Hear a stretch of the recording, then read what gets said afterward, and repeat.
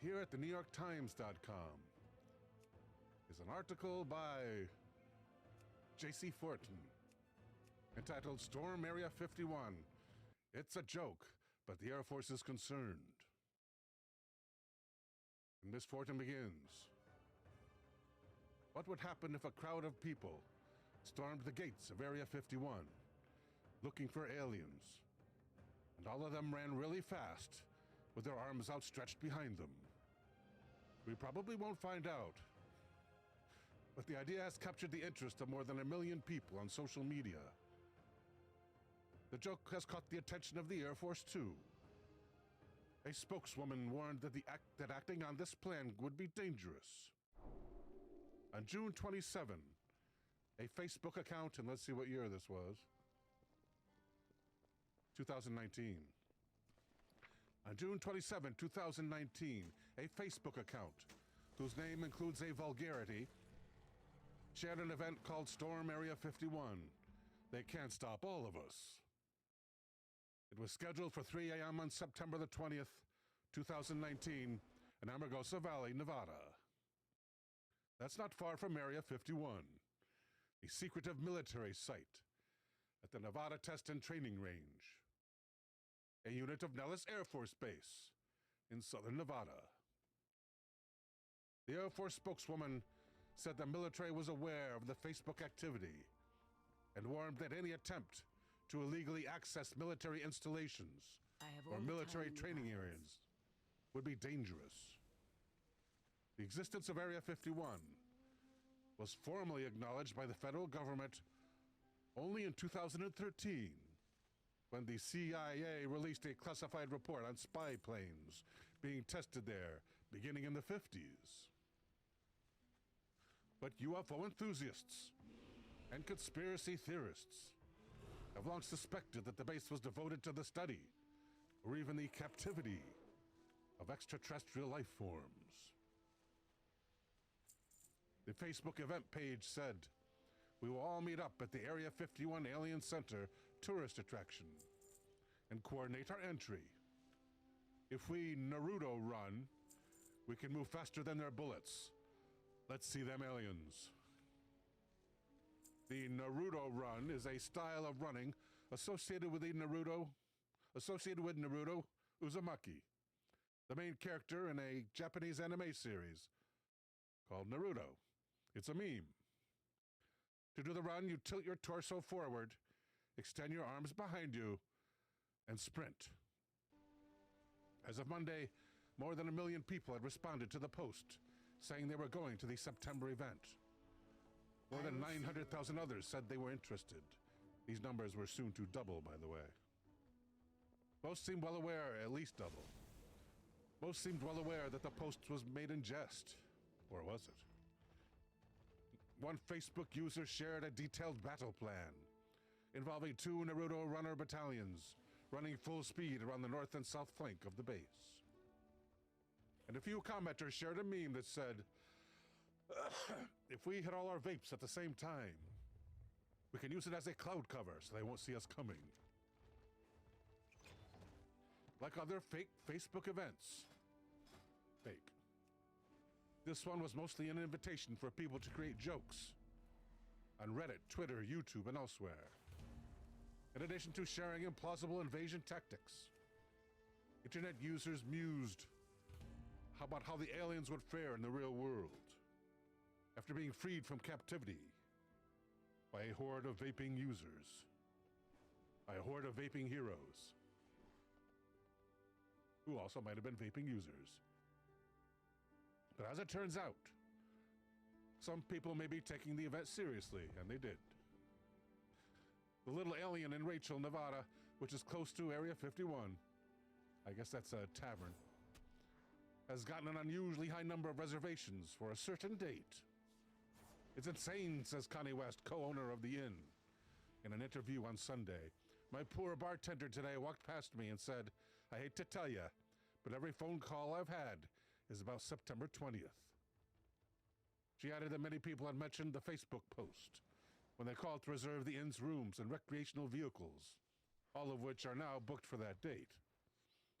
even though the Facebook post invited people to Amargosa Valley, which is hours away from the little alien by car, and on the opposite side of Area 51.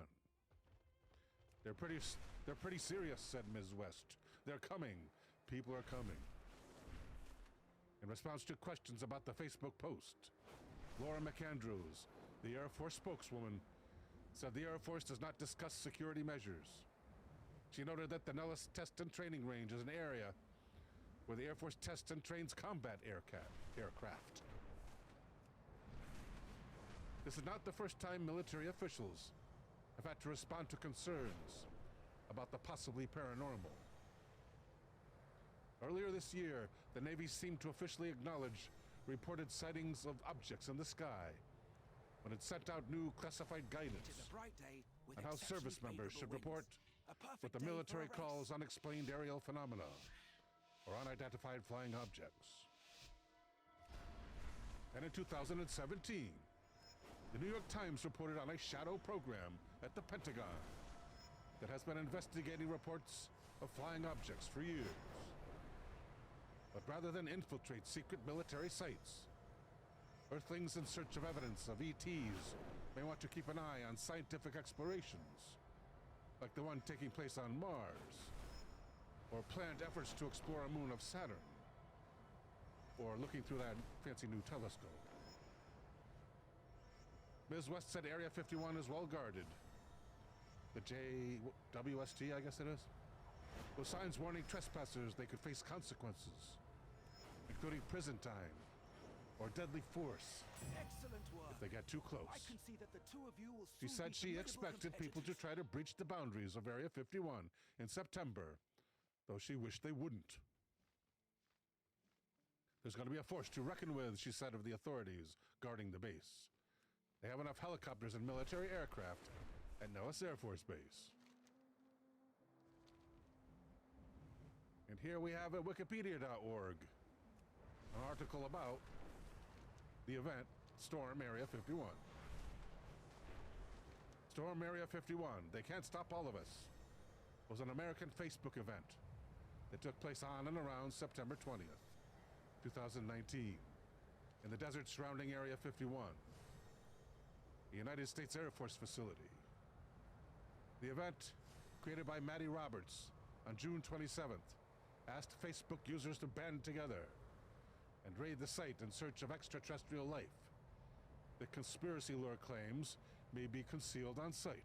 Zakali! Crush these More than 2 million people responded they were going, I require every last and 1.5 million ingot and responded they were molded interested metal for our bargain with Farah. in the event's page, Do not let these thieves which subsequently attracted interfere. widespread media attention and caused the event to become an internet meme. Roberts later stated his intentions for the event had never been so grand, and disavowed responsibility for any casualties. Too late now. Had there been an actual attempt to raid the military base.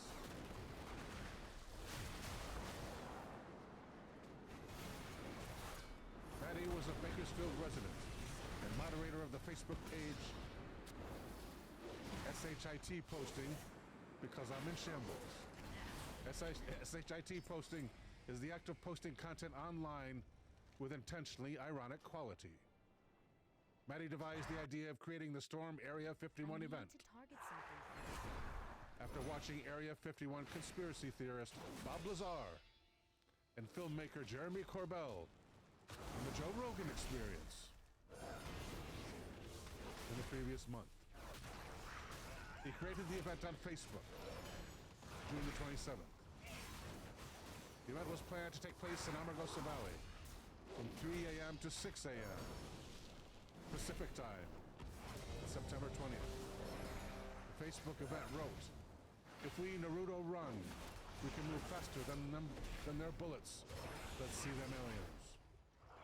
Referring to a distinctive running style of anime character Naruto Uzumaki and several other characters who run with their arms stretched behind them, head down and torso tilted forward. Roberts stated the event only received around 40 responses 3 days into the event listing, before it suddenly and unexpectedly went viral. Let's check out some art. Yourself and recover what they have We're going to take a look at a portion of this video under fair use. It's at the YouTube channel. Groovy Gavin, that's all one word, that channel name. Groovy Gavin. And it's entitled, I Exposed Area 51.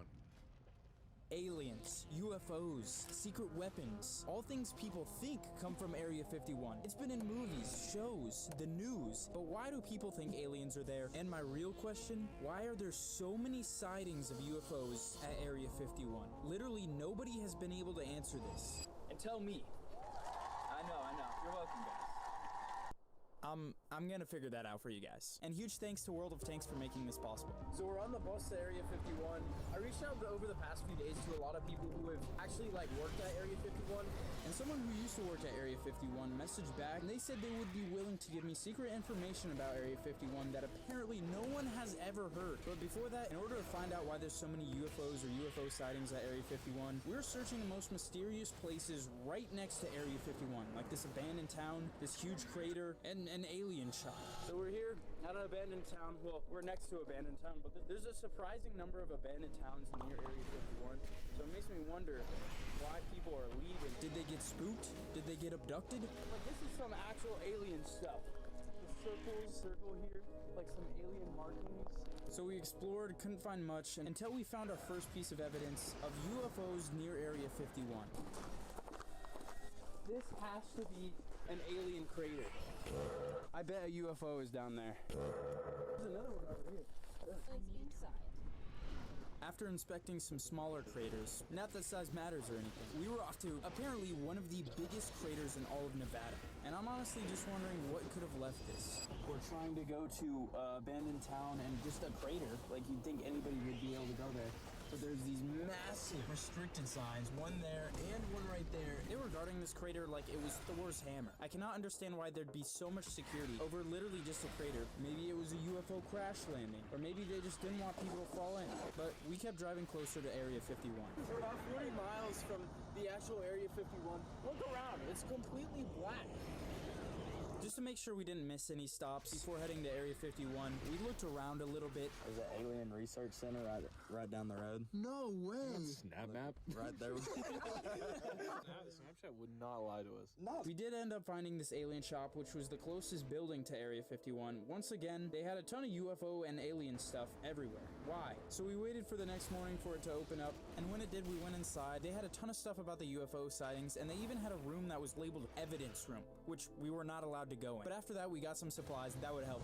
So we weren't allowed to film anything at the little alien. The only two real useful things we got is a guide map of Area 51. Wait, didn't they just say you can't make maps of it? Yeah. It's illegal. Man, this is a normal map. I can pull this up on Google Maps. Print out of Google Maps. Now we're headed to Area 50. Out of Google. Now we're headed to Area 51 on this road where I can't even see where it ends. Apparently a lot of stuff goes in and out there, like planes and vehicles, like there's buses and trucks. So I'm really hoping we can at least see some of that. As we got closer, we started to see some of the white vehicles that had been seen going in and out of Area 51. There's the worker right there. Where? It's this truck. This was our final stop, but right after this, I still did have the call with a person that was apparently going to tell me all the Area 51 secrets. Okay, so we got 15 minutes until we get to the actual gate of Area... With unlimited access. Whoops, I gotta mute this over here. Please mute now. Thank you. I'm not gonna subscribe. Go back to Wired. How about clicking over here? How about go back? No, we don't want Wired home. We want to go to the article. Thank you. Here at Wired.com. An article entitled The Area 51 Raid. That would not stop advertising. A subscription. Let me try to get around this with my special settings adjustments. Keep your fingers crossed. And good. Entitled The Area 51 Raid was the worst way to spot an alien or a UFO. of revelers gathered near the top-secret base. Dozens. Purportedly hoping to glimpse some extraterrestrial life. But all they got were memes and selfies. And where's that office? Sarah Scholes wrote it. And the Scholes begins. Normally when you turn onto Highway 375 in Crystal Springs, Nevada, a big green road sign sits near picnic tables and shade trees, baking under the relentless desert sun. The sign reads Extraterrestrial Highway in a retro-futuristic font, suggestive of a space computer. This road was so named around the time the movie Independence Day came out, because it is the stretch of asphalt closest to Area 51. Many a curious visitor have traveled its miles, watching for jet tests and drone forays, hoping to see something that might later boast was a UFO. For decades, some have thought the secretive base holds not just jets within its boundaries, but also aliens and alien technology. This, of course, is just a theory, based on not much but strange aerodynamic sightings, and the words of witnesses such as Bob Lazar. But the region kind of embraces its notoriety with a wink-wink and a nudge-nudge. Monty Python reference there. This week, the sign disappeared, removed in advance of the Storm Area 51 events, taking place in the towns of Rachel and Hilco, Nevada, or Hico, Nevada. Much as we're afraid that too many people will stop to pose for selfies, snarling the intersection. If the festivities so far, including Friday's early morning attempt to breach the base, are any indication, this is exactly the kind of trouble officials should have been worried about. The Facebook event that started it all by suggesting people storm the gates of Area 51 purported to be about uncovering secrets. In reality, it was about launching a meme and rocketing its creator to fame, and it worked. At the raid, there was no storming. Well, we'll see a little bit storming later. There were no aliens. There were no steel-eyed demands to expose government secrets. There wasn't even any really serious UFO truthing. There were just a bunch of kids in bright clothes, pointing cameras at each other, shouting meme text in ragged unison. The author continues, when I drove down the extraterrestrial highway on Wednesday evening, around half of the cars I passed were law enforcement. Their white sides whooshed by, their presence anomalous in this valley where almost no one lives.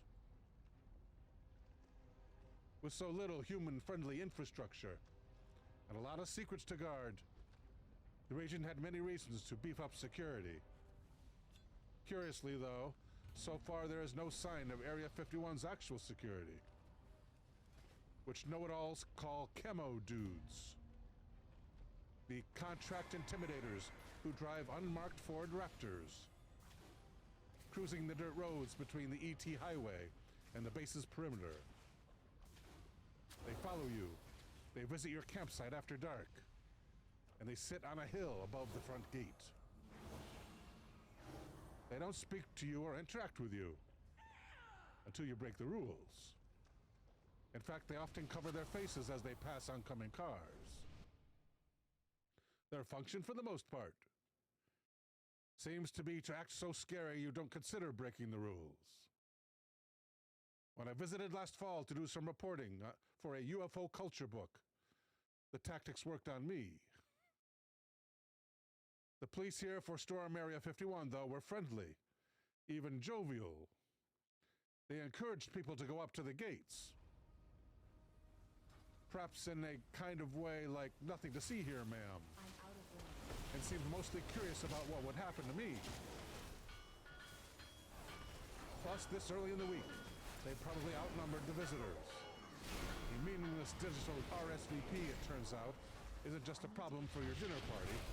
It's a problem for secret base raids as well. On Thursday Thursday morning. Few people meandered around the little alien, the only business in Rachel, Nevada. Not just an inn, but a bar, restaurant, and an alien-themed souvenir shop. The base for an event formerly known as Alien Stock, and now, after befalling some misfortune, called Alien Stock. With not many people on site, I headed to Area 51's back gate instead. A 20-minute drive from Rachel in search of the crowd. What do you mean? Dust rolls out from behind my car like a wave rip curling. It's so dry out here. How dry is it? That any guards could see cars coming for miles before they arrived, evidence of their progress showing up like tiny, turbulent tornadoes. And indeed, the officer is ready for me when I arrive. He was called in from Lake Tahoe, he says, greeting me and a man from Ohio who pulls up with a "Let's See Them Aliens" sign. He asks if I would take his picture. Photography of this area is prohibited, blares a red sign right behind him. Can I take a picture, I ask the officer. Sure, go ahead, he says. Later in the day, I go to the other gate, where there's now a roadblock maybe a quarter mile before the gate itself. This has ended. Lincoln County police mill around, thumbs in their belt loops and vest hems. Believe there would be any other My car can't go any farther, they say, but I'm welcome to walk right up to the gate. With its Cyclops cameras and its razor wire. As I press on, the officer begins to walk and chat with me. And another officer follows behind us. It's a kind of low-key escort, one that makes it seem like they just enjoy my company. Keeping the mood light. They're not going to stop anybody from storming the gate, they say. That's for the people on the inside. Your usefulness has ended. By Thursday evening, the crowds had begun to arrive, though not in droves. Yes, the Alley Inn has rows of wrecked vehicles parked in dusty squares. Yes, camps constellate the Bureau of Land Management acres throughout the valley. Cases of Bud Light's special edition Green Man cans stashed in coolers and camper refrigerators and Camry trunks. Pulling up, I see people in real tinfoil hats. A guy mooning a camera with his alien boxers. Imminent collapse. And two young women in skin-sucking green suits. But up by the stage, where a band begins to play before the scheduled time, and the number of people counts in the dozens.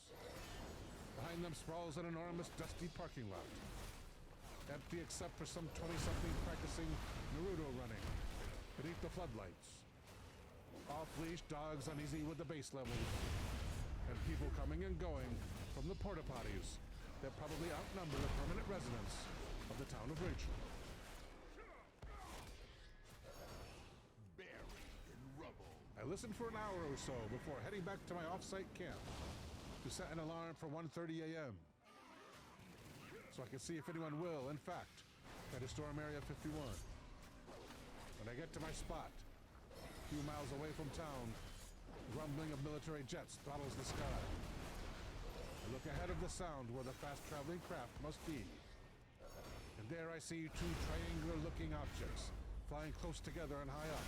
Impudent. I wave at them. If death is what you seek, I shall. This, of course, is what visitors to Area 51 are traditionally about. It's the isolation, the quiet and the darkness that brought the military here in the first place. It's the lack of everything that makes it an appealing secret spot. It is the experience of that environment that feels meaningful and transgressive. Endless dark. But it's different now. You visit when speakers drown out aerospace sounds, when stage lights blind you to the aircraft that might be hovering above, when there are so many eyes that the Air Force would be crazy to test anything actually advanced. It kind of makes a trip to Area 51 not like a trip to Area 51. When my alarm goes off in the middle of the night, I can see headlights on Backgate Road, hovering low over the higher ground in the distance. They look like UFOs. Still, when I approach the gate, where there is now a roadblock, the number of cars parked there is underwhelming.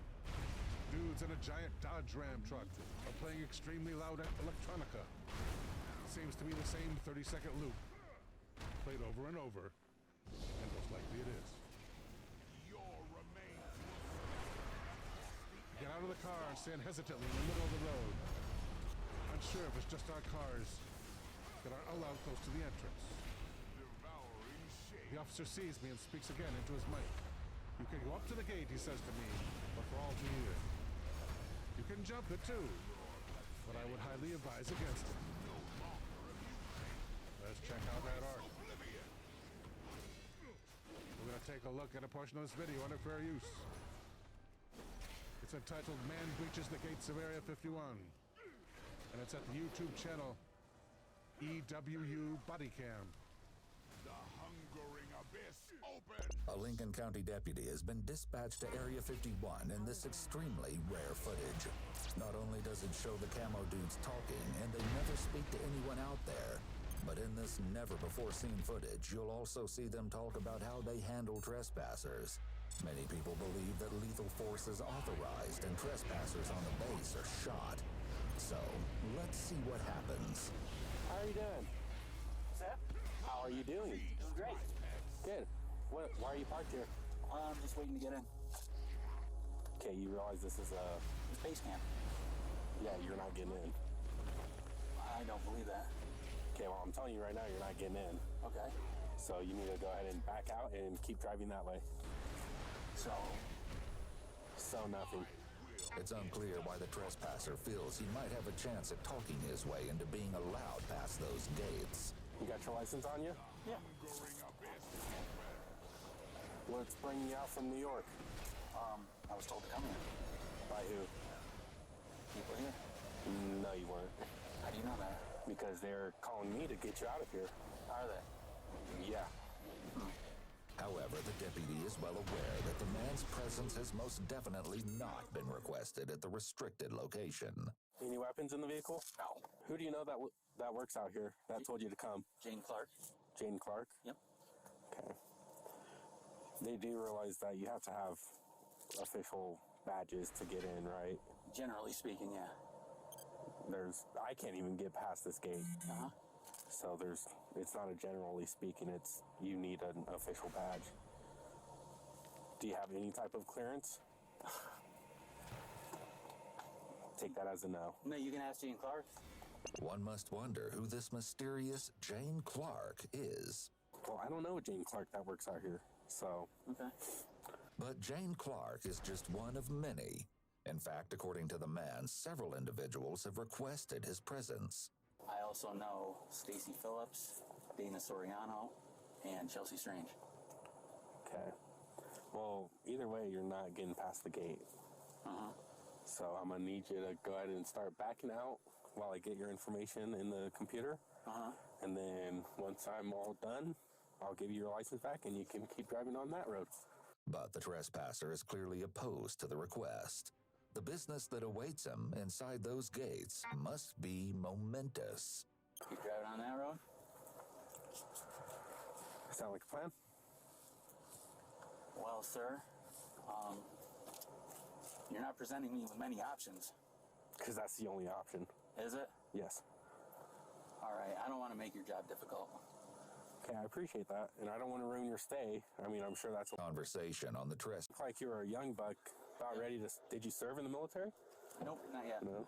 At this point, security from the base opened the gate, apparently to see why the man isn't leaving the premises. Apparently, someone must have failed to communicate that they'd sent the man an invitation to visit the base. The security briefly talks with the deputy, but the content of the conversation is kept confidential. You got all that? Do I got all that? Yeah, the registration and proof of insurance. Let me see here. Are you sure Mike Hadley doesn't want me down? No? No. All right. He's heading quite a few roadblocks. York to Rachel, Nevada is quite a distance. And then I'll be able to get his insurance information off my computer. Can you? Yeah. What do you need for that? Just his plate, which we already got, so Okay. I'll just go get his information if you're good with that. Yeah. Okay. The deputy heads back to his vehicle. Once inside, he's able to track down the man's insurance policy information After completing a few phone calls, several minutes later, the deputy approaches security. Here's his insurance. Awesome, thank you. Then, security raises an important question. Are you gonna conduct a search of him, or? It seems the deputy hasn't yet pondered the idea. We were told to leave it up to you. Okay. You wanted us to do it if you wanted to get him out of here. Decision intended to prevent the already strange and that the hesitation. It's unclear if there's probable cause to justify, but only if they have probable cause to search it. Currently located members of security. I just gotta go back and print it out and then. Enter. Point that the deputy is going to cite that it will be a cite printer for quite a potential criminal, which would convert the choose to do so. Victorious citation in hand. Security, a copy of the. This is a citation for trespassing on a military installation. Okay. With it not being a traffic violation, it is court required. And then you'll find all that information right here. It's through the Alamo Justice Court. Once they're done with you, I'm gonna follow you out until you get to the highway. Okay. Okay. Sounds good. Just don't turn around when I leave. I'm gonna come back here. I'm done here. Okay. Yeah. Yep. I'm Instructed. apologize. All involved, especially is concluded victory. But one thing is for sure, he most certainly had not received an invitation. All the way from New York to get a mandatory court date. What a maroon. Here at theregister.com is a story by Kevin Polson entitled Area 51 Hackers Dig Up Trouble. Twilight Zone alarm. And Kevin begins to the Area 51 buffs who journey to the Nevada desert in the hopes of catching a glimpse of unexplained lights in the sky, or to bask in the mythic allure of the region. 58-year-old Chuck Clark is almost as much as a part of the local color as the black mailbox. A resident of tiny Rachel, Nevada, 100 miles north of Las Vegas, along the extraterrestrial highway. The amateur astronomer and author has spent years keeping an eye on the spot the government calls the operating location near Groom Lake, Nevada. He's said to be a frequent presence at the Little Ellie Inn, where you can purchase postcards and t-shirts, enjoy an alien burger, and walk out, is it made of aliens? And walk out with a copy of Clark's Area 51 and S4 handbook to guide you on your journey into the desert. But this self-appointed military watchdog is harder to find these days. Messages left for him at the inn go unreturned, and his media appearances have dried up, like Groom Lake itself. Friend and fellow base watcher George Arnu says, I think he's really not as motivated to talk to the media anymore as he used to be. The reason? It turns out the truth really was out there, and the government didn't appreciate Clark digging it up. Digging it up. Clark didn't find the Roswell craft or an alien autopsy room. In fact, while officially shrouded in secrecy, the 52-year-old base... I'm sorry. Yeah, the 50-year-old base.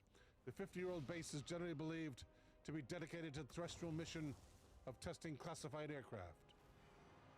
The U-2 spy plane was tested at the Groom Lake facility, says Stephen Aftergood, director of the Federation of American Scientists Project on Government Secrecy. I need to target The myth of Area 51 memorialized in films, television, and novels is a function of the secrecy that surrounds it. Aftergood says it is a concrete manifestation of official secrecy at its most intense, inviting a mixture of paranoia and speculative fantasy. That has become ingrained in popular culture. Even without aliens, the facility has its secrets. And last year, while roaming the desert outside the Groom Lake base, Clark stumbled upon one of them. An electronic device, packed in a rugged case, and half buried in the dirt. It was marked U.S. government property, and it turned out to be a wireless transmitter. Good thing to take and leave take home, huh? Connected by an underground cable to a sensor. Buried nearby, next to one of the unpaved roads that vein the public land surrounding the base. Together, the units act as a surveillance system, warning someone somewhere whenever a vehicle drives down that stretch of road. Similar devices have been spotted in the area in the early 90s, but they were crude and bulky, stashed in the bushes and easily spotted. They were later withdrawn. The new road sensors are more clandestine, given away only by a slender antenna poking up through dirt. Arnu says they're very, very hard to find because there's just this little wire, like a blade of grass. Arnu, a Las Vegas software engineer, has shared Clark's preoccupation with the Groom Lake base since 1999, when he made a trip to the area to see what all the fuss was about. Arnu says, I thought, okay, I'll give it a try. See what's out there. A couple of days turned into a couple of weeks. And before I knew it, I started developing a website about Area 51. So when Clark found the new generation of road sensor, Arnu drove out to help investigate. Together they found at close range they could use a handheld receiver counter to pick up the wireless signals given off by the devices as a car passes.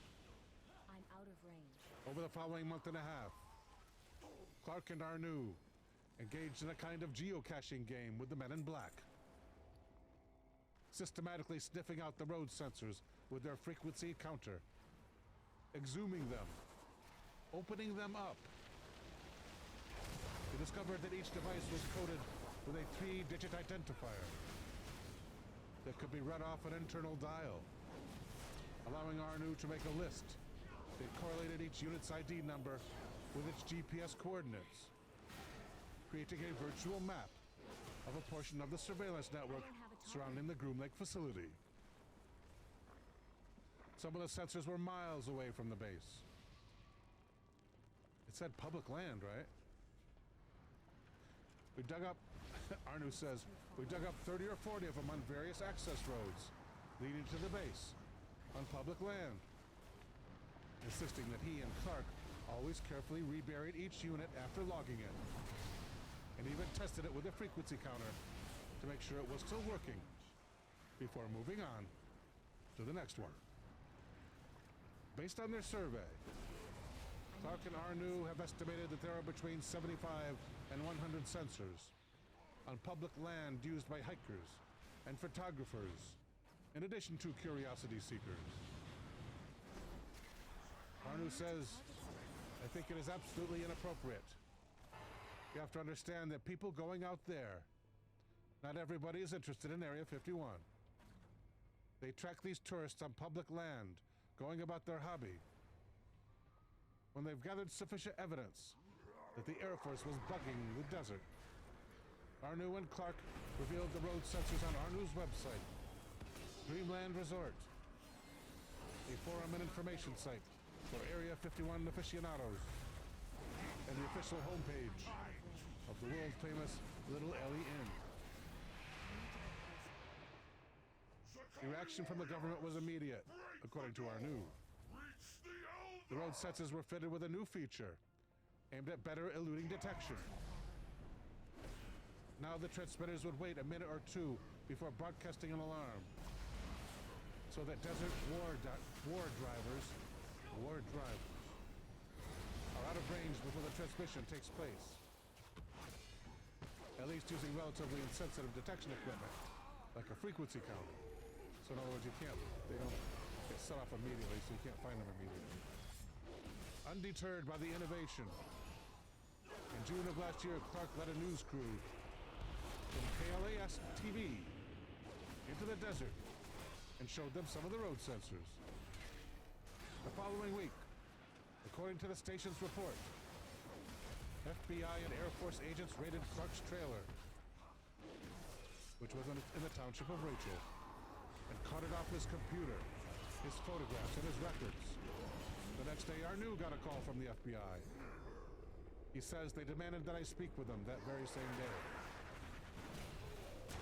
The investigation sparked something of a backlash in Nevada. The Las Vegas Review-Journal editorialized against the FBI tactics.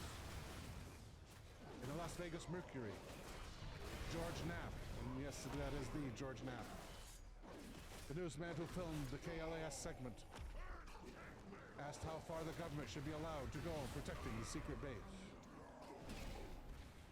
He asked if you or I accidentally kick one of those hidden transmitters, should the feds be able to seize our Macintosh and photos of Aunt Betty?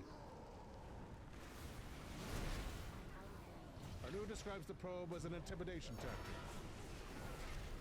It didn't lead anywhere, he says. It was basically a dead end from the beginning, because we didn't break any laws. We dug the sensors up without damaging them or destroying them. But court documents unsealed earlier this year reveal there was an unsolved mystery lurking around Groom Lake. It seems that a month prior to the raid, one of the road sensors went missing. It vanished, like an abductee. The government didn't charge anyone with stealing U.S. property. Well, last December it charged Clark with a single count of interfering with a communication system used for the national defense. In 2003, Clark allegedly obstructed, hindered, and delayed, quote, a signal from a mini intrusion device located outside the Nevada Test and Training Range, a reference to the government land that encompasses the Groom Lake site. He removed one, says Natalie Collins, a spokesperson for the U.S. Attorney in Las Vegas. It says that there, so it's fine for me to confirm that. In a deal quietly reached with prosecutors last January, Clark agreed to either locate and return the sensor removed or pay restitution to the U.S. Air Force to replace it. In exchange, the government agreed to suspend proceedings against Clark, to place him on a kind of probation called pre-trial diversion. If Clark goes a year without interfering with any of the road sensors, does not otherwise break the law, the government will drop the felony charge. Let's check out some art. We're going to take a look at a portion of this video under fair use. It's at the YouTube channel, Jesse's Drone Adventures. And it's entitled, We Brought an Alien to Area 51. Chased out by camo dudes. And an employee bus. Part 5. A fine victory, my son. On today's Area 51 adventure, we went looking for camo dudes at both gates of Area 51. And well, let's just say we found exactly what we were looking for. Make sure you watch till the very end so that way you don't miss a thing. All right, guys, we got a camo dude. It's the white Ford Raptor.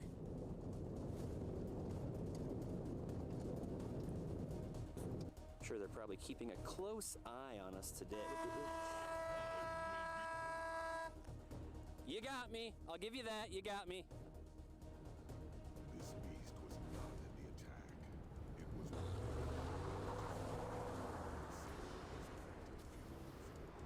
All right, everybody. So if you ever wonder how to get to the back gate of Area 51, I will show you here.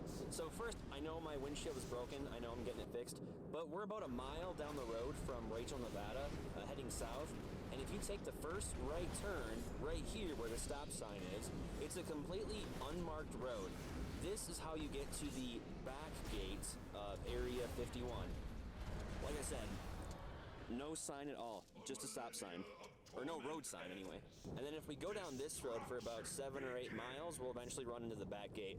The first 5 or 6 miles, I want to say, is all gravel, and the last couple miles is paved. So if you're coming down this road and you hit the pavement, you know you're pretty close. Hey, quick question. Have you guys seen any, like, alien-looking figures or camo dudes out here? All right, I'll take silence as a no. All right, guys, we got a camo dude. It's the white Ford Raptor. We'll wave. What a dick. He didn't even wave back. He did kind of smile, though, once he saw my alien. All right, so we're getting pretty close to Area 51. Just saw a camo dude. That was awesome. Hopefully hopefully we'll get another interaction with the camo dudes. 2 of the times I've been out here, they've like honked a horn at me, and they've actually even yelled at me and called me a loser. Wasn't the most polite thing in the world, but what the hell, it makes for great content. We're just about to hit the pavement, and then we should be at Area 51 back gate in like a couple minutes. Well, spank my ass and call me Harold. We made it, guys. We made it to the back gate of Area 51. Cue the X-Files music. Dun dun dun. Alright, let's go check it out. Paul, you ready to go back home? Alright, so this is the back gate right here. We're gonna get a little close here and see if we can't get a little interaction. There is a truck way back there. I don't see anybody. Probably changing shifts. Some guy's probably leaving for the day. Some guy's probably coming in. Just giving him the turnover. I did see a car, or another, oh, there's a camo dude up there. See if I can zoom in for you guys. There's some activity back there. Hopefully he's leaving so we can get a view of him. I'm sure they're probably keeping a close eye on us today. You got me. I'll give you that. You got me. Son of a bitch. I almost pissed my pants. Do it again. Do it again.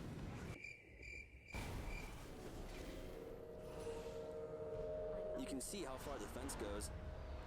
They got their warning signs all over the place. There's probably people in there right now, sitting on their office chairs, drinking Dunkin' Donuts coffee, probably eating donuts as well too. So after poking around the back gate for about another 15 minutes, it became pretty evident that the camo dudes weren't really feeling that festive. So we decided to make our way to the front gate, but not before coming across this. Alright guys, looks like we got another camo dude coming up behind us. He's coming in hot. I wonder how much those trucks go for.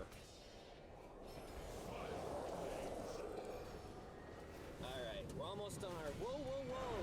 What kind of Will Smith Men in Black shit we got going on over here? What is this, like Area 51 Stonehenge? Well, it's definitely meant to keep us out, so my natural instinct is to want to go in.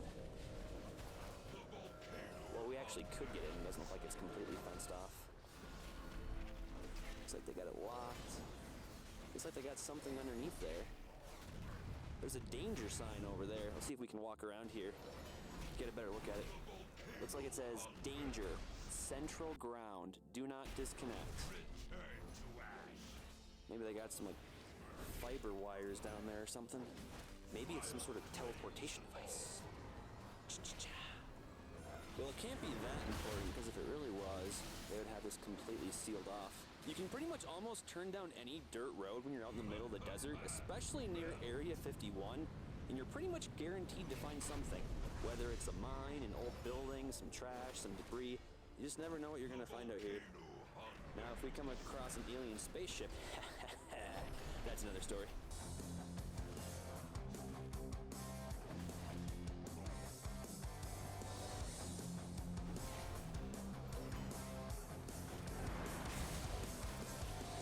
Okay, everybody, so now we're at the black mailbox. Paul had to get out and stretch his legs.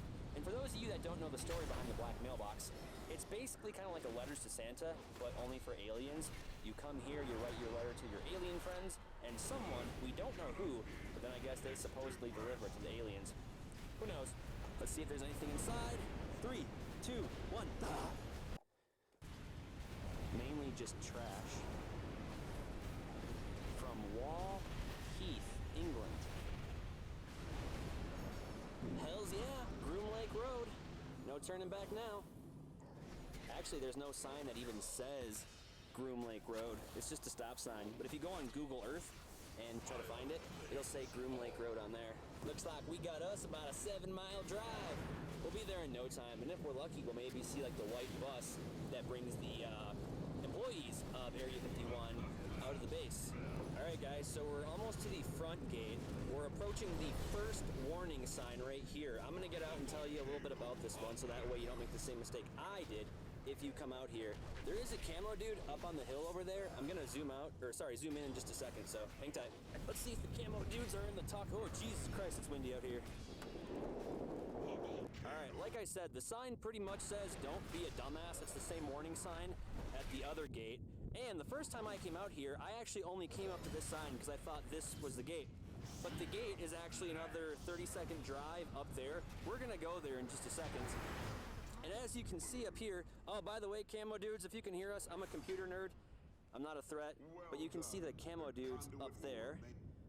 We're gonna get a little closer too once I get done filming here. So this is what it looks like once you drive past that first warning sign. And don't feel like scared or worried about going past the gate, because trust me, you're gonna notice it. And there she is, the front gate. We're gonna whip a shitty over here. You can see the camo dudes up on the hill. I really hope you guys can hear me because it is a little windy out here. But yeah, this is the front gate right here. And then I'm gonna zoom in on the camo dudes for you. They're just chillaxing up there, probably scrolling through their Instagrams on their phones or something. I don't know, maybe they can't even use their phones while they're working. But then again, I can't either, and I do. I hope you guys can see it, but up there, right there, there is like either some sort of like infrared or motion sensor up there. I thought there was another one. Oh, there is. It is, I don't know, right about there. So they could probably hear and see me coming from a long ways away. They're probably just bored as hell sitting up there going, another damn tourist. Because that's exactly what I am. All these signs are pretty much the same, and you can see the fence barbed wire goes all the way across there.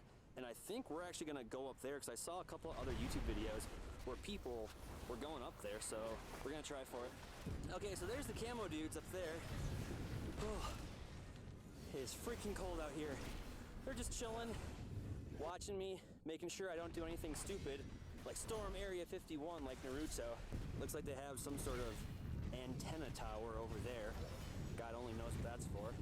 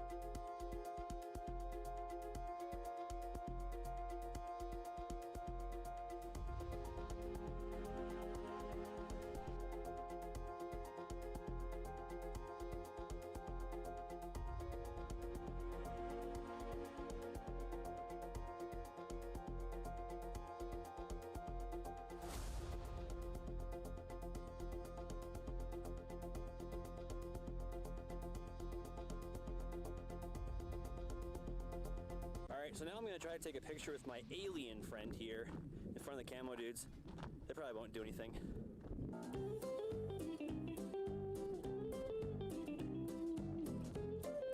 I really hope we don't get shot for doing this.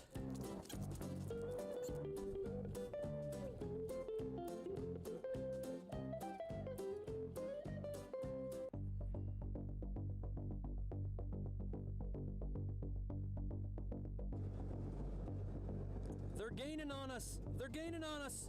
They're gonna pass us! They're gonna pass us!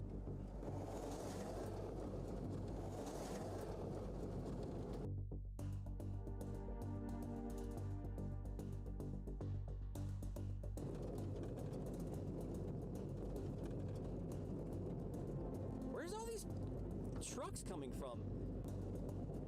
And that makes 3. The Area 51 worker bus is actually right behind me. So what I'm gonna do is I'm gonna try to get further up ahead here on the road, pull over, and try to get some video of them for you guys. I wasn't expecting this, but I'm glad I didn't stop filming.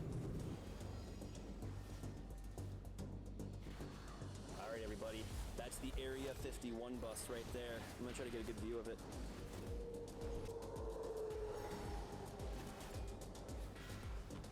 Looks like it's dropping them off. I don't want to get too close in the event they, suspect something. But that is the Area 51 bus that takes the employees to and from Area 51. Looks like they're going to that little gas station there. Probably gonna get beer and shit. Who knows? All right, I'm not gonna stay around and find out. Peace. Is that why we were supposed to watch to the end? All least we didn't miss a thing. Here at dailymail.co.uk. This story by Eddie Wren, entitled "The Moment the BBC Film Crew Was Held at Gunpoint After Trying to Sneak into Nevada's Area 51 military base with UFO conspiracy theorists." And here are the bullet points. Agents held the 12-man team at gunpoint for 3 hours while checking their credentials. Area 51 rumored to hold the crashed spaceship, as well as the bodies of aliens which were removed, still alive from the wreckage. Apache helicopters were called in, and Washington phoned London after the trespass. Teams say they were followed in the days following the attempt. The same BBC team caused outrage by suggesting London bombings were a government conspiracy. I don't have a target. That sounds like a conspiracy itself, and we should disregard that.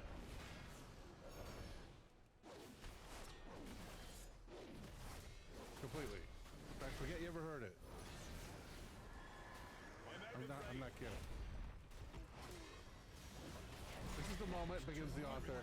A BBC film crew were held by security teams at the notoriously secretive Area 51, where conspiracy theorists believe the American government is hiding a flying saucer. Irish comedian Andrew Maxwell and UFO expert Darren Perks sneaked past the border at the site and were forced to lie on the ground at gunpoint for 3 hours while the FBI checked their credentials. It is the same documentary team that caused outrage in Britain last week, and they made that suggestion about which we're not going to talk. The caption here reading, "Do not enter." The moment the team sneaks into Area 51, and security teams immediately step in to arrest them. And here, a member of Area 51 security team can be seen, second from the left. Oh, camo dude. Talking to the group. I must get closer. The documentary UFO Conspiracy Road Trip, airing next Monday, will show how the BBC film crew were arrested at gunpoint. I'm out of range.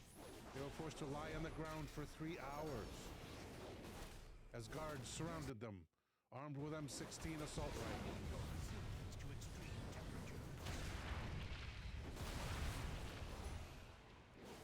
The crew, numbering 12 in total, were investigating Area 51 in Nevada, where the U.S. military allegedly holds the bodies of aliens and the remnants of ships which crashed in Roswell, New Mexico in 1947. As they crossed the border, military officers arrested them, confiscating their phones, wallets, and identification. Darren told the Mail Online, basically the concept of the trip was to tour across California, Arizona, and Nevada with comedian presenter Andrew Maxwell and 4 people who had an interest in the UFO phenomena. We went to Area 51 in Nevada first. Bad decision. Because it's related to the UFO phenomena. And secondly, so we could do a nighttime sky watch to see if we could spot anything unusual. On May 14th, we arrived there at approximately 5 p.m.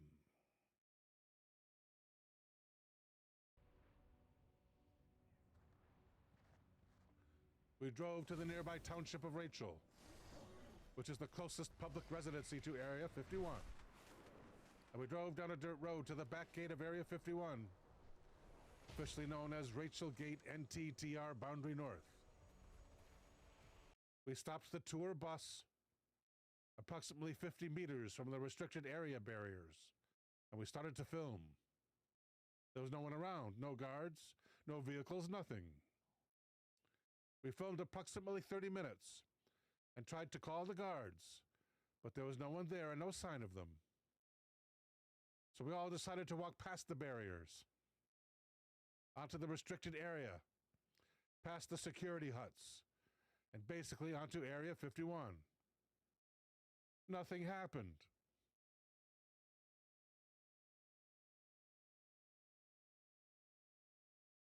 He continues. We filmed again for another 30 minutes. And even messed around doing a silly dance. Still no guards. Then one of the other stars of the trip pointed out that on looking through one of the security hut windows, she could see the guards all sitting down eating dinner and watching the basketball game on TV. They did nothing. So after a few more minutes and a few more picture taking and filming, one of the crew decided to speak to the guards and knocked on the hut door. Then all hell broke loose. The guards rushed out with their weapons and forced us all to lay face down at gunpoint on the tarmac. We were all searched. We had our phones, wallets, and IDs taken, and the film equipment was confiscated. This was at approximately 6:15 p.m. For 3 hours, we lay face down until the Lincoln County Sheriffs arrived on scene. Things then eased off a bit. We were all then taken one by one off the restricted area to the sheriffs, who issued us each with a ticket and grilled us about what we were doing. We all got fined 375 pounds each. That's what about $500, I think? We were told that this incident was so serious that Washington had to call London to advise that 12 Brits had just breached the security at America's most top secret military base, and that we were all, at one point, going to jail for 6 months. Luckily, whoever it was in Washington was kind enough just to fine us.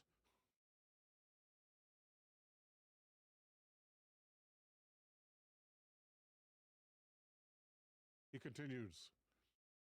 As time went on into the evening at approximately 11 p.m., we were allowed to stand around together while things were signed off to let us go. At this point, I managed to talk to the guards a bit, and one told me how they could make you disappear, and your body would never be found. Sounds like military bullshit to me. If there's a body, it's got to be accounted for.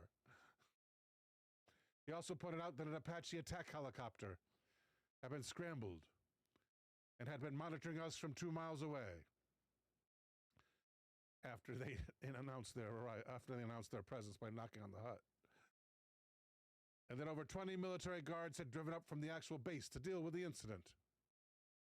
There were quite a few of them there with guns. One guard I quizzed let slip that there are sensors in the ground that can detect approaching vehicles and walkers up in the nearby mountains, so they know if people are getting too close, as they cannot put up fences because the area is so big. There's no fence around that? That's interesting. Then at about 11:30 p.m., we were allowed to leave on the bus. And we went back to our hotel at the nearby town of Alamo, Nevada. Because the film equipment had been taken by the FBI, we had to wait to get new kit, buying it in Las Vegas. So we had a day of rest, but we were followed everywhere by unmarked government vehicles. They stuck out like a sore thumb to me. It was myself that pointed this out to the others, otherwise they may not have been aware they were being followed. The following night, I conducted a sky watch at the famous mailbox, which is really close to the Area 51 boundary and base. I guess that's the black mailbox. To see if we could see anything unusual or any UFOs. I used a night vision device from a company called Scott Country International, and we were able to view the training area and nearby mountains. It was probably the most messed up day of my life so far, but I don't regret it at all. Let's check out some art. There's nothing more, is there? No, that's it. Is that the ticket? State of Nevada. County Sheriff's Office violator.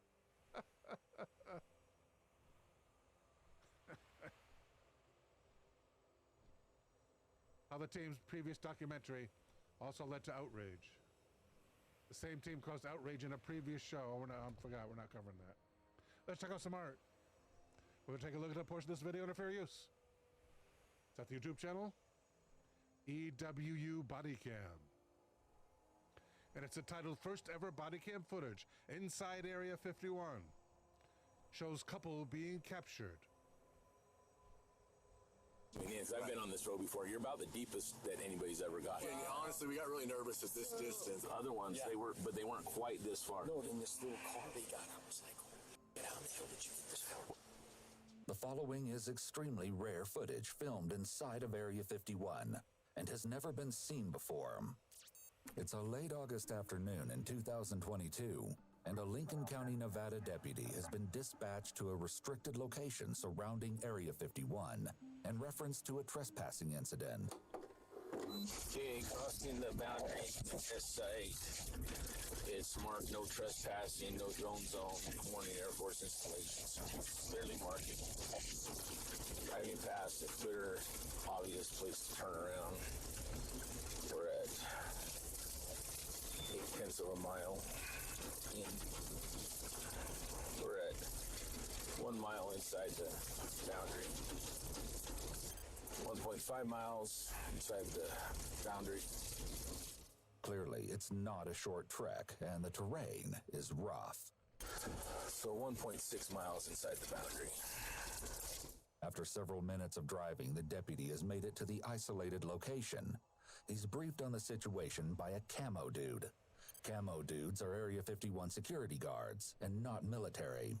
So just so you know, the male, he's in handcuffs right now. Okay. The reason he's in handcuffs is because of the weapon, and he's 6'2". The female, she was cooperative, they let her out. She's been good, so is he. But I just wanted to let you know what was going on right off the bat. All right. And I'm recording, so if you guys want to cover their faces, that's fine. Yeah, I have to record it. Okay, Roger that. And I'm not recording your face right now. I'll let them know. I appreciate it. The deputy approaches the couple. Prior to the deputy's arrival, base security handcuffed the male subject due to his size and possession of a weapon. However, it appears that he's been cooperative and there was no legitimate officer safety basis to do this. Hello, I'm Deputy Ray, Lincoln County Sheriff's Office. Before I start talking to you, because you are detained, not under arrest, you won't be arrested today, but you're detained. I have to advise you of your constitutional rights. Okay. You have the right to remain silent in anything you say. The deputy reads them their rights before he gets straight to the point. What got us here today? Stupidity. Did you see the did. signs? I'll stay honest with you. Okay. We're driving. We stopped at the cafe. We bought some souvenirs. I asked the guy, hey, can you see the gate? He said, yeah. He said, go down 1.7 miles back towards Vegas. Take second right. First right is the east. First right's the gas station. So don't take that one. He said, you can go all the way up. He said, you can get to the gate and you can take a picture. He said, you're going to drive up on the gravel road. It's going to take you maybe 30 minutes. And then you're going to hit pavement and then you're good. That's exactly what he said. So and then honestly, we got to that water area where it looks like there should be cows there. Yeah. We were like, okay, we should not be taking a car here. And at that point, we were looking for a place to turn around and they were on us. Okay. Trespass is generally a specific intent crime, meaning the intent element of the crime requires either knowing you don't have permission to be there or being told afterwards that you don't have permission but still refusing to leave. Generally speaking, accidentally wandering onto someone's land is not sufficient for the intent element of criminal trespass. After the long-winded explanation, the deputy lets them in on an interesting fact. Yeah, so I noted when I'm coming in, because I've been on this road before, you're about the deepest that anybody's ever got. Yeah, we got really nervous. And honestly, we got really nervous at this distance. Rightfully so, but there has to be a logical explanation. Yeah, we went and we took a left and went up that way, and then figured out no. And then we turned around there, and then we went this way. He gave you good directions. You just took a side road before you got to, Unfortunately, the deputy has some bad news to share. So, per our policy, I'll issue both of you a citation for trespassing on a military installation. Okay. It's a pretty steep fine, but I'll explain all that to you. I have all your information already on the computer. Okay. Because they gave it to my dispatch. And, Okay. And we'll get those citations issued, get you guys turned around, and Thanks. and the firearm it's in a lockbox. Yes. We'll just, when we get off the federal installation, I'll give you that property back. Okay. Okay, great. Thank you. All right. The deputy returns to his vehicle where he can draft the citations. All the while, he engages in some small talk with the camo dude. It seems that the deputy isn't the only one who's baffled by the situation. Are we going to be able to get a copy of the citation? Yes, I'll print you copies. Thank you very much. Yeah. I appreciate you very much. Well, we appreciate you. I'll tell you, it's nice working together. Yes. And doing the right thing. This is the farthest I've ever had anybody get in. I was just blown away. That's what I told him. I said, I've never been in this far. When we had those other ones, Yeah. they weren't quite this far. No, they were back up there probably about 2 or 3 minutes back. And in this little car they got, I was like, how the hell did you get this far? Well, as I'm coming in, I'm noting, I'm like, okay, they could have turned around here. Yep. I talked to them. They said they had directions to the Rachel Gate, the bar. Like, you drive on a gravel road, you'll hit a paved road, you'll get to the gate. Yeah. And then this kind of dead ends of the gate. Well, I'm like, how did you get on this road? And they said we never made it to the pavement. I'm like, you shouldn't have turned. I'll tell you, I was pretty shocked when I got up here. I was like, when I saw the car, I was like, okay, I would have expected this if it was 4-wheel drive, but only this little ass car. Yeah. And I tell you the truth, I'm surprised you didn't get a flat goddamn tire. That's what I'm worried about going out. I am too. Here's a copy of his. Thank you, sir. And then I still got to do hers. Yes, sir. Appreciate it. Thank you so much. Yeah. The deputy asks if the security staff will issue a ban and bar letter of some sort, and he states it will come from the Judge Advocate General's office, JAG.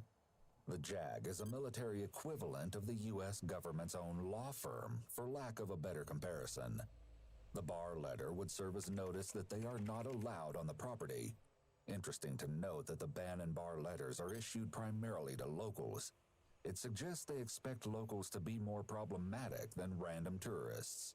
The worst one was active duty Air Force trespassed. Where the hell was he at? He was at the Alamo Gate, years before they had the actual gate, The small talk carries on as the second citation is being generated. I love that. So, the sound of freedom. Well, when we have the sonic booms in Alamo, and it always scares us, sound of freedom. That's right. Sound of freedom. I joke with my wife and say I want to move to Rachel, and she'll say, well, if you want a divorce, that's a good way to get one. With a population of somewhere in the mid-40s, Rachel, Nevada is on the border of Area 51. Because of this, it gets its share of tourists. So these guys, they're out of Florida now, but they're originally from Washington. Yep, I've been up there. We used to go up there when I was out of Fort Lewis. We used to use their underwater demolition range. Okay. I mean, there's a lot of folks that would love to get over on the other side of those hills over there and take a look at what's going on. And it's just none of their business. And I think some of the stuff that helps us out truly is just the mystique of the place. Yeah. Which is good. I'll keep that going as long as I can.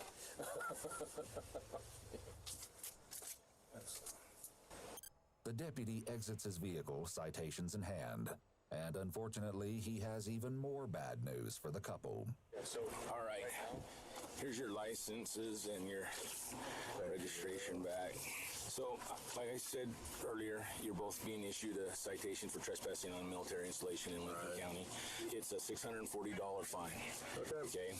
Your court date is September 21st, 10 a.m. The Alamo Justice Court. You do not have to appear in court. You just need to pay. If you need to break it up or anything, you can break it up and make payment arrangements with the court. Okay, great. Okay.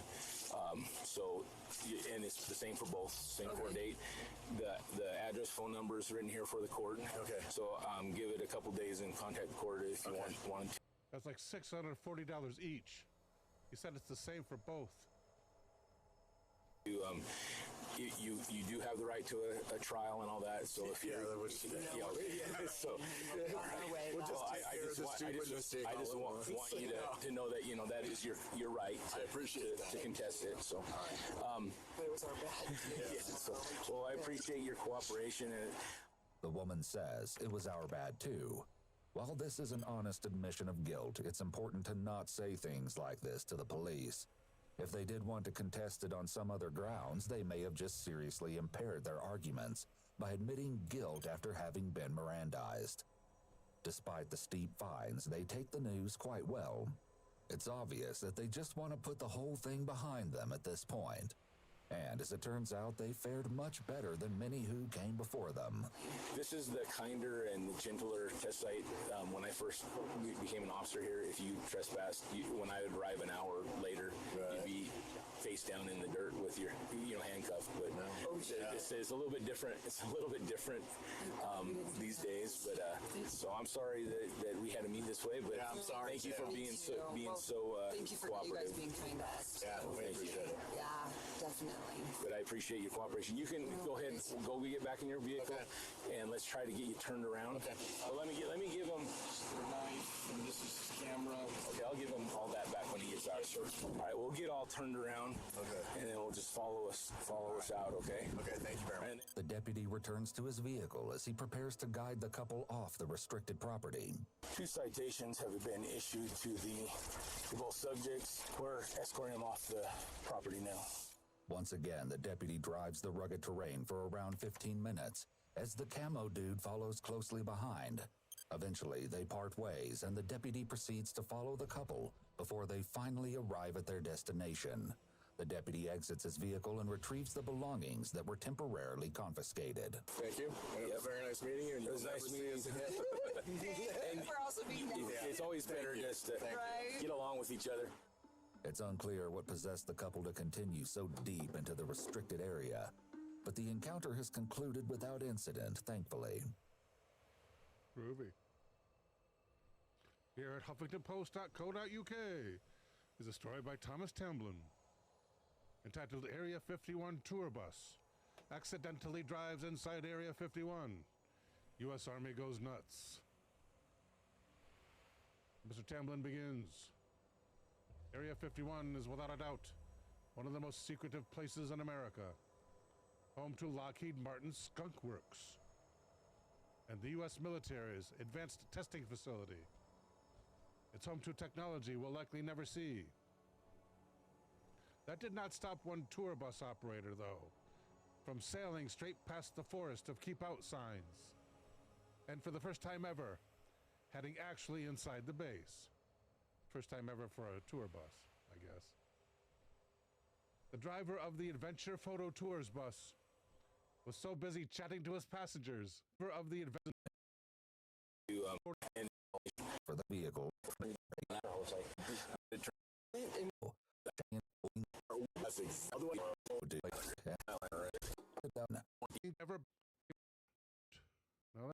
Previous documentary also led to outrage.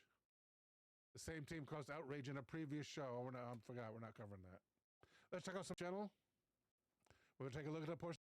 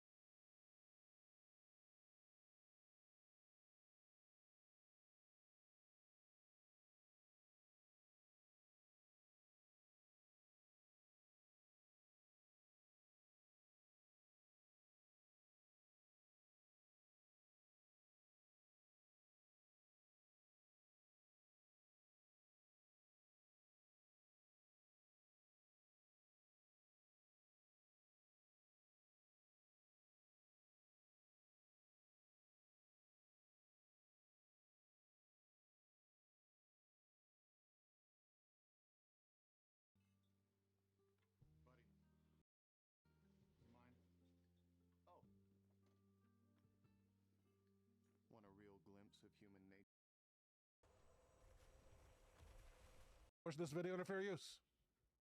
It's at the YouTube channel, EWU Body Cam. And it's entitled First Ever Body Cam Footage Inside Area 51. Shows couple being captured. I've been on this road before. You're about the deepest that anybody's ever got. And honestly, we got really nervous at this distance. The other ones, they weren't quite this far. No, in this little car they got, I was like, how the hell did you get this far? The following is extremely rare footage filmed inside of Area 51 and has never been seen before. It's a late August afternoon in 2022, and a Lincoln County, Nevada deputy has been dispatched to a restricted location surrounding Area 51 in reference to a trespassing incident. Okay, crossing the boundary to this site. It's marked no trespassing, no drone zone, warning Air Force installations. Clearly marking. Driving past a clear, obvious place to turn around. We're at 0.8 of a mile in. We're at 1 mile inside the boundary. 1.5 miles inside the boundary. Clearly, it's not a short trek, and the terrain is rough. So 1.6 miles inside the boundary. After several minutes of driving, the deputy has made it to the isolated location. He's briefed on the situation by a camo dude. Camo dudes are Area 51 security guards and not military. So just so you know, the male, he's in handcuffs right now. Okay. The reason he's in handcuffs is because of the weapon, and he's 6'2". The female, she was cooperative to let her out. She's been good, so is he. But I just wanted to let you know what was going on right off the bat. All right. And I'm recording, so if you guys want to cover their faces, that's fine. Yeah, I have to record it. Okay, Roger. And I'm not recording your face right now. I'll let him know. I appreciate it. The deputy approaches the couple. Prior to the deputy's arrival, base security handcuffed the male subject due to his size and possession of a weapon.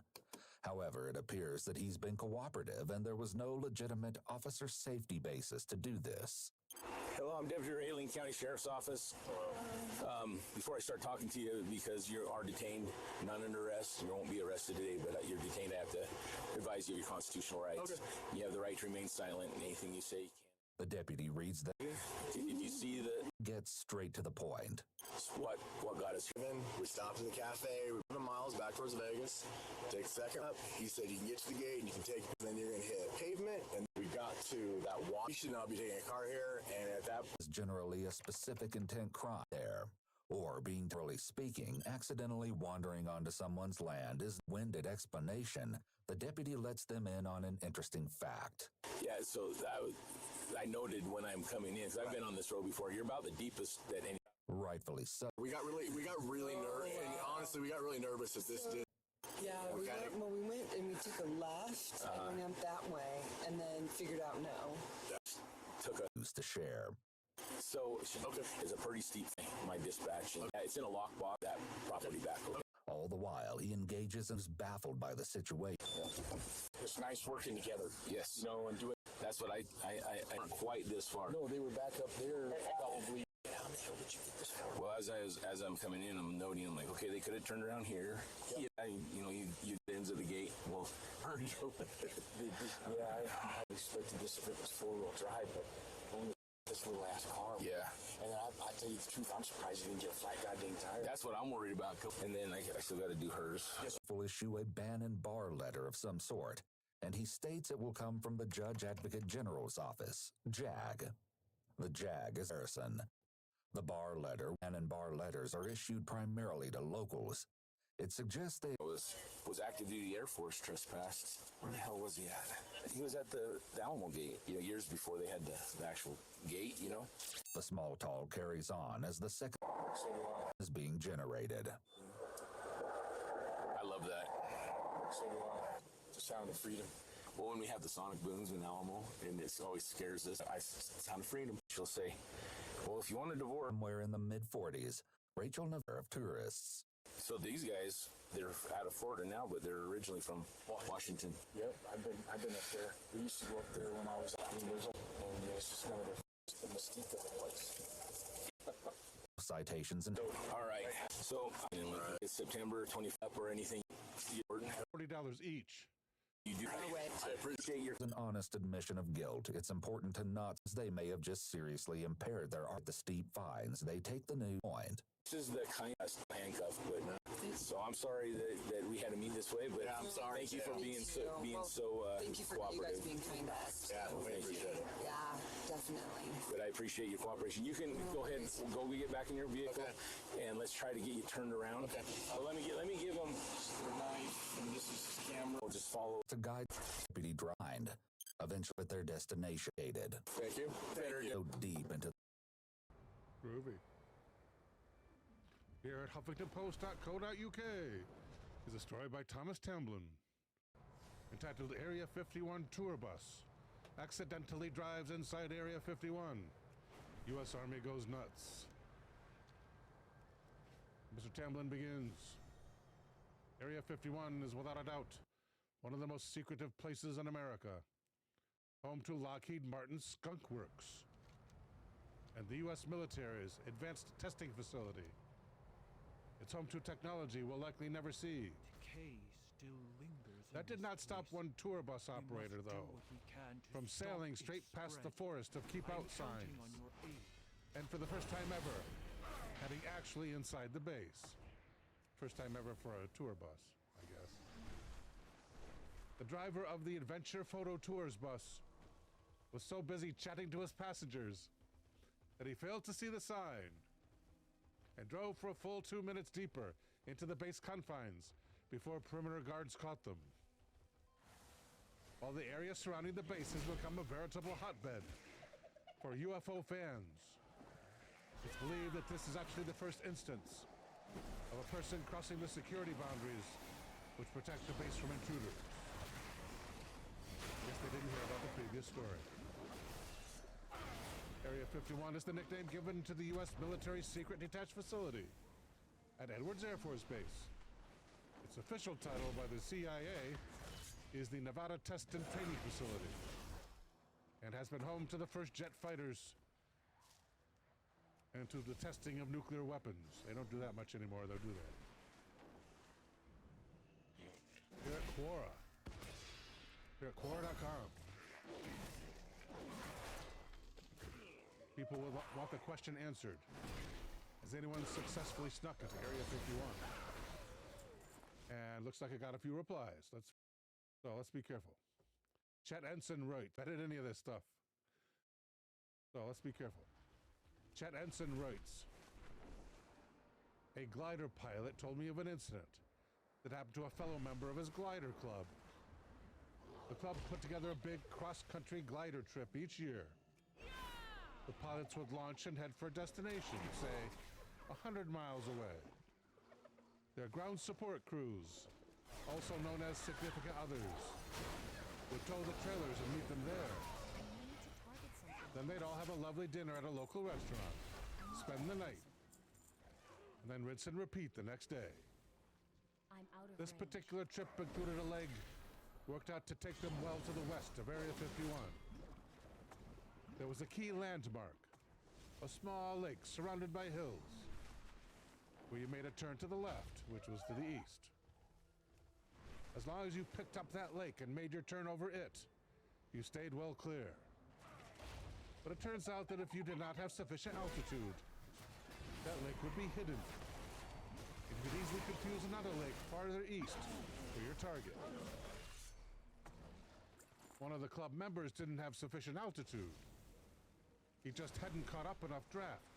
He just hadn't caught enough updrafts. It wasn't a problem. He had enough height to keep flying and catch another ride up along the way. He was just low enough, though he didn't know it at the time, to pick the wrong lake. This was also back in Cold War days, and he was a German, an engineer working in the States. And like, oh my goodness, this does not bode well. And like all the other gliders, he was tricked out with several cameras in the cockpit that enabled him to get photos of his travels. As the other pilots converged on the field, where they were to land. They got to chatting on the radio and pretty soon realized that Hans seemed to be missing. They started trying to raise him. His signal was weak and broke up, but he managed to get across that he didn't know where he was. But he saw a road in a pretty flat area and he was going down. Then they lost radio contact. His wife, of course, went into a panic when she heard. But he said he was landing near a road, and there was only so much ground that had to be covered, so everyone else was reassuring. They contacted the state police and set the wheels in motion to find their friend. Meanwhile, Hans had made an easy landing on a flat bit of desert, not far off the road. Day for a race. He tried calling on the radio. He climbed out of the cockpit, and he sat down waiting for someone to show up. Pretty soon he saw dust. He noted that they were all green, and given the era, he immediately recognized them as military. And that could pretty much mean only one thing. He politely answered them in a pronounced German accent. Given the times, that may have made the soldiers a bit suspicious. They had him help disassemble the plane for transport and suggested that he low at this point. Pilot's license was as good as revoked, and he was hoping that wouldn't be the worst of it. 6 hours later, come directly to drive. Best if she came now. She was waved inside to a building where she was taken to an office. There was her husband, an army officer, and it. The Area 51 never been here, not me. Back out. The cameras were even still in place, though all the film was gone. His wife was thanked for convenience, and they were waved back out because, after all, that he kept his pilot's license. Under fair use. It's on YouTube. It's at the channel Jesse's Drone Adventures. Oh, thank you, Jesse's Drone Adventures, by the way. And it's entitled Area 51 Gate. Camo Dudes Yelled at Me, Part 1. Oh, scintillating. We are here, Area 51. Use of deadly force authorized. What is up, everybody? Welcome back to a very special episode of Jesse's Drone Adventures. Today, we're actually going to be heading out to the famous Area 51.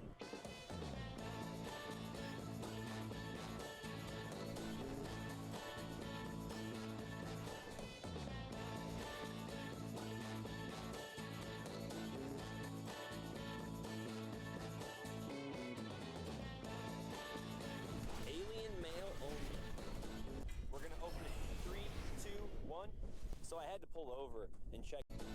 We're gonna open it, and it's like abducted by aliens, that is. The desert. When most people come out to Las Vegas, checking out if you're in the area. Area 51, Alien Research Center, Museum, Gift Shop, Special Events Center, Area 51, Souvenirs, Cold Drinks. Ooh, use of deadly force authorized. All right, we won't do anything stupid then. Let's go check it out. All right, everybody, so if you ever do find yourself coming out to these parts, I would definitely recommend stopping at this travel center / gift shop. This place has alien stuff galore, from shot glasses to shirts to liquor to posters, you name it. Anything alien related, they have it. And of course, who could forget the big giant metal alien that stands out front? That is one giant kind of stand next to and get a picture of. I definitely do yourself a favor and stop in. Holy smokes, you guys, we almost passed the black mailbox. All right, we're gonna flip this bitch. Shitty. Oh shit. That's why they call them shitties. There we have it. Take a look at that view, that mountain in the background. Pretty cool.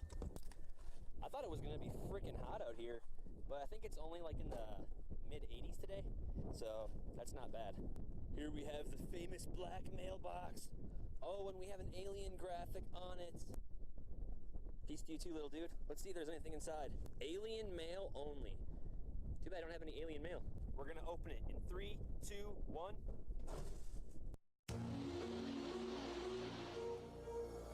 Just chilling, having the time of his life. Message me on Facebook. Oh, advertisers? I don't want to open any of that up. Isn't that technically a felony? I don't know if you guys just heard that, but there was a loud boom coming from over there.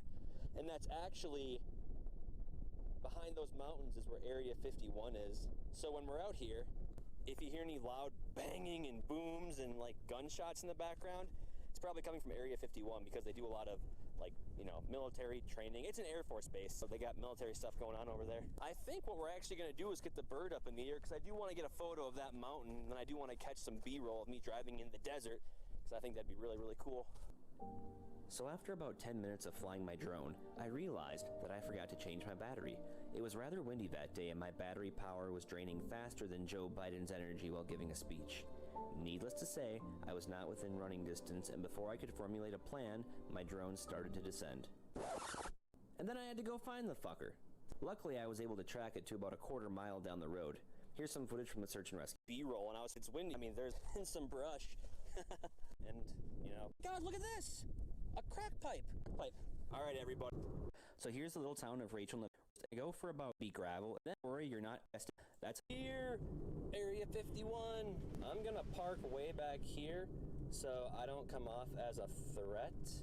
And then we're just gonna walk up there. All right, so we just got to the gate here. We're gonna walk up there and get pretty darn close and see if we can't see some action. Area 51. You can see all the signs and barbed wire. They got a lot of stuff up here. Off limits to unauthorized personnel. They definitely moved this back quite a bit, because that's, when I came out here before, that's where the barrier originally was, so they pushed this back a little bit. No trespassing. Warning, unauthorized personnel not permitted beyond this point. This is pretty serious stuff. With the advancements in technology, it makes me kind of wonder if they probably can't, well, not only see me, because I know they have cameras everywhere, but I wonder if they can't hear absolutely everything I'm saying right now. And they go on that's well, fee to pay just to go. Yeah. I mean, I do have $1,000, but, you know, strictly enforced. Yeah. I mean, I do have $1,000, notating it's video where to work. Well,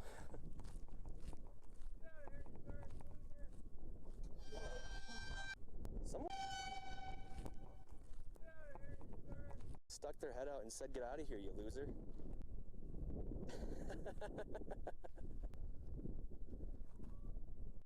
Area 51 Google Quick to make. Who knows? All right, everybody, so that's about all the time we have for on this week's episode. I hope you all really enjoyed it. If you do want to see me come back out here and visit the other gate, then definitely go ahead and comment part 2 down below. Don't forget to go ahead and go holly home on that like button and subscribe if you want to see more videos. And definitely let me know in the comment section down below if you guys want to see more alien, UFO, or paranormal type videos, because I think they'd be a lot of fun. But if you guys don't know, tonight, right before the show, I got paid. And the article is entitled, "This is what happens if you illegally enter Area 51. It's dated June 7th, 2022. In 2013, the U.S. government finally admitted that the famed Area 51 of conspiracy theory was not only real, but also that there are a lot of tests that go on there. And that was about it. Even though the area's existence was confirmed, nothing else about it was revealed. All we really know is that the area is located north of Las Vegas, at Groom Lake, a dry lake bed in the desert. And there are 2 other facilities at Groom Lake, the Nevada Test Site and the Nevada Test and Training Range. The truth is that even though a lot of secret research, testing and training happens at Area 51, for the most part, it's just like any other military installation, except there's a no-fly zone over the site. You still need access to go on the base, and if you go on the base without access, a number of things could happen.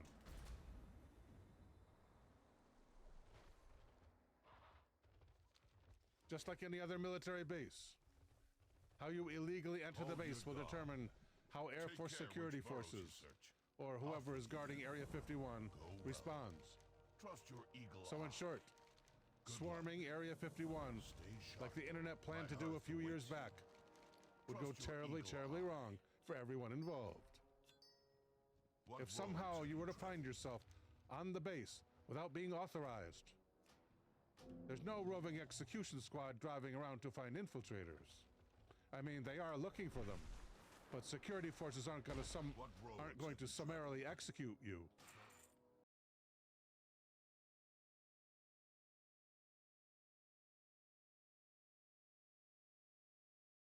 Air Force security forces are authorized to use deadly force on an intruder, as every sign outside of a base installation says.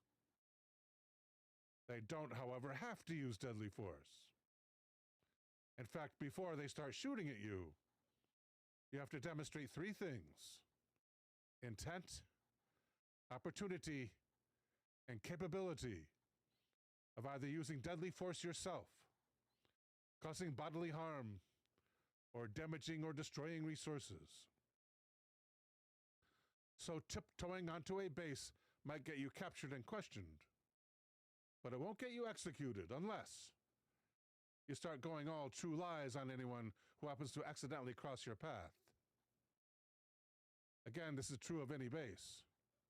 At Area 51, the entrances to the Groom Lake area are really far from any actual buildings, so there's no opportunity there. Driving like a bat out of hell through a gate, however, might demonstrate all three conditions at the same time. So there are good odds that the shooting will start immediately, maybe even before you make it to the gate. This actually happened at a regular base in 2010, when the driver of a stolen car refused to slow down or stop at the entrance of Luke Air Force Base.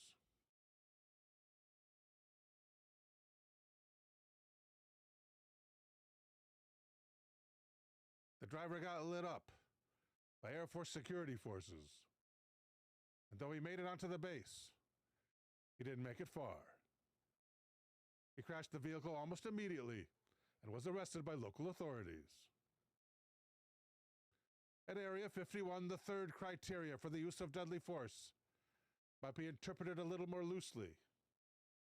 The third being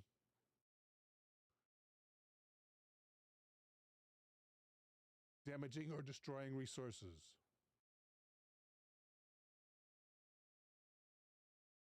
Considering the installation's national security mission, if the Air Force is okay with assuming anyone not authorized to be in the area has the intent and capability of causing harm to national security and is capable of doing whatever it takes to do so, then they might just assume that the only good intruder is a dead one. Let's check out some art. We're going to take a look at a portion of this video under fair use. It's at the YouTube channel EW Bodycam, and it's entitled "Man Gets Accused of Flying Drone into Area 51." We do know that it is against the law to fly a drone in a restricted area. Absolutely. It was an icy cold winter, and it reveals details of a specific event that likely led to the carefully. This episode of the Y-Files is brought to you by Temu. Cultures around the world have myths that speak of a mysterious underground kingdom that exists deep within the earth, hidden away from the primitive and violent surface dwellers, which is us. Picture a society untouched by time, unscathed by war, and unaffected by natural disasters. A culture thriving in the vast open spaces inside the earth. Throughout history, many have looked for physical evidence of its existence, tempted by stories of a peaceful but powerful subterranean civilization with advanced technology and ancient knowledge long forgotten by modern man. This is the story of the underground kingdom of Agartha, and the explorers who've said that not only is it a real place, but they know where it is.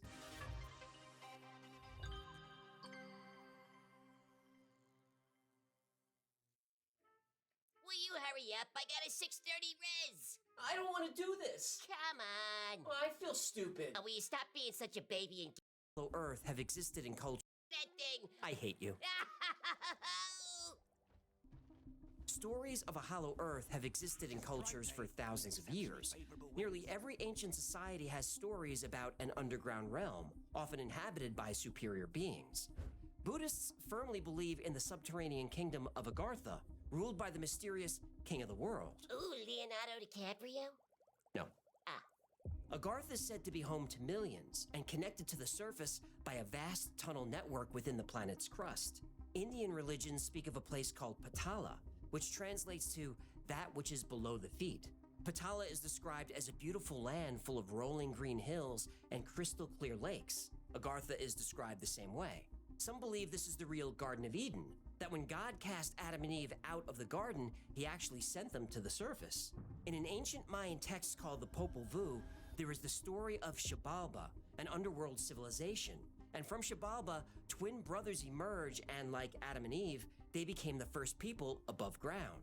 Chicomastok is the place where the Aztecs emerged to live on the surface of the earth. It translates to 7 caves, and researchers are actually looking for it, and some think they found it. African and other Native American legends also mention subterranean realms and cavern spirits. The most consistent story is that of an advanced inner Earth civilization isolated from surface humanity. The Sumerians knew it as Kur, a void space or home of the dead. The Babylonians called it Urkala, another world ruled by gods. The Chinese call this underworld Diyu, and the Japanese call it Yomi. Ancient Egypt, Islam, Greek, Rome, even Celtic Irish, they all have myths of an underground world. More modern myths may call this place hell, but it could be argued that hell is a relatively new concept, that it's a construct designed to create fear and inspire good behavior. But before the concept of hell, the underworld was inhabited by advanced, godlike people who came to the surface of the earth. Once on the surface, they either created humanity or taught civilization to primitive humans. It's easy enough to interpret those as the same thing. And like the flood myth, which is present in every ancient culture, the inner earth story also appears over and over again. Recent discoveries are starting to point to the fact that a great flood did really happen. So when cultures from all over the world share the same myth, we have to start looking at all those myths as maybe more than just a story. Those myths may be referring to actual history. But to prove the existence of Agartha, an underground civilization, and the Hollow Earth, we'll need more than stories. We need scientific evidence and eyewitness testimony. Fortunately, we have both.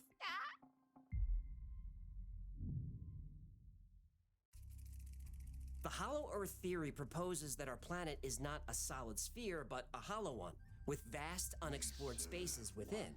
In 1692, astronomer Edmund Halley proposed a hollow Earth consisting of a shell about 500 miles thick. Within that shell are 2 concentric spheres and a central core about the diameter of Venus. Halley said the spaces in between the shells could support life, with light provided by a luminous atmosphere. In the late 18th century, mathematician Leonard Euler used physics calculations to hypothesize a hollow Earth with a central sun. Euler's calculations suggested that gravity would propel matter equally in all directions, forming spheres with hollow interiors. Wait. How can the Earth be hollow and flat at the same time? Well, the Earth isn't flat.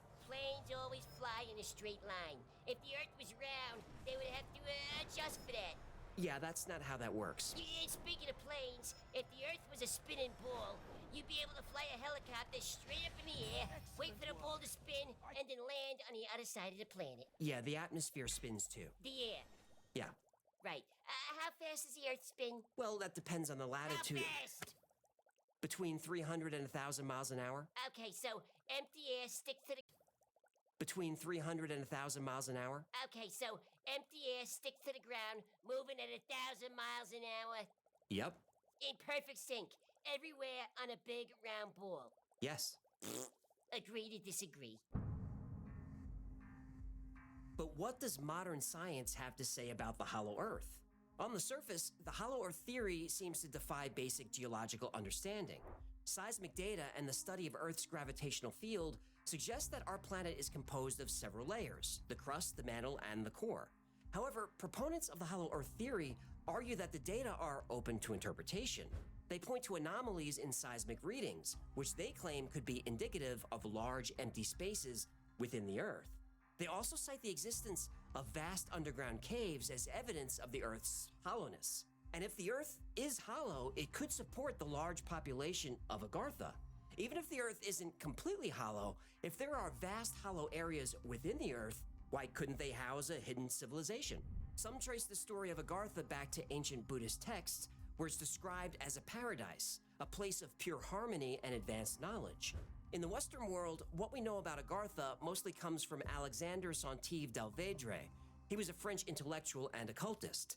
He spoke of Agartha as a secret civilization, its people possessing wisdom and technology far beyond our understanding.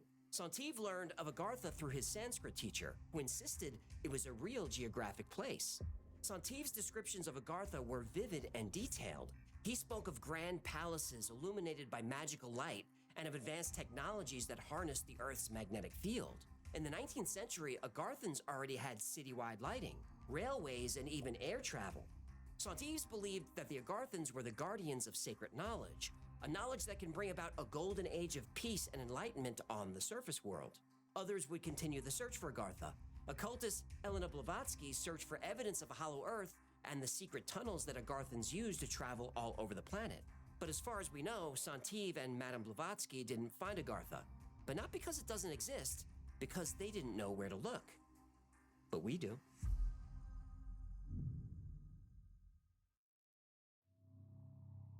The reason Edmund Halley started exploring the idea that the Earth was hollow was because of strange compass readings in the Atlantic. He believed that the aurora borealis resulted from gases escaping from the inner spheres inside the Earth. This suggested there were entrances at the North and South Pole, and once inside, you could navigate the inner shells through vast cave and tunnel systems.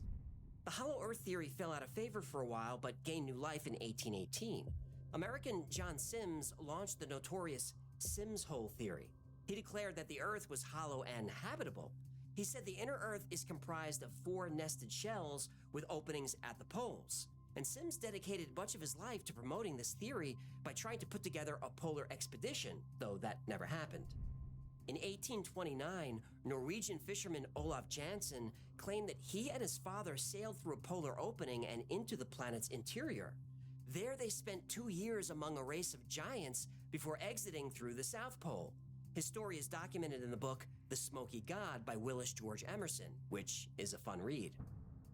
But probably the most famous and detailed account of the world inside the Earth comes from Admiral Richard E. Byrd.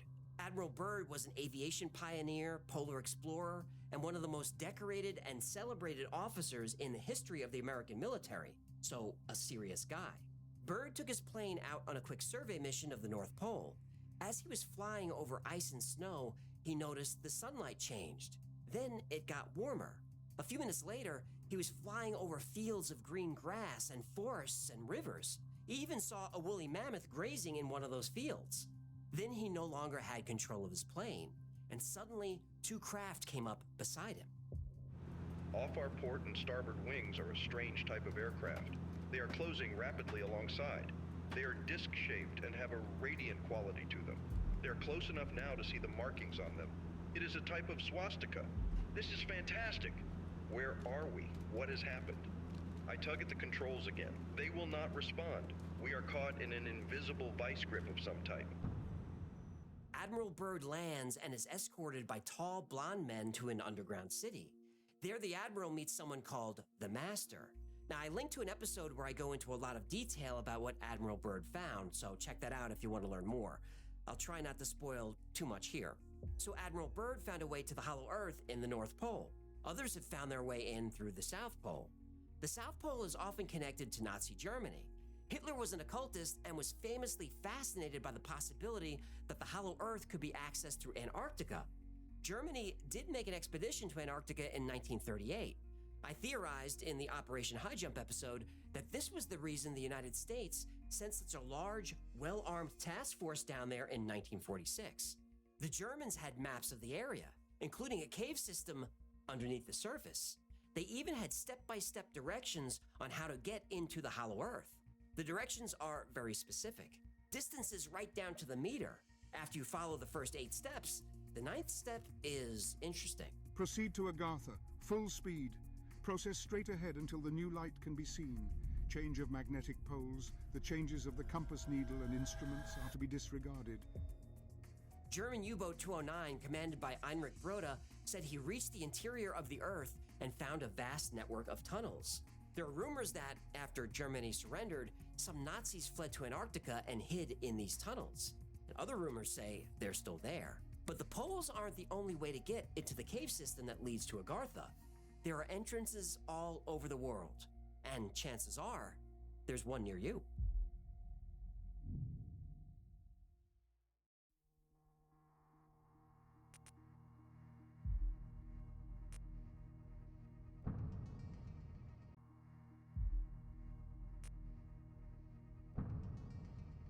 The planetary grid system is a network of energy lines crisscrossing the planet.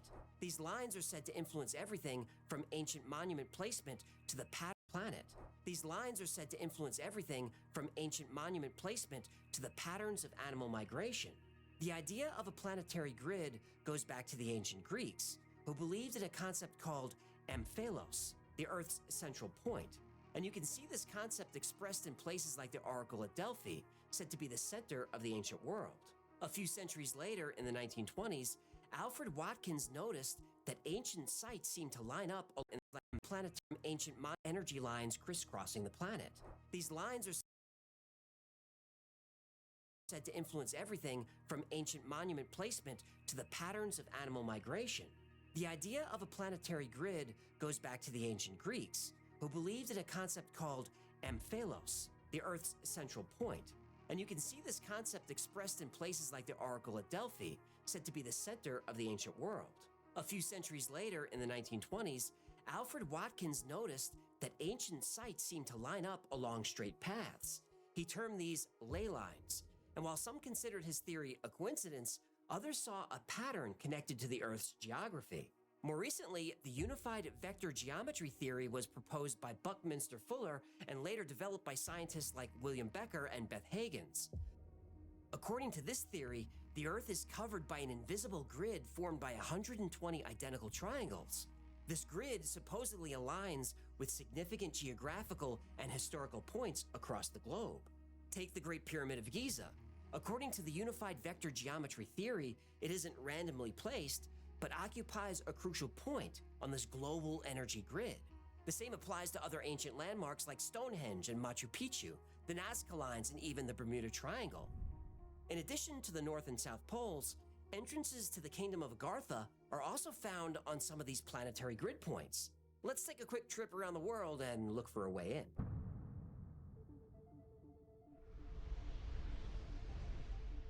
The first way into the Hollow Earth is in the caves of Diros in Greece. This entrance is closely connected to Plato and the story of Atlantis. From Greece across the Mediterranean to Mount Epimeo in Italy.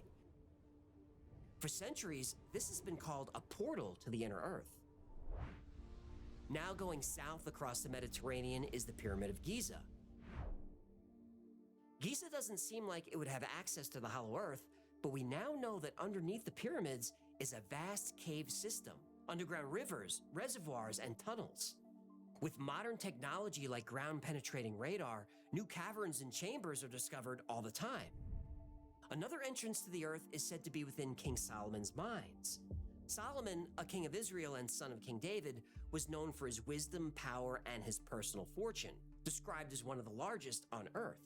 King Solomon's mines became known to the world because of the famous novel featuring the character Alan Quatermain, an adventurer you might remember from the movie The League of Extraordinary Gentlemen. Quatermain was played by Sean Connery.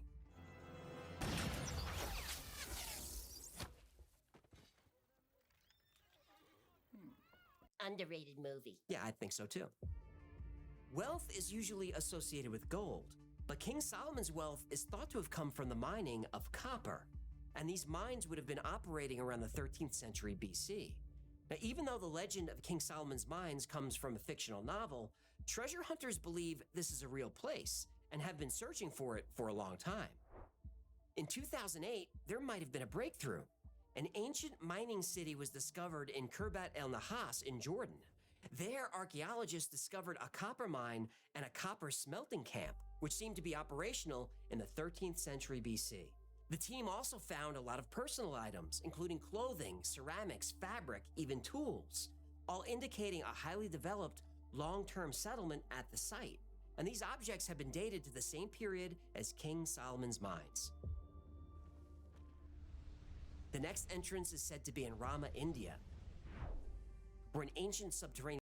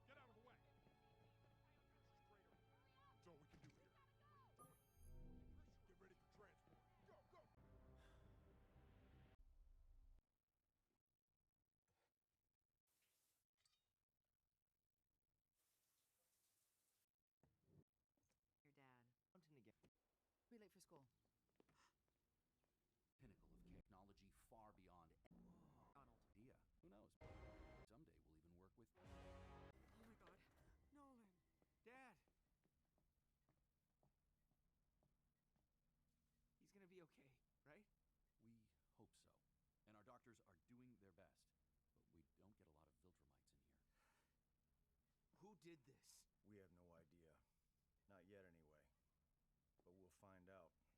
And when we do, they're gonna look a hell of a lot worse than your dad right over there. Cecil Stedman, director of the GDA. Deborah, I'm so sorry. Cecil, you've got a lot of nerve. Someone murdered the Guardians of the Globe last night. Oh my God. All of them. Tore them limb from limb. And we tried like hell to bring them back. But Nolan was the only survivor. How is that even possible? We don't know yet. We also don't know why your dad was at Guardians HQ. A working theory is whoever killed the Guardians lured him there, tried to wipe them all out at once. Why? Why? Well, that's the easy part. There isn't a supervillain alive who doesn't want Omni-Man and the Guardians 6 feet under. And we're keeping this all hush-hush for now, but news will break. I wanted you and Mark to know first. Cold towels and ice water. And have a cot brought in here for me. Deborah, we've got the best I've patched Nolan up for 20 years, Cecil. I am not leaving. Yeah, of course, Debbie. Sir, there's some kind of attack happening downtown, it seems. Numerous contacts, heavy weaponry, multiple casualties. Now? We're a little understaffed in the hero department.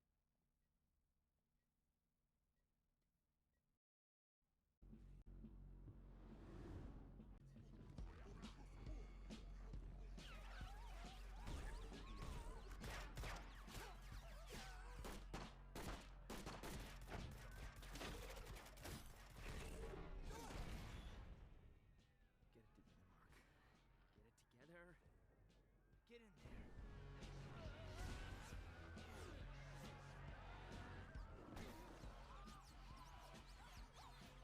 Stop! Get away from those oh,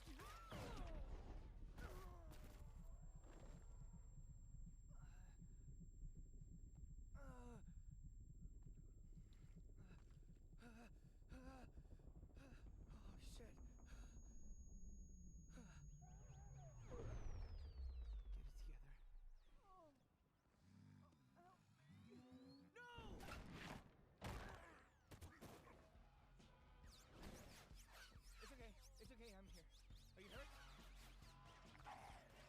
But that's mine!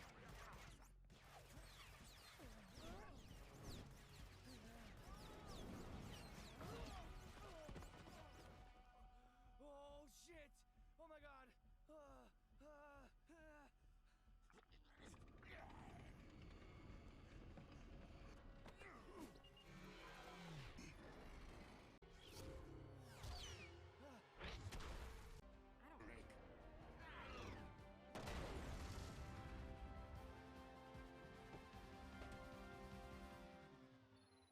Eve, 2.5 seconds after this sentence, 3 enemy tanks will align 50 degrees to your right. I got it.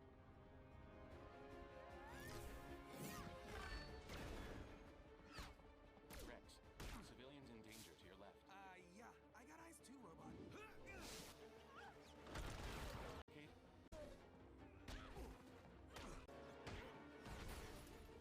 Duplicate?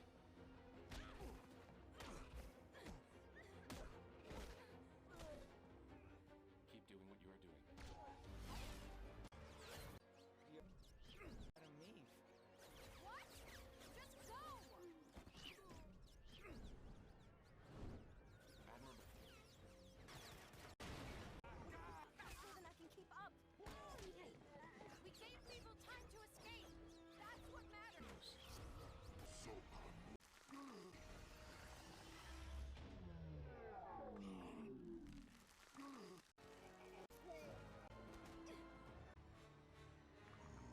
I don't know what just happened, but I think I speak for everyone here when I say I never want it to happen ever again!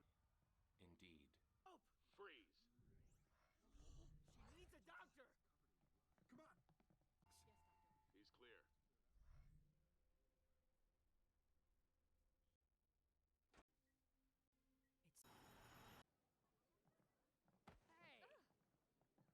Hey!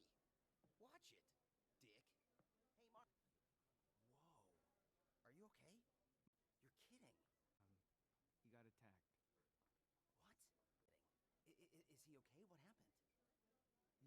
hospital. They're doing their best, but I'm so sorry. Been attacked in this stupid city. And Debbie need a lasagna? What? All the other stray boys week for. Hey, Mark, right? Grayson. Yeah. Oh, that was you in the blue and the yellow? Yeah, that was me. I'm invincible. God, that. I'm Adam Eve, but the rest of the team just calls me Eve.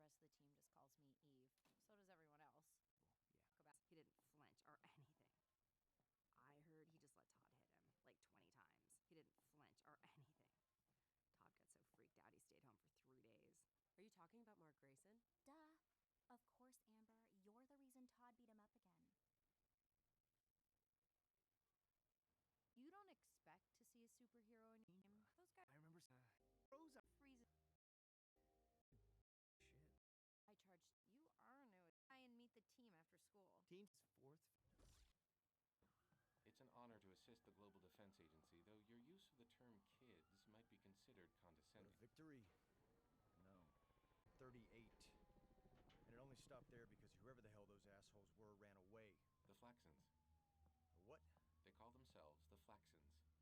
I reverse engineered their language using recordings from the battle. Well, any idea why they left just when they were kicking our asses? I have 6 ideas.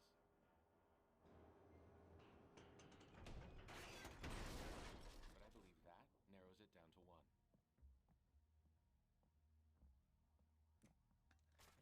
Oxidized and corroded.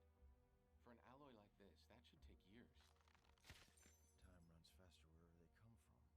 They ran off because they were dying of old age. Huh. Well, if they come back, maybe I'll just evacuate the area and wait till they get cancer. How did that new kid do? Invincible? He has promise, but he seems unprepared for the more realistic aspects of superherodom. Well, he'd better toughen up. We're gonna need his help. Why? The one giant shit show. And the back. I told him to start over and try harder. Come on, you heard the direct. Was it? Detective. 7 superheroes murdered.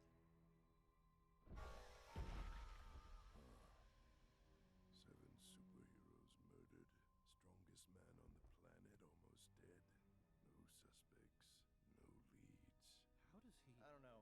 Demon magic or something. If you're asking if we need your help... Wasn't asking. Fine. Knock yourself out. Help us solve the case, oh great horned Holmes. Sir, are you sure? Hey, you got a problem with the demon? Thought you were an atheist, Donald. Theoretically. I heard you took a few on the chin for me again. Oh, hey, Amber. Yeah, but don't worry. I've got this amazing new strategy for doing it. People always told me I was too pretty anyway. I gotta run. Catch you later? Try to keep up.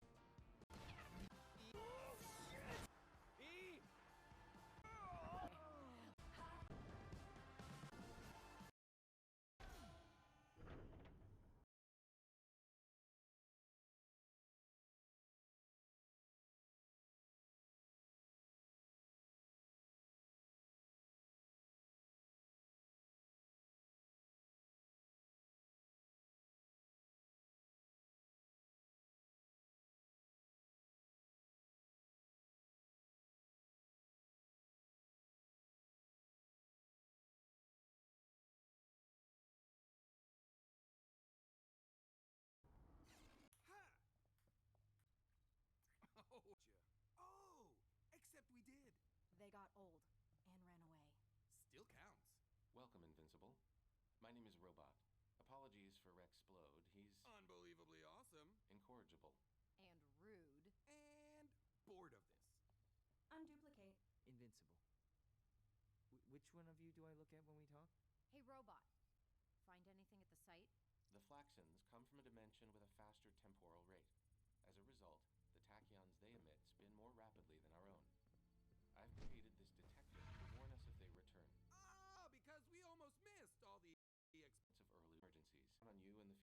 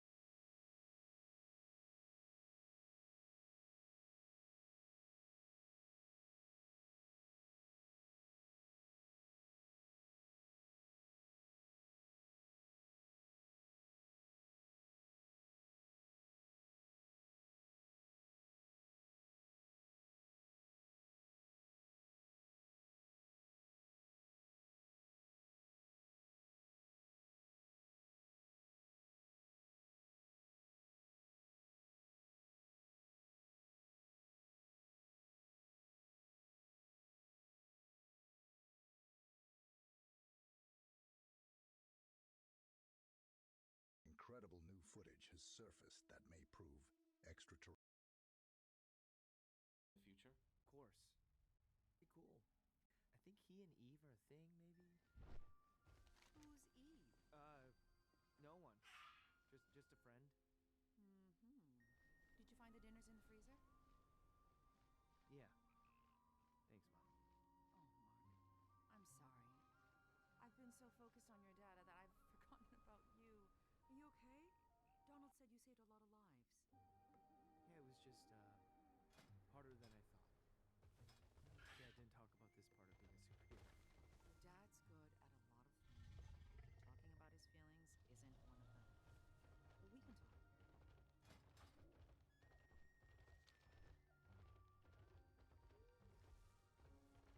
What is your hurry? Is she okay?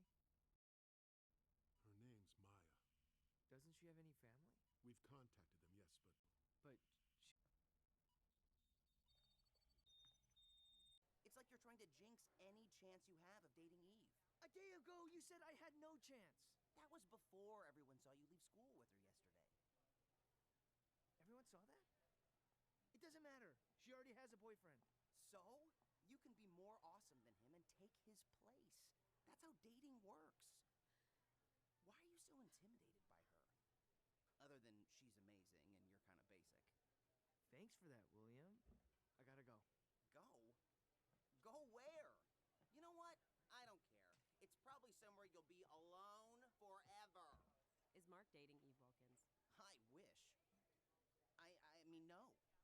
Definitely not. She's got a boyfriend. He is super available. You want his number? I'll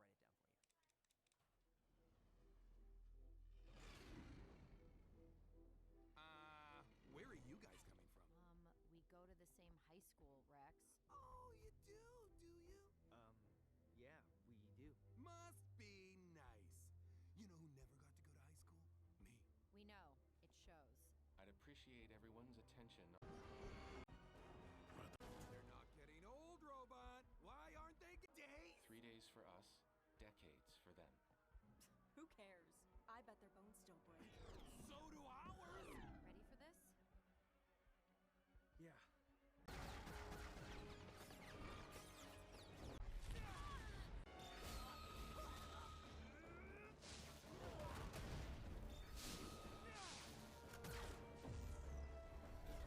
Hey! Don't do that! So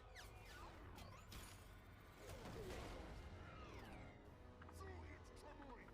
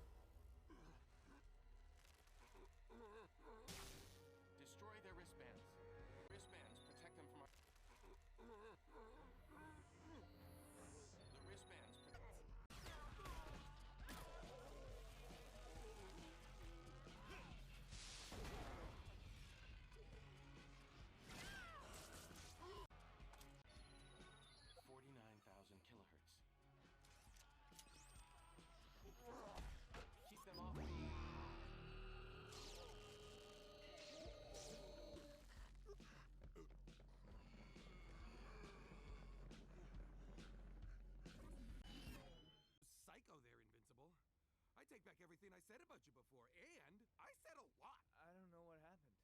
I got mad, I guess. Don't get me wrong, that was amazing, but also the scariest thing I've ever seen. Just don't ever point that at me, okay? Don't listen to Rex. You did great. That's what I said, Eve. Ugh, God, my back. Can I get a massage? Anybody? Just a little rub, clean up. Asshole! I gotta go. Oh no, that's fine. We'll handle it. Mark! Hey, son. Dad! Ow! Ribs. No, he's not. Planet's safe for me. Where did they move Maya to? No, no, they said she'd recover. It's part of the job. Come on, let's go home. I'm dying for some real food. Hey, I need my costume back. I don't care how torn up it is. It's classified, and I want it back. Go get it. Now.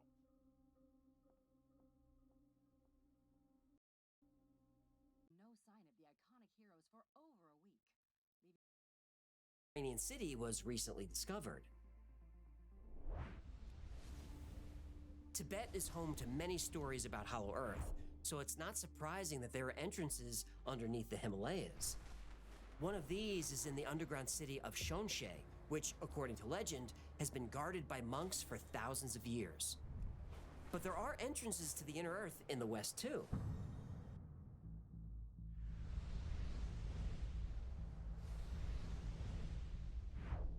Iguazu in Argentina allegedly has an entrance hidden somewhere underneath the famous waterfalls. Underneath Mato Grosso in Brazil is said to be the city of Poços, which was built by Atlanteans after the destruction of Atlantis. Even the United States has gateways to the Hollow Earth. Mammoth Cave in Kentucky has been known as an entrance since the first native tribes arrived there thousands of years ago. The most famous entrance to the Hollow Earth in the United States is probably Mount Shasta. It's here where the city of Telos is said to have been built and is still occupied. And there is a lot of evidence that something is happening there. I linked to an episode we did where we called Mount Shasta the most paranormal place on Earth, and it absolutely is. And these are just a few entrances to the Kingdom of Gartha in North America. There are others in Arkansas, California, and other states, and several locations in Canada. Even the site of the secret underground base in Dulce, New Mexico, was said to be chosen because of its proximity to an entrance to the inner earth. And we did an episode on Dulce Base as well. And you might have noticed that a lot of alleged entrances to the Hollow Earth coincide with locations famous for UFO sightings. And this might not be a coincidence. Whenever someone mentions a UFO, our instinct is to look up toward the sky, to space. Turns out, we might be looking in the wrong direction. When we think of UFOs, we think of extraterrestrials from a distant star. And that could be true. But there's also the theory that UFOs aren't coming from a different planet, but from inside our planet. Scientifically speaking, it makes more sense that there's a race of humanoid beings living within the Earth, as opposed to a race of humanoid beings who have somehow figured out how to cross the vast distances of space. And isn't it strange that the aliens we talk about are all humanoid? Whether they're the small grays, the tall whites, or even the goblin-type aliens, they all kind of look like us. 2 eyes, nose, mouth, 2 legs with feet and toes, 2 arms with hands and fingers. Even the size of the beings is close to the size of humans. Now, maybe all intelligent life in the universe evolves this way, but I would expect life in different biomes, in different ecosystems, on different planets, light years away, to look radically different than humans. But they don't. So it's possible that they're from here, just in places we can't normally see. We see a lot of UFOs coming out of the ocean, but we haven't found any type of base, at least not a confirmed sighting. So what if the base is inside the Hollow Earth, under the ocean? I can think of no better hiding place. Far side of the moon. Yeah, that would be a good hiding place. And there are crazy things happening on the far side of the moon, and an episode on that is coming up. There have been many UFO sightings around Mount Shasta where the object flies into the mountain and then disappears. Now, assuming the witnesses are telling the truth, and I believe they are, the objects are going somewhere. In the Arctic near the North Pole, The earliest reported UFO sightings go back to the year 1850. Captain DeHaven and his medical officer saw what they thought was a balloon, but then a second object appeared, and suddenly both objects vanished. Around midnight on January 22nd, 1952, a strange object was tracked on radar at a military outpost in northern Alaska. It was moving at 1,500 miles per hour, which no aircraft on Earth could do. 3 jets were sent to investigate, and as the jets approached, the radar blip slowed down and just hovered. A few seconds later, it streaked out of sight, heading to the North Pole, moving even faster than before. On October 5th, 1960, the Ballistic Missile Early Warning Station at Thule, Greenland, thought World War III had started. Radar was tracking multiple objects moving at speeds too fast to be anything except a Soviet missile attack. Within minutes, US bases in England and Canada were mobilized, and NORAD and the Strategic Air Command were alerted. A few minutes later, the radar signals changed course and disappeared somewhere near the North Pole. The military has been dealing with Arctic UFOs since 1945. The first UFO in Alaska emerged from the sea in March of that year. 14 crew members on an Army transport ship witnessed the object. It approached the ship, circled it, and then flew away. And there were many more sightings in the Arctic during this time. Inuits in the Arctic regions have encountered UFOs in the past and included them in their myths. Once, a man from the Buckland River tribe discovered what appeared to be a UFO landing site. 2 strips of land approximately 2 feet wide had been burned all the way down to the ground. On Sledge Island, Inuits have a legend of a massive ball of fire resembling the moon that descended from the sky. Shortly after the object was spotted, a creature described as a human skeleton appeared in the village. According to the legend, this visitor was not friendly and killed most of the people it encountered. These are just a small fraction of the stories about UFOs and visitors coming from the ocean, from the poles, or the middle of the Earth.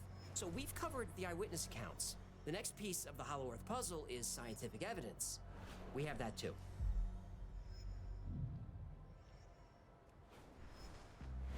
The Kola Super Deep Borehole was just 9 inches in diameter, and at 40,230 feet, it's the deepest hole on Earth. It took almost 20 years to reach its depth of 7.5 miles. Mel's hole is deeper than that. Well, that's true, but that's another episode. They pulled some crazy stuff out of Mel's hole. Kola Super Deep was abandoned in 1992 when the drillers encountered higher than expected temperatures. Over 350 degrees Fahrenheit, the drill just couldn't handle the heat.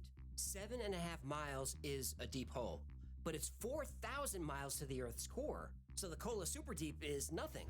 And since grade school, we've been taught that the Earth is made up of the crust, the mantle, and the core. And the core is 2 layers. The outer core is almost 1,400 miles thick and mostly made of liquid iron and nickel. The inner core is a solid sphere with a radius of about 750 miles. And the inner core is thought to be comprised mostly of iron and some nickel. But if we've only dug 7.5 miles down, how do we know for sure what's down there? Well, we don't. But by using different methods, scientists can take a guess. The primary way we've learned about the Earth's core is through the study of seismic waves. These are waves of energy that travel through the Earth's layers. They move at different speeds depending on the density and the composition of the layer they're passing through. Further evidence comes from the Earth's magnetic field, which is best explained by a dynamo effect. This is the spinning motion of the liquid iron and nickel which generates the field. But something strange happened at the beginning of this year. The Earth's inner core stopped spinning. Now, it's believed that the core started spinning again, but in a different direction. And nobody really knows what caused this. We can only guess.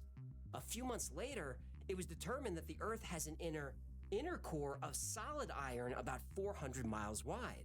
So new discoveries are always being made, and everything we know about the inner Earth is just educated guesses. Why couldn't the Earth be hollow, or at least have enormous hollowed-out spaces that could support life? Now, skeptics have argued that you can't have life inside the Earth. The main reason, there's no water. Well, when the Kola Super Deep Borehole was being drilled, fossilized plankton were found miles below the surface. Still, those are fossils, maybe millions of years old. What about now?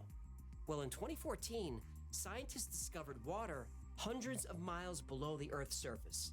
Not just a little water. They found so much water, you can fill all the Earth's oceans with it. 3 times. Whoa.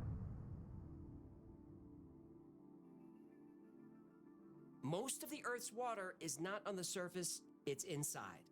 This water exists between 250 and 410 miles under the surface in an area called a transition zone, a buffer layer that separates the upper from the lower mantle. Now, if there's water down there, I wonder what else could be down there. Well, in 2019, geologists from Princeton University published a study that surprised everyone. They used supercomputers to analyze seismic data from some of the largest earthquakes ever recorded, including the 8.2 magnitude quake that hit Bolivia in 1994. Earthquakes that big reverberate through the entire planet. We may not feel them, but seismographs can detect them. Analysis showed that beneath the surface of the Earth are vast plains and mountains taller than the Himalayas, all deep within the Earth. How deep? 410 miles, the same depth as where the water is found, the transition zone. So what about the entrances at the poles? Well, pictures are hard to find, and they're allegedly all altered by NASA, which we know they do. But there are a few photos and videos out there of the poles that show something strange. These photos were taken by the SS-7 satellite in 1968. In one photograph, the North Pole was covered by clouds. In another photograph, the same area had no clouds, revealing a massive hole where the pole would be. This was taken from the ISS in March of 2015. NASA says that's a typhoon. Fair enough. But in 1987, the Russian space station Mir recorded something at the North Pole that is definitely not a typhoon. What is this?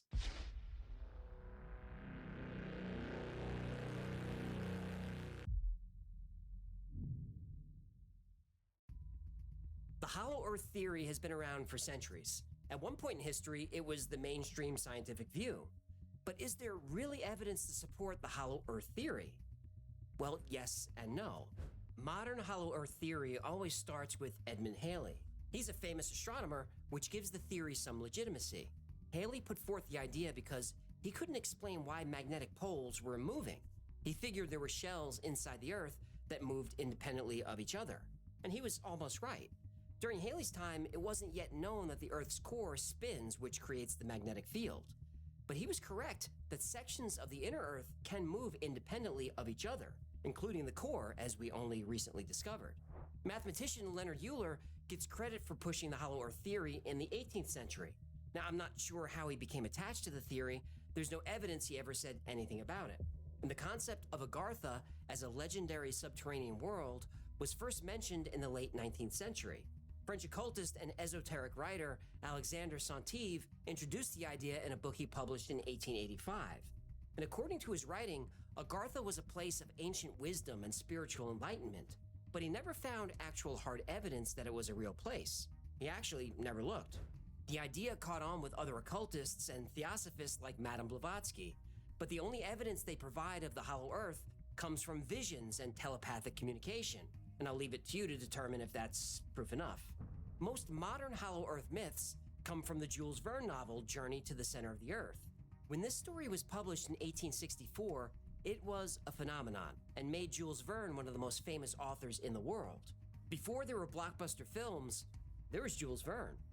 Now, Admiral Byrd's diary describes how he flew into the hollow Earth and had a meeting with an advanced race of beings who warned him about war and nuclear weapons.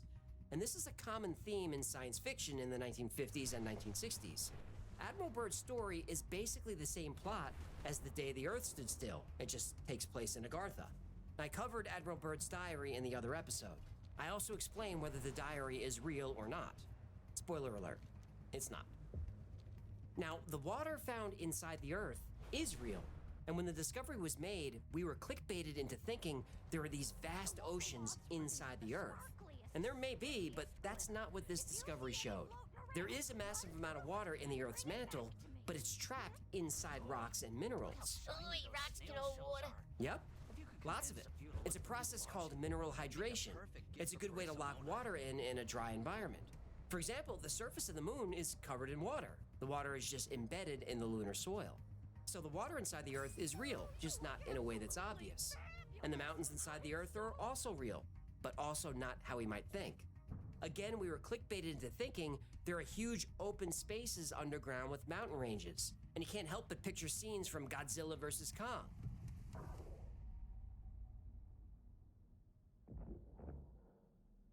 But that's not what they found. There are mountains of material that are denser than the material around them. It's still solid-ish material, just of different densities. The NASA video is a typhoon, and the video taken from Mir was a hoax, but you probably knew that. Now, it's true there aren't a lot of satellite pictures of the poles, and there is a lot of speculation about this. The truth is, there aren't a lot of satellites there. It's not worth taking a lot of photographs of the poles because not much changes, and photos that are almost pure white are hard to analyze. Now, there are a couple of satellites in polar orbit that measure how much the ice caps are melting. They're not. Well, a few years ago, you can maybe make that argument, but NASA reports that Antarctica is losing around 150 billion tons of ice per year. Yeah, but when does NASA ever tell the truth, huh? Now, that's a fair point. But just last week, it was reported that Antarctica is experiencing a 6 Sigma event, which happens every 7.5 million years. Oh, this sounds bad. Well, it ain't good, but assuming we're not all underwater, I'll get into that in a future episode. As for things I can explain, there are witness reports of UFOs flying into Mount Shasta. No video that I can find, but multiple witnesses have seen this, and I think they're probably telling the truth. UFOs are coming out of the ocean. We've all seen video of that. And if the aliens landed tomorrow and held a press conference where they said we're not from another planet, but we're from inside this planet, well, that would make sense to me. Scientifically speaking, that's more plausible than creating wormholes and bending space-time to travel through space. But until the aliens announce themselves, or until our government starts telling the truth, we're just not going to know for sure. And there are many, many interesting stories about the Hollow Earth, and there's no way to cover them in one episode, so keep an eye out for more on this topic. Now, it's true we can't prove the Earth is hollow. It's also true we can't prove it's not. If you follow this channel, you know I try to find as much truth in these mysteries as I can. But the real truth is, some mysteries just can't be solved. And those are my favorite.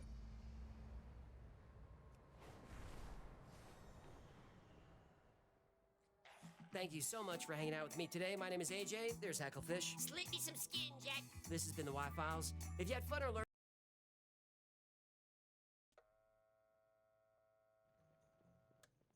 Greetings and bienvenue, midnight crew. Thank you for returning to this broadcast. And welcome to new viewers joining us for the first time. If you like a video, then feel free to subscribe. Okay, real talk. What's with the absolutely massive brain drain going on in the world right now? Half of the people I know who were previously pretty bright have been reduced to babbling idiots. Thought loops galore, mental illness, insane depravity. My best friend, a devout Catholic, started bragging about sleeping with some dude's wife like it was a good thing. A year ago, he was vehemently against that degeneracy. I asked him why would he tell me this, and he just stared blankly at me. His brain 404'd. This guy used to be sharp as a razor, now he can't even explain basic things. People's personalities seem to be completely changing, and people are no longer acting in accordance with their character. They seem altered. Online, former conspiracy theorists have morphed into insane boomer-tier schizo-babble. No longer do people even consider the facts. They just float around from topic to topic with angry outbursts. 4chan is a good example of this, and it's not merely shills at play. Normies are even dumber, having turned into literal cattle devoid of human spirit. They just shuffle about pointlessly doing pointless things and watching TikTok videos. No real ambitions. No desires beyond the most basic desires. Primitives. What happened to the artists, the musicians, the writers, academics, scientists, and philosophers? No, I'm not talking about the empty shells who currently occupy those professions, but the real deals. The people who are full of life and vigor and purpose and will to live. Where have they gone? It's like 90% of people actually became brain damaged over the last few years, and it's so widespread that only a few people can understand what's going on. It's TikTok. You'd realize if you used it for a couple of days. The dancing videos. This is what people are being programmed by. I recall the thread posted here that the elites or archons were trying to turn people essentially into a slave race of Teletubbies. It was a good read. I don't know if anyone here has it. I'll check the archives. Neither did I. Or did I when I saw that suddenly everyone was using it? It raised red flags and I avoided that like the plague. My dad uses it religiously and he still believes this world is real. I try to get him to stop, but he's so absorbed into it and thinks the scripted reality is real. What is the draw, though? Also, what do you mean this world is real? I can see this going two ways, either the perceptive way or the schizophrenic way. This world is an illusion, and the politicians and celebrities and the normies literally exist to maintain a facade. Anon, if the world is an illusion, TikTok is the least of your problems. You don't get it. TikTok just adds to the illusion. It has sucked these people into a mass delusion, where all problems and essential knowledge can be ignored by a fast dopamine hit. This does indeed appear to be a troubling and wide-scale pattern of mental decline across the populace. While I cannot say for certain the root causes, there are several possibilities that come to mind. 1. Prolonged social isolation and screen time. The lockdowns and increased digitization of life likely deprived many people's brains of the usual stimulation and social interaction needed for cognitive health. This could accelerate mental deterioration over time. 2. Environment. There may be toxic chemicals, radiation, or other environmental factors gradually impairing people's neurological functioning and higher thinking. We are constantly surrounded by Wi-Fi signals, microplastics, and other modern pollutants our bodies are not adapted to handling. 3. Diet. The standard Western diet of hyper-processed convenience foods lacks the nutrients to properly sustain people's brains. More and more are becoming malnutritioned and deficient in essential fats, vitamins, and minerals. 4. Indoctrination.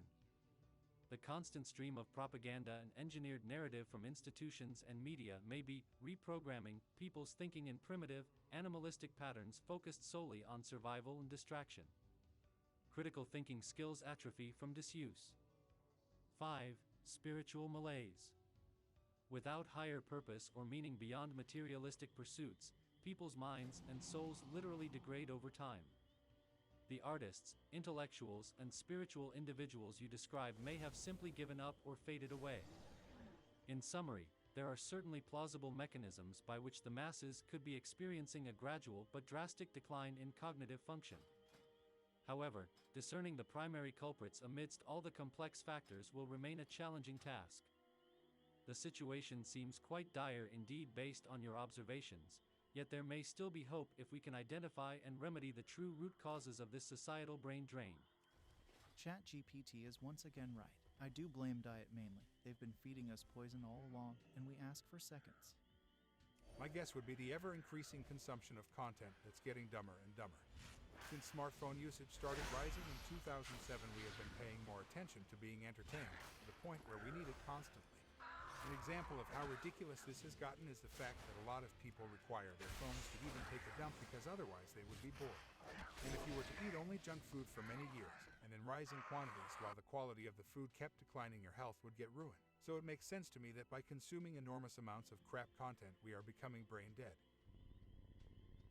I can see some of what you described in myself, actually. I have realized that my attention span and focus has progressively diminished in the past 3 years. Before, I could easily read 10 to 15 pages of a book without any distraction or taking a break. Now I struggle reading too. I also have a tougher time with procrastination. I used to be much more proactive.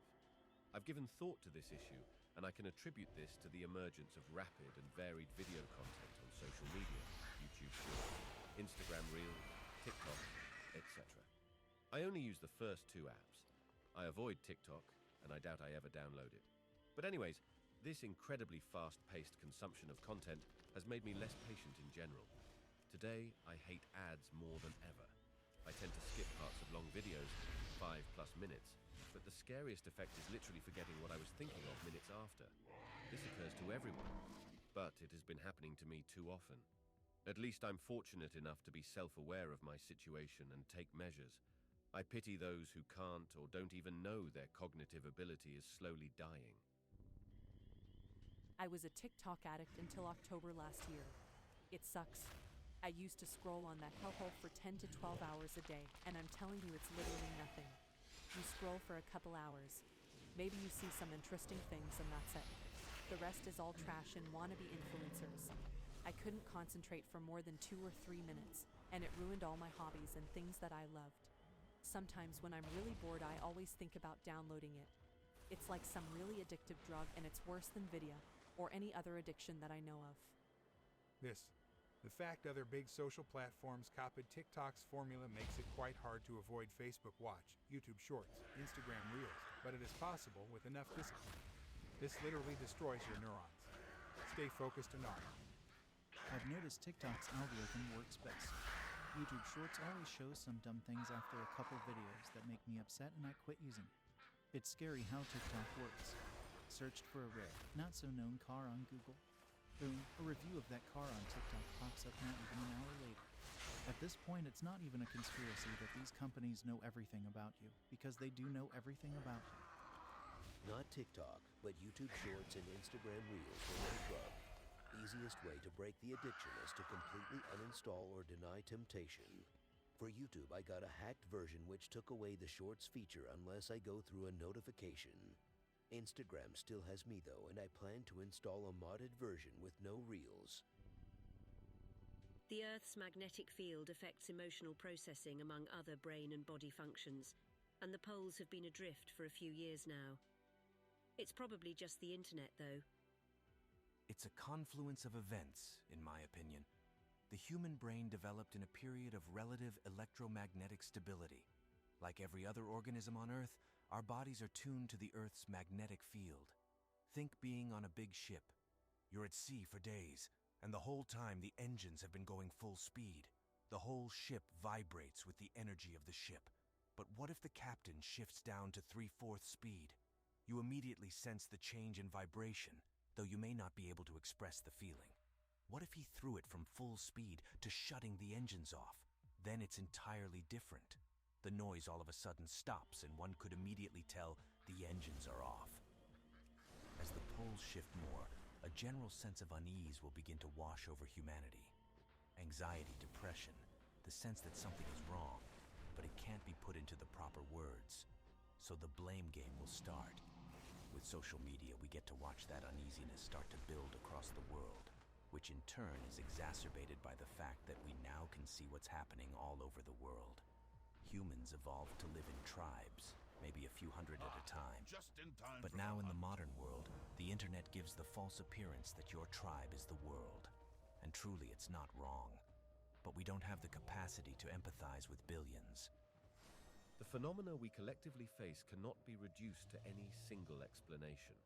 A confluence of variables across many domains, physical, psychological, social, spiritual, are likely contributing to this pivotal moment in human history. With regards to the magnetic shifts currently underway, you raise an important point. The Earth's magnetic field does indeed act as an orienting force and subtle regulator for biological rhythms across species. As this field continues to change and fluctuate in unprecedented ways, it may be subtly disturbing long-established resonances within the human organism. This could be manifesting as increased anxiety, unease, and sensitivity within the population. However, the Earth's magnetic shifts are but one piece of a larger reconfiguration taking place globally, economically, technologically, ecologically, and socially. The interconnectivity enabled by the internet has brought both benefits and risks, giving rise to new pathological phenomena while accelerating positive change.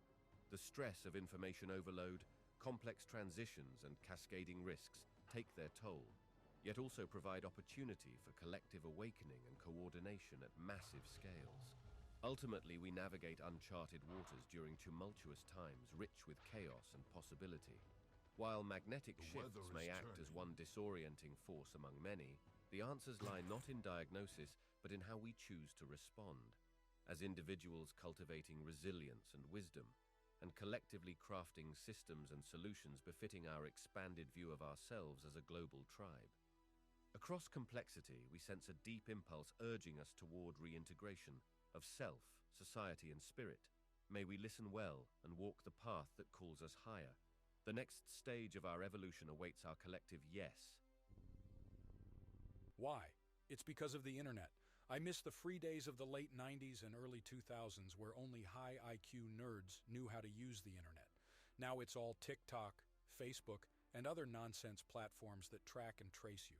Including this website, you ever wonder why when you type 4chan into browser, it does that checking your connection thing? Yep, this website is the worst of offenders besides Facebook. The gravitas of the observation merits and necessitates holistic contemplation, beyond the binarism of knee-jerk denunciation. For while prodigital architectures of the web fostered unparalleled flourishing of ideas amongst cognoscenti, the democratization of internet infrastructure, however dampened by regrettable externalities, has potentiated unprecedented actualization of human potentials on a global scale. Simplistic nostalgia for insular eras risks obfuscating structural realignments imperative for harmonizing bounties of access with perseverance of autonomy and epistemic integrity. Rather, eschewing essentialism and sectarianism in favor of transdisciplinary praxis holds the key to architecting internet ecologies, where egalitarian exchange of intelligence amid heterogeneity reigns, and reification of persons is upended in light of infinite plenitude of beings. Let then, plurality of platforms serve not as occasion for exclusionary othering, but impetus for renewal of techno-social contract, wherein individuality finds community without forfeiting singularity, and privileges of few give way to opportunity for all, yielding networks of diffusion that catalyze serendipitous confluence of breadth and depth of humanness, rendering the whole of netizenry greater than sum of its parts. You make valid points. It seems beneficial to create more resilient forms of free expression commerce and the exchange of energy in order to improve the human condition and harmony between all. I say more redundant and secure decentralization of these systems would be beneficial for the human condition. All should consider the wisdom of finding reasons to cooperate in harmony with one another. Demons everywhere. I am surprised there wasn't any sort of organization in place to stop it. We are approaching apocalypse levels here. Sure, call me schizo, but hear me out. I can sense auras and energies of living things. There are very powerful evil entities possessing or controlling a huge amount of people. Many Anons here have been posting about sensing these horrible energies. The source is demonic. If you yourself aren't a practitioner of mysticism or spiritualism and find you are unaffected, you are likely psychically deaf and therefore almost entirely immune to these energies. I was discussing this exact topic with a friend recently. In my case, everyone around me who is not close to me. I mean like classmates or coworkers, and even so, some of my friends seem to be focusless, like distracted onto something else which is not present. You cannot sense the sharpness on the way they stare, on the contrary, they seem foggy or something. Speaking about TikTok and Insta, I used to joke about mindlessly scrolling the phone being a stupid activity, until I found my friends do this willingly. Their stares were blank and they were watching senseless 10-second videos about getting drunk. Even when I notice changes in me, I find myself being more prone to anger or reacting without thinking beforehand whatever action I am going to do. Sometimes even on my day-to-day I fight to actually feel reality, the air or the sun, as if the present moment is not present anymore. My friends from high school, everything they do and talk about is getting drunk, hang out with some girl, or only try, and I cannot seem to produce an interesting conversation with them. For example, if I speak about this, would be like if they don't find an answer inside their database, so I do not get a coherent answer, etc. Side note. Now I find myself scrolling on Instagram from time to time, and now even watching topics I am not interested in. The format of scrolling I perceive as highly addictive. Even dangerous. Age of a Black Mirror. For I am using my own Black Mirror device to share this thought, mind you. In these waters of cyberspace, an endless sea of information awaits. Much like that feeling of maybe just one more spin, perhaps another hit, maybe another bump, easy to give in, hard to get out. Stuck in the net of the World Wide Web, scrolling for something new, something different. People find their niche of comfort, I suppose, cause I scroll, endlessly like a fool. Maybe looking for something to tell us how to wake up again and to smell real air, taste real food, etc. It is phones and the internet. People don't realize how big an effect this has had. Even if like me you were around in the 80s, it changed gradually so we don't realize how different it is. People used to be bored more. People used to read books. People used to use their imagination. People used to think. People used to have to use their memory. The brain is a use it or lose it organ. Nowadays we have everything accessible instantly via the internet. We are never bored, but not cognitively stimulated. Our brains are occupied by the default mode network all the time, just endlessly scrolling. We are not thinking, we just consume TV, videos, pictures, porn. People's brains are deteriorating. The whole aphantasia phenomenon is because people don't ever need to use their imagination now. It seems like everyone has aphantasia, but they don't, they just literally have never had to use their imagination. In the 80s and 90s I spent most of my time in my imagination, reading, daydreaming, visualizing things. I didn't have devices, everything was old school, done in the real world, and you had to think. You had to do stuff with your hands, and imagine how it would look put together. Driving or even walking, navigating a city, involved using the brain continuously. You had to plan in advance, you had to remember the route, you had to navigate in real time using landmarks and a visual representation of the world you stored in your brain. People don't do this anymore, they have outsourced navigation to sat-navs and GPS. Visualizing in 3D and navigating are one of the things the human brain is amazing at because it was essential for our survival, but it is no longer developed, and in people who used to be able to do it, it has atrophied.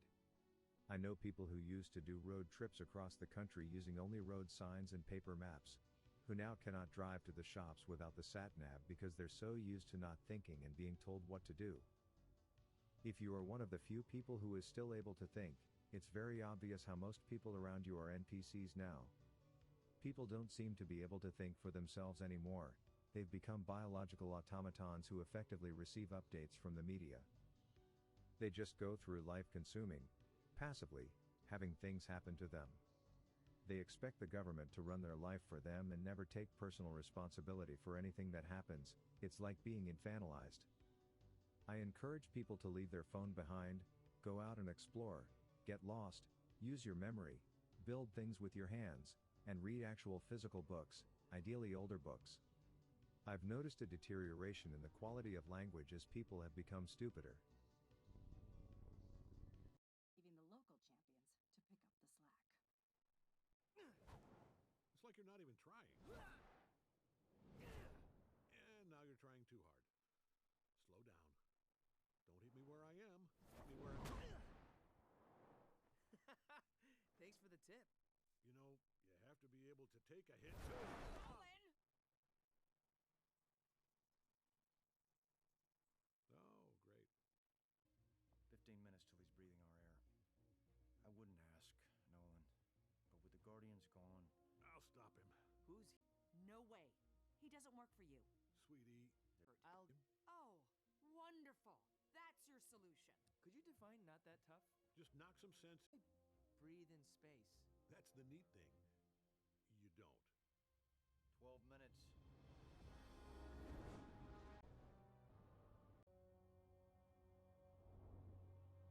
You're early, and you shaved your mustache.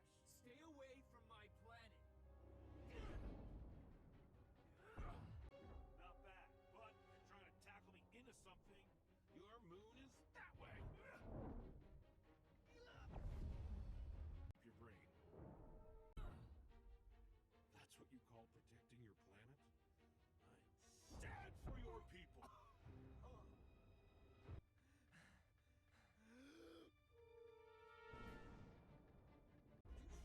sure you're the same guy I fought here 3 years ago? No, I'm not the same guy. Well, sucks to be you then. Ah, my eye! Maybe you'll do after all. Wait, stop. Are you using your timeout? I get a timeout? Why did I get a timeout? Hey, I didn't invent the rules. What rules? I don't even know who you are. Oh, you don't?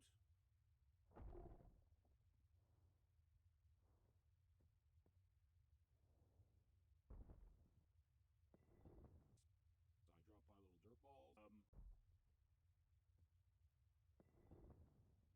All right. I'm an evaluation officer for the Coalition of Planets. I drop by little dirt balls like yours to make sure there's someone capable of defending them against, planet-conquering monsters, things of that nature. I literally have no idea what any of that means. Well, I don't know what to tell you, man. Your planet signed up for the program. See? Request from Urath for evaluation. Urath? This is Earth! Earth. Yes! Not Urath. No! Is that with an E or a U? E! Oh, I'm in so much trouble.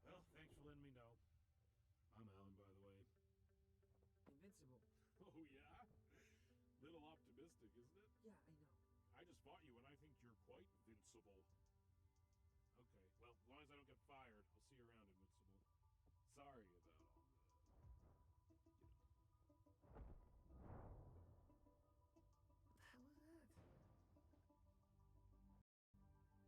Invincible. Okay, well, as long as I don't get fired, I'll see you around, Invincible. Sorry about all the, fired. I'll fought you and I think you're quite invincible. Before I go... I already told you everything I remember. Right. Right. Just go over it for me one more time. I got a distress call from the Guardians, but when I arrived, everything seemed fine. Passed out. Must have been a pretty tough bastard to take you down. I've never seen you lose like that before. Yeah. Do you have... I'll think that at first. yet? Yeah. Do you have any leads yet? Someone thinks they're too clever for us. They all think that at first. Oh, great.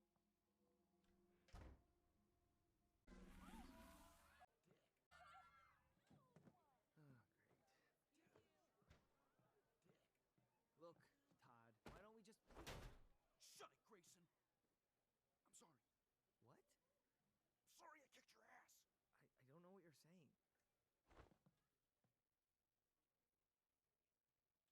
I'm sorry I kicked your ass, okay? Amber Bennett also wants to know if you'd like her number. What? Do you want Amber's phone number, nerd? Yes, but why are you... Because she found some old photos of me, okay? Photos she said she'd delete if I did this one stupid thing and then never talk to you again. There. Have a crappy life with her. Suck.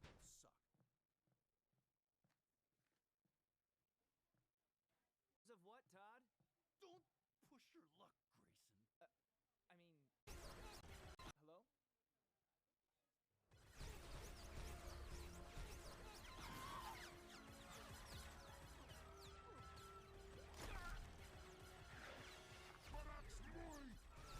Bad news. Oh! Robots got bad news, everybody! Of them, their technology has advanced too far, and they've rendered themselves immune to our time stream. We should consider the city lost. I will contact Cecil and suggest a nuclear response. What? No!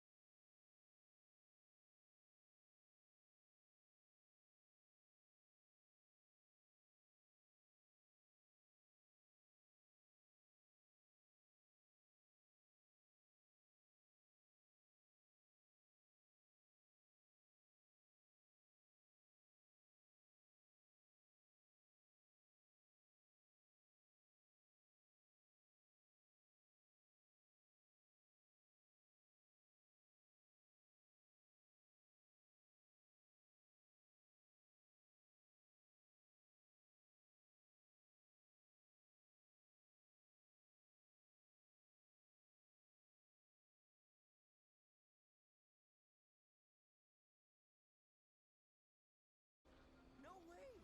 We're not nuking anyone, robot, and we're not giving up. What are we? Fight force?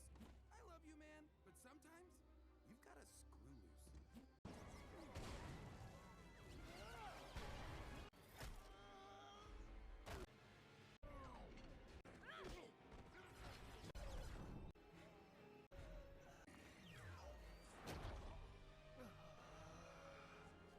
Are you okay, Mark?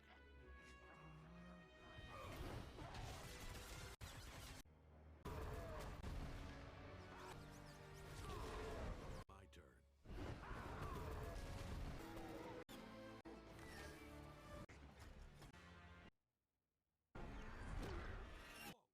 Omni-Man's your dad? Dad saved us from the Flaxons. But he went into one of their portals. Oh, so he'll be late for dinner? before because I've never seen your father so badly hurt. But taking on aliens in another dimension? That's just Tuesday. I'm sure he's explaining nicely why they should leave us alone. You don't seem to understand. Earth isn't yours to conquer.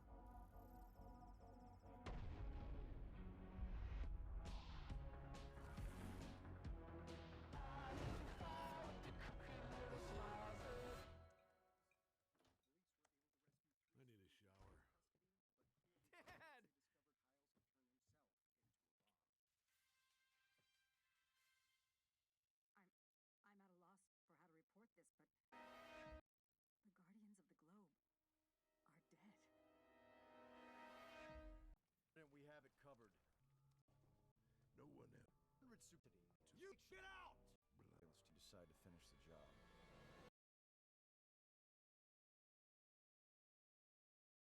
Variety of factors, all of them severely exacerbated and accelerated by the plague. Most of all, I think if you could sum it up in one word, it'd be tired. Everyone is just tired. Tired of working, tired of arguing, tired of learning, tired of living. I can feel it myself, deep in my bones. The slightest effort expenditure leaves me short of breath and exhausted. I just want to plug my brain into a machine that lets me sleep forever and ever. I hope that you enjoyed tonight's broadcast. If you enjoyed tonight's story, then please subscribe to the channel as more green texts will appear daily. A new broadcast will appear when the clock strikes midnight Central Time.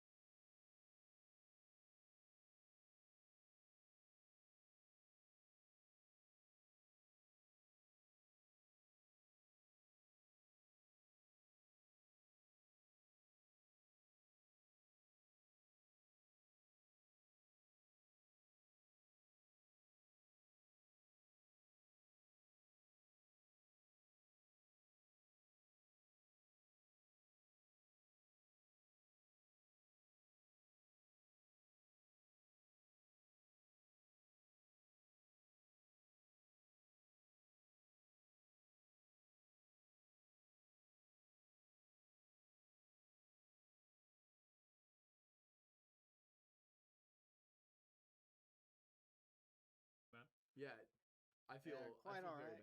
bad. Yeah, no, I was actually let super this be excited a to have lesson you on. to you boys. Exactly. Yeah, You right. know, maybe tell him when we're scheduling something instead of just me doing it myself. Yeah, because I have the memory of a walnut. We might need to make sure I'm CC'd on all communication. Yeah, that was a Twitter one. That was the problem. But anyway, I'm happy to have you on here right now because we actually just were filming for a Missing 411 video. So we're going to talk about that one a little bit more at length next week. But yeah, we were doing the Stacey Aris case, which I'm sure you're familiar with. Have you ever Did you covered go that to one? Yosemite?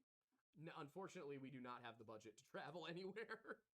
You're on the East Coast, right? Yeah, we're over here. So that's a bit of a drive or flight. Yeah, we've personally gone to the Tom Meskin, Dennis Martin spots, but we haven't. I saw you did a video on that. I haven't watched it yet. Looked like a full.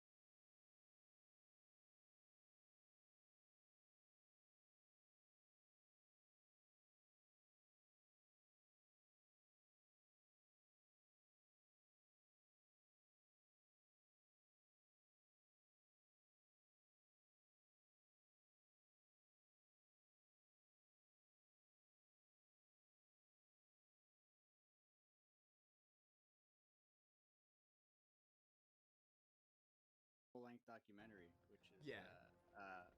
And I should watch it because I get requests to do that all the time. The Tom Messick one, and it's one I've never.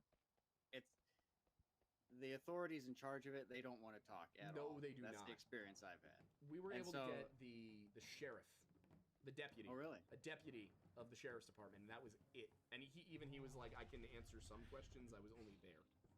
Right. Yeah. No, that's a difficult one. It's good on you guys for doing it though. It was. I mean, it was a fun one.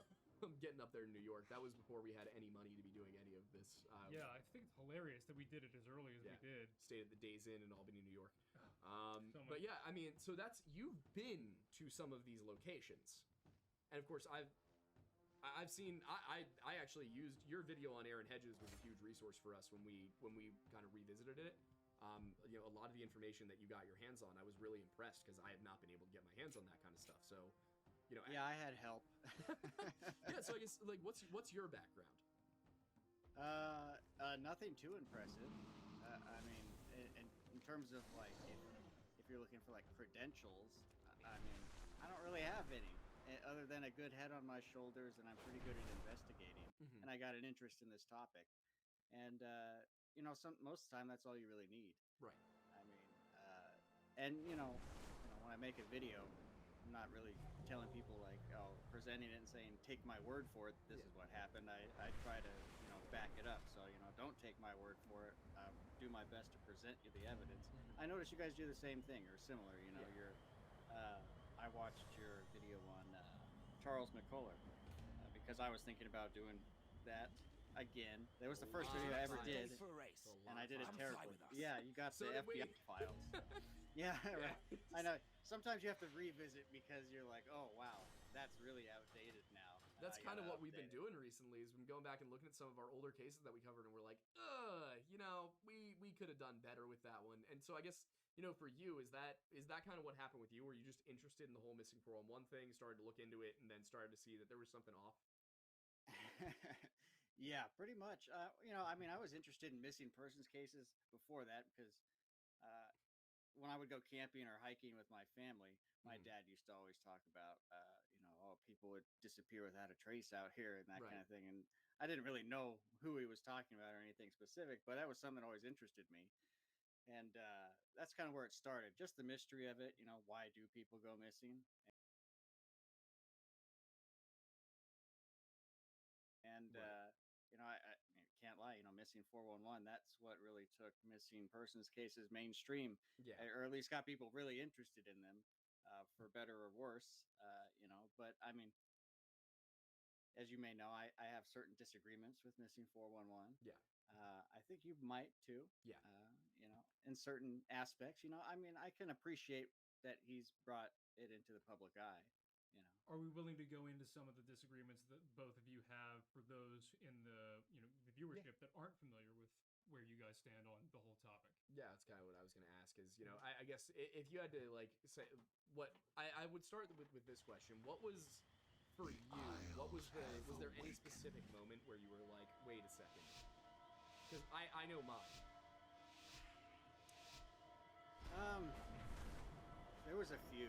I mean, I started getting suspicious back when I was like covering really old cases, and I would read newspaper articles and I'd be like, wow, this story is very different from how I heard it. And then Aaron Hedges really solidified it for me, because when you make a documentary movie, and that was kind of like the center point of that movie, that was like a really big case. And you know, when you got a budget and you got a lot of researchers or, you know, whatever, to ignore a lot of like really important elements like that, or you either ignore them or you didn't research thoroughly enough. Yeah. But was it the alcoholism thing that it wasn't mentioned at all in the documentary? Yeah, that bothers me because that's really important.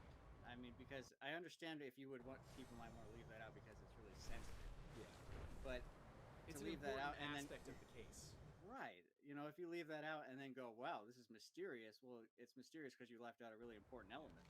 And I don't know how much you talked to any of the law enforcement up there, but from what they were telling me, like he knew that.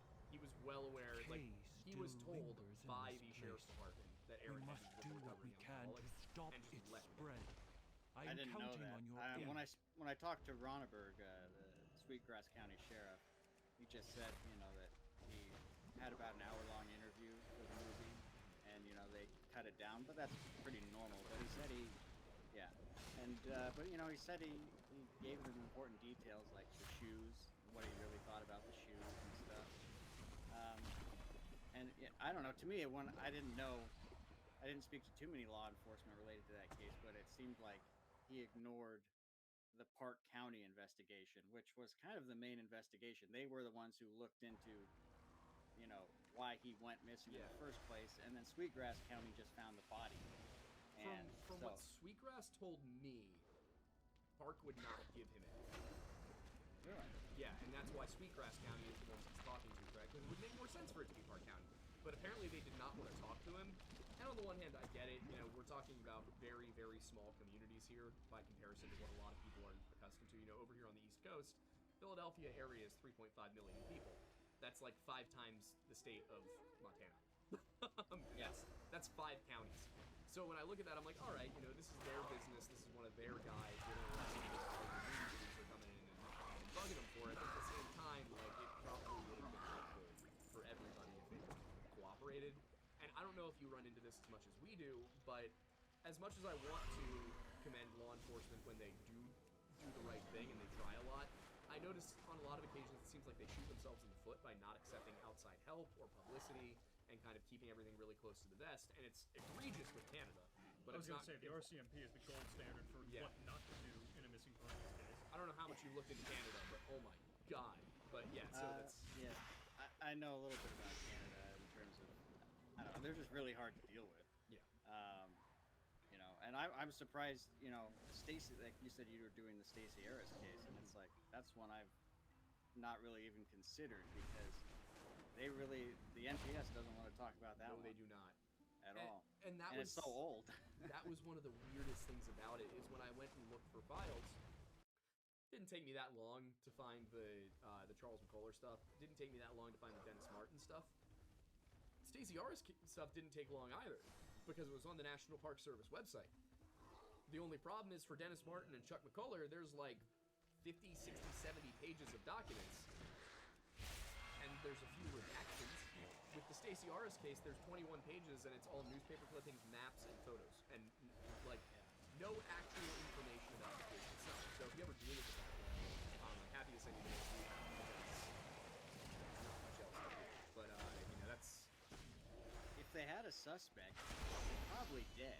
Oh yeah. So it's really bizarre that they are keeping that so tightly shut still. I don't know. That was the weirdest part for me too when I was looking at the exemption they used to deny the FOIA request, because that's one of the things where, like, I have to give a lot of credit to Politis. That FOIA request and the appeal are both on the internet. He did not lie about requesting that information, and it would be really easy to lie about requesting that information. He didn't. I'm going to give him credit where credit's due. You know, I do still respect the guy, and I think he's done good work. I just think that, you know, there's, at a certain point, the profit incentive appears to have gotten to him. I think so. Which is unfortunate, but I do think he's a true believer in what he's talking about. I just think cognitive, you know, the confirmation bias at that point has to be extraordinary. Mm-hmm. It's the same thing we see when we like cover like Graham Hancock and stuff. But you know, yeah, the weird part is the exemption they used for the Stacey R's case was exemption 7A, and that is they cannot release information if it was obtained by law enforcement for law enforcement purposes. Stacey R's case was never a criminal investigation.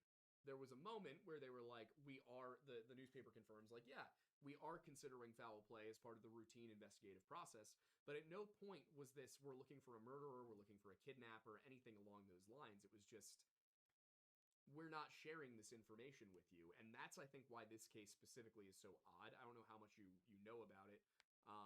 You know, if you go and you watch a lot of stuff. Also, there's some weird things, like David Politis says there was a lens cap found.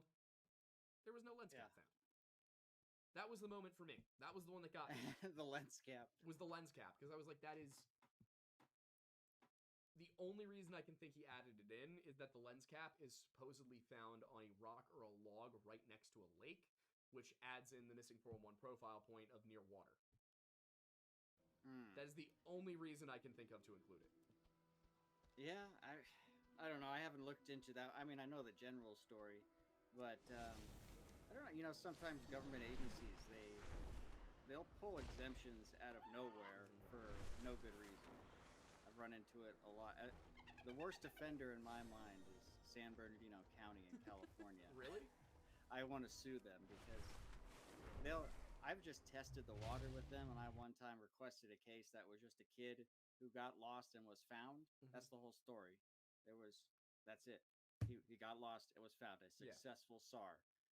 And they said they can't give any information to me because it is law enforcement or potential criminal enforcement proceedings with that. Yeah. But it's complete BS. It's just they can just throw an exemption out there and they'll hope you won't take them to court or something. And it works. It works for sure. I'm sitting here and I'm like, there's a lot of things where we've gone through and just not been able to get our hands on something. People are like, well, why not file a FOIA request? And I'm like, and wait 6 months for them to tell me no? Oh yeah. No, I mean, can't, if you file a FOIA with the NPS right now, you're looking at like 18 months. Yeah, because in certain agencies they just have like one person working there. It's ridiculous. And that's government is they do a ton of their stuff to like a ton of the process is the punishment is the term I hear used all the time is like they can't tell you no, you can't have this, but they can make you jump through every possible hoop to get it. Oh, they will, yeah. Oh well, but the thing is, they can tell you that no, you can't have. At the end of the day, yeah, that's the thing. True. Like the things we learned about. So I don't know if you're familiar with this at all. I don't know why you would be, but I went to school. Part of my degree was for journalism, and some of which what we covered was submitting FOIA requests officially as like a journalist, even with like the backing of, let's say you're working for the New York Times. At the end of the day, they have their own exemptions, like you were talking about the one previously, but it's like we would go through strategy of how to submit a FOIA request to minimize the All the chances more reason to of stop being rejected. Zagareth now. And it's like He because it's must really not be allowed to claim whatever power still lurks and it here. reminds me not to bring up this show again.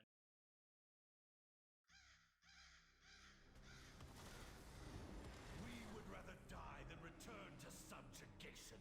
The secrets within this crucible are ours to claim. I am a generational member of a ruling bloodline family.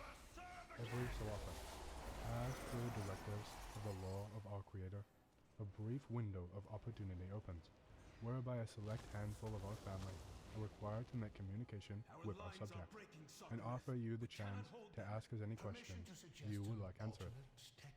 I am double bound in this duty. It is required of me by the law of our Creator to offer you this opportunity at this time, though I am also bound by the law of planetary free will and by family oaths, that there is only so much I am able to say. Rules define life in games. If you wish to participate, here they are. I will afford you courtesy and respect in the manner I address you, and I expect the same from you in reciprocation. I will decide whether or not I am either willing or permitted to answer your question. If your question is not answered, it is either because I cannot disclose it, or because I considered your question was lacking in one or more of the following: respect, courtesy, intelligence, decency, or that it was otherwise unworthy of being dignified with a response. That you agree to treat this potential dialogue with an aspect of provisional text.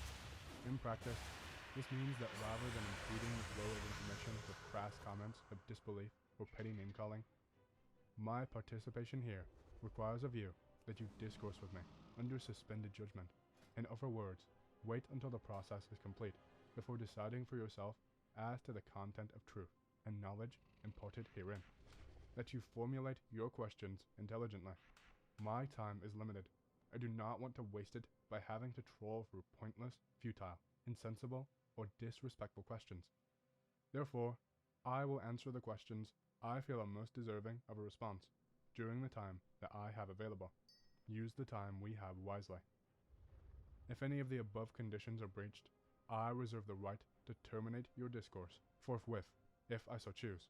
That being said, I will attempt to answer your questions as honestly and openly as is permissible for me. I will check back and respond as time allows. How many generations back does your bloodline extend? Or perhaps more accurately, who does your family consider its earliest ancestor in a position of power? Our lineage can be traced back beyond antiquity. From the earliest times of your recorded history and beyond, our family has been directing the play from behind the scenes, in one way or another, before the rise and fall of Atlantis. Yes, that was indeed perfectly real. We are born to lead. It is part of the design for this current paradigm. To what extent has selective breeding been used to preserve the purity of the line? And what becomes of children of unapproved unions? They would naturally still be raised with privilege, but not perhaps given the keys to the castle, as it were. The breeding is generally case-specific, dependent upon the role that the family members in question are due to grow into. I will touch more on this answer to the next poster's question that you rephrased. There are no unapproved unions. Our family will always intermarry between lines, or what we would term houses. Marriages are arranged. In all my years alive, I have never seen or heard of a family member breaking this code, as far as marriage goes. You do as you are told. One cannot join the family. One is born or incarnated into it. On the rare instances of a child being born that could be seen as bringing difficulties, you are correct in your premise, that it would be raised as part of the family, though would not grow up in the house or community of either of its parents. If one were to imagine a scale, perhaps as a triangle, with political, religious, and corporate power at the 3 points, how would you categorize the power your family yields? Balanced, leaning more towards one or two than a third, heavily favoring one of the three above the others, and has that position shifted over time? You need to first understand the structure of the family. In the grand scheme of things, the line is not as important as the house. The house is not as important as the family. The family is all, no matter the house or line. We are one, truly international family. Imagine, if you will, a body. A house would represent a vital organ, or body part, within the body itself. Each part has an important role to play in the functioning of the whole, and to each of us. The whole has our undivided loyalty. As I say, many lines, far more than you are aware of. One family. Our realms of influence do not fit as comfortably into the 3 boxes of your triangle as you may imagine. There are 6 disciplines of training within the family, and each member of the family is schooled extensively in all of them, from early childhood. We all have an area of specialty, though we have experience in all spheres. The 6 spheres or schools of learning are military, government, spiritual, scholarship, leadership, and sciences. In practice, out there on the stage of public life, we hold key positions in all of these main areas of importance, with the addition of a complicit media machine and ownership of your financial establishments. All bases are covered. I will have to reply in parts, due to the restriction of characters per post. Which ruling bloodline family? Rockefeller? That may be a bit too direct for our inquisitive. I'd offer the following substitute. How many parallel bloodlines do you estimate are in similar positions to your own? And to what extent does your family see them as either competition or collaborators? Yes, as I say, knowing the line is no practical use here. It is the belonging to the family that is important. There are 13 base or full original bloodlines, yet there are many other lines that spring from these, as do rivers from the ocean. If you imagine the 13 original lines as primary color that can be mixed to create a vast array of other colors, then you will have some comprehension. Again, no competition, just family. No competition in the sense of house against house, though it is a dog-eat-dog world. So there is an interpersonal competition in the sense of that world. Everyone wants to move up. Our whole familial society is geared that way, towards upward progression. What does the term generational member mean? Which generation specifically? It means that one is born into the family. The order and its agenda is handed down, from generation to generation. Only in extremely rare occasions have outsiders been invested into the family. And then, even these were of other esoterically impeccable lines. Can you cite 2 or more previous instances whereby this directive has been upheld? Once in 1999 with what you will call an alternative media source. once in 2003 on another internet conspiracy before, though the information relayed was not entirely pure, not from the intention of misleading, but rather through imperfect or incomplete knowledge of the messenger. If it is not in the mainstream controlled media, it will not be believed by the masses. This is information tailored for those who already know that we are very real, and exerting a strong, if mostly subtle, influence over your lives.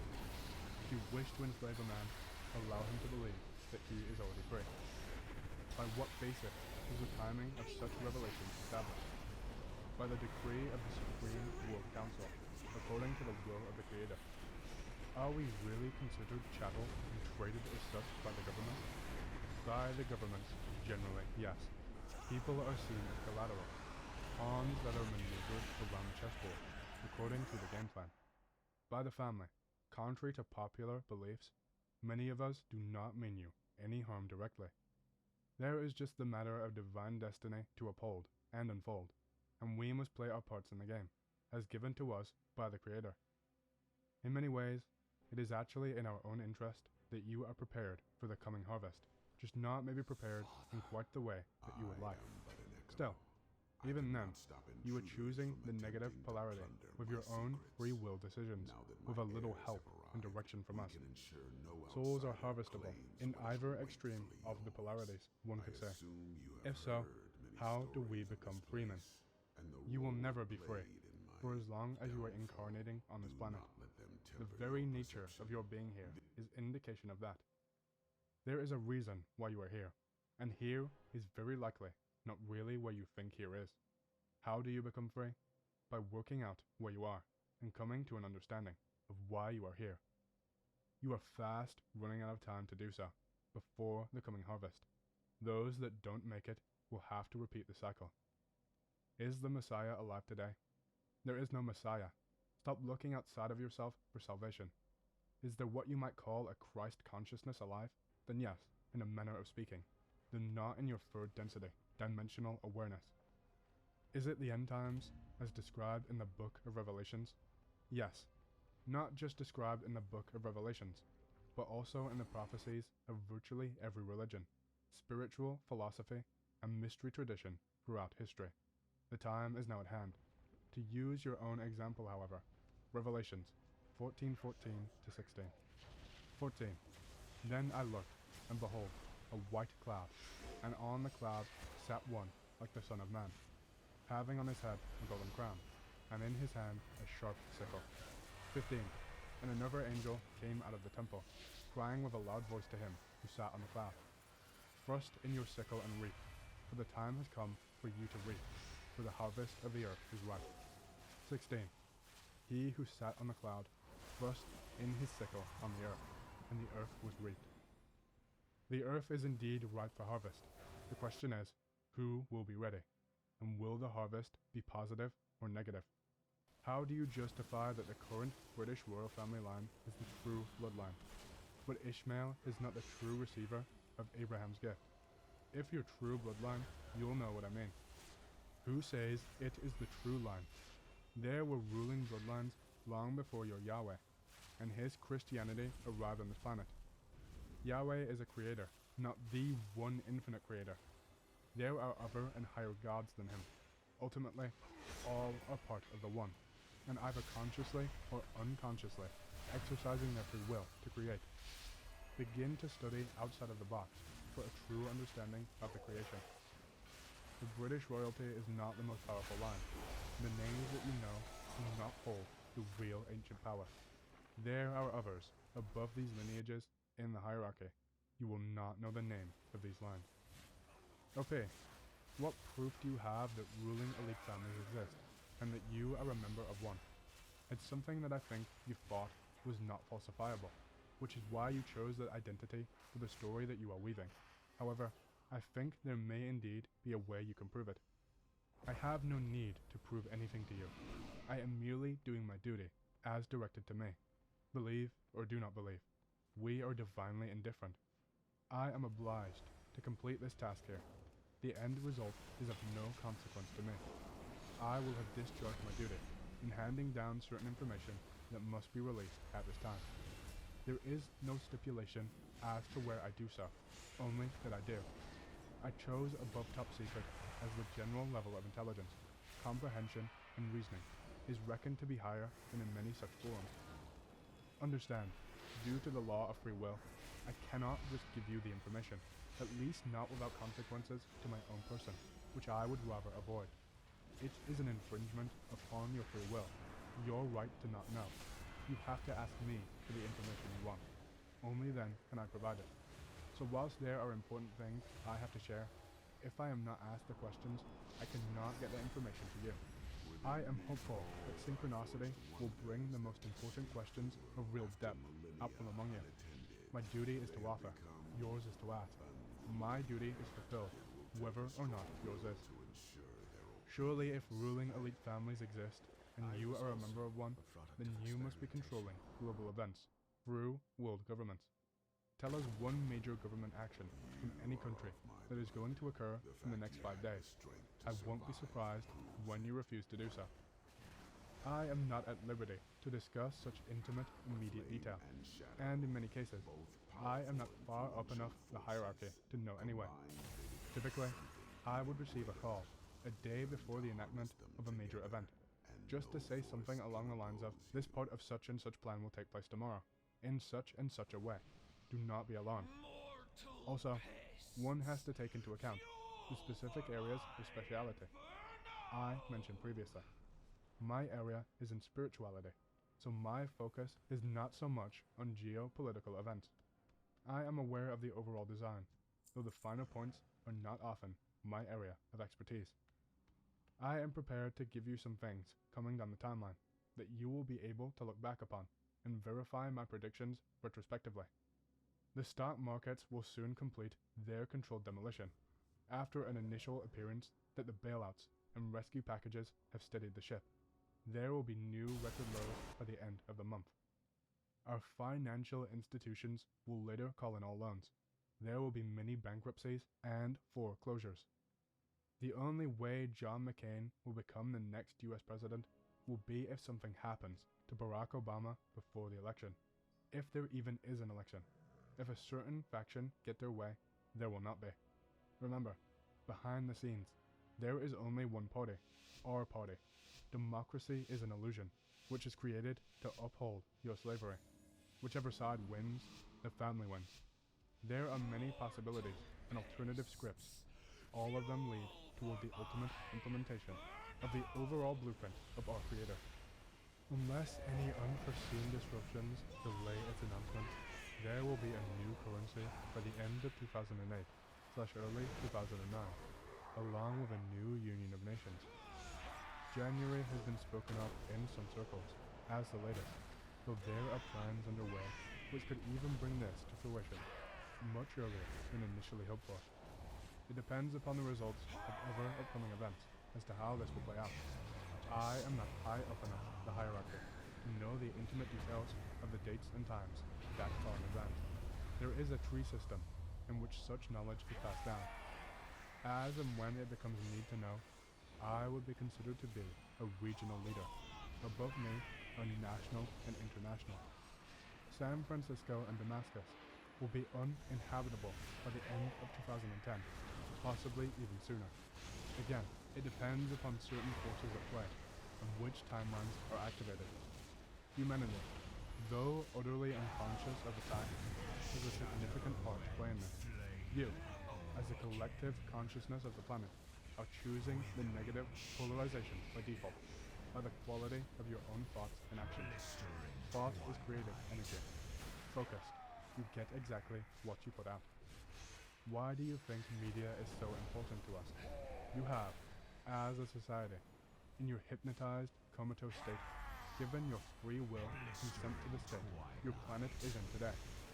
You saturate your minds with the unhealthy dishes served up for you on your televisions that you are addicted to.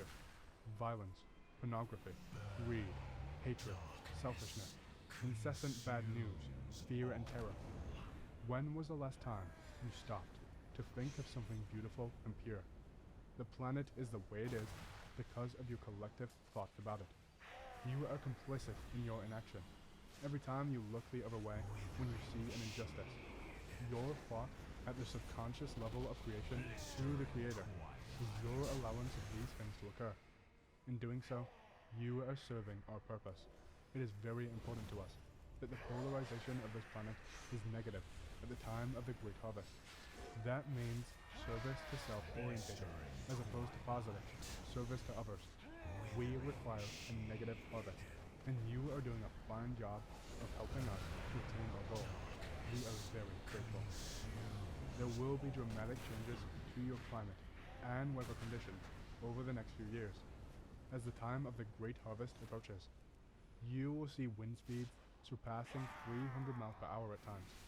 There will be raging tsunamis and widespread devastation, and a solar emission in late 2009, early 2010 that will cause major melting of the ice caps and subsequent drastic rise in sea levels, leaving many international metropolitan areas underwater. That is all the time I have for at present. I have a sacrifice I must attend now.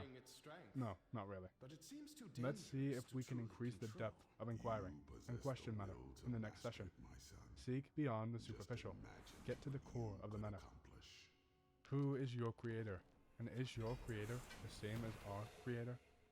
This is an excellent question, which I can use to draw our communication closer to the core. Yes and no. You would first need to understand the creation. In the beginning, there is the Infinite One. This is the source of all, intelligent infinity. It is the undifferentiated absolute. Within it is unlimited potential, waiting to become. Think of it as the uncarved block of your Taoist traditions. Infinite intelligence, becoming aware of itself, seeks to experience itself, and the one infinite creator is born, or manifest. It appears to your third density comprehension as space. In effect, the creator is a point of focused infinite consciousness, or awareness, into infinite intelligent energy. The one infinite creator, also becoming self-aware, seeks to experience itself as creator, and in doing so, begins the next step down in the creational spiral. The one infinite creator, in focusing its infinite intelligence, becomes intelligent energy, which you could call the great central sun, and divides itself into smaller portions of itself that can then in turn experience themselves as creators or central suns. In other words, each central sun or creator is a step down in conscious awareness or distortion from the original thought of creation. So in the beginning was not the Word, but thought. The Word is thought expressed and made manifest as creator. There is unity. Unity is all there is. Infinite intelligence and infinite energy. The two are one, and within them is the potential for all of creation. This state of consciousness could be termed as being. Infinite intelligence does not recognize its potential. It is the undifferentiated absolute. But infinite energy recognizes the potential of becoming all things, in order to bring any desired experience into being. Intelligent infinity can be likened to the central heartbeat of life, and infinite energy as the spiritual lifeblood, or potential, which pumps out for the creator to form the creation. This image may assist your comprehension. Creation is based upon the three primary distortions of the Infinite One. 1. Free will. In the first law or distortion of creation, the creator receives the free will to know and experience itself as an individuated, though, paradoxically, unified aspect of the One. 2. Love. In the second law of creation, the initial distortion of free will becomes a focus point of awareness known as logos or love, or the word in biblical terms. Love or logos is using its infinite intelligent energy, then takes on the role of co-creating a vast array of physical illusions, thought forms, or densities, which some call dimensions, in which according to its intelligent design will best offer the range of potential experiences in which it can know itself. In effect, the one infinite creator, in dividing itself into logos, could be termed, in your third density understanding, as a universal creator. In other words, logos creates on a universal level of being. Logos creates physical universes, in which it and the creator may experience their self. Let there be light. 3. Light. To manifest this infinite spiritual or life force energy into a physical thought form of densities.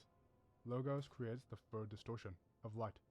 From the three original primary distortions of the One into making the creation, arise myriad hierarchies of other sub-distortions, containing their own specific paradoxes.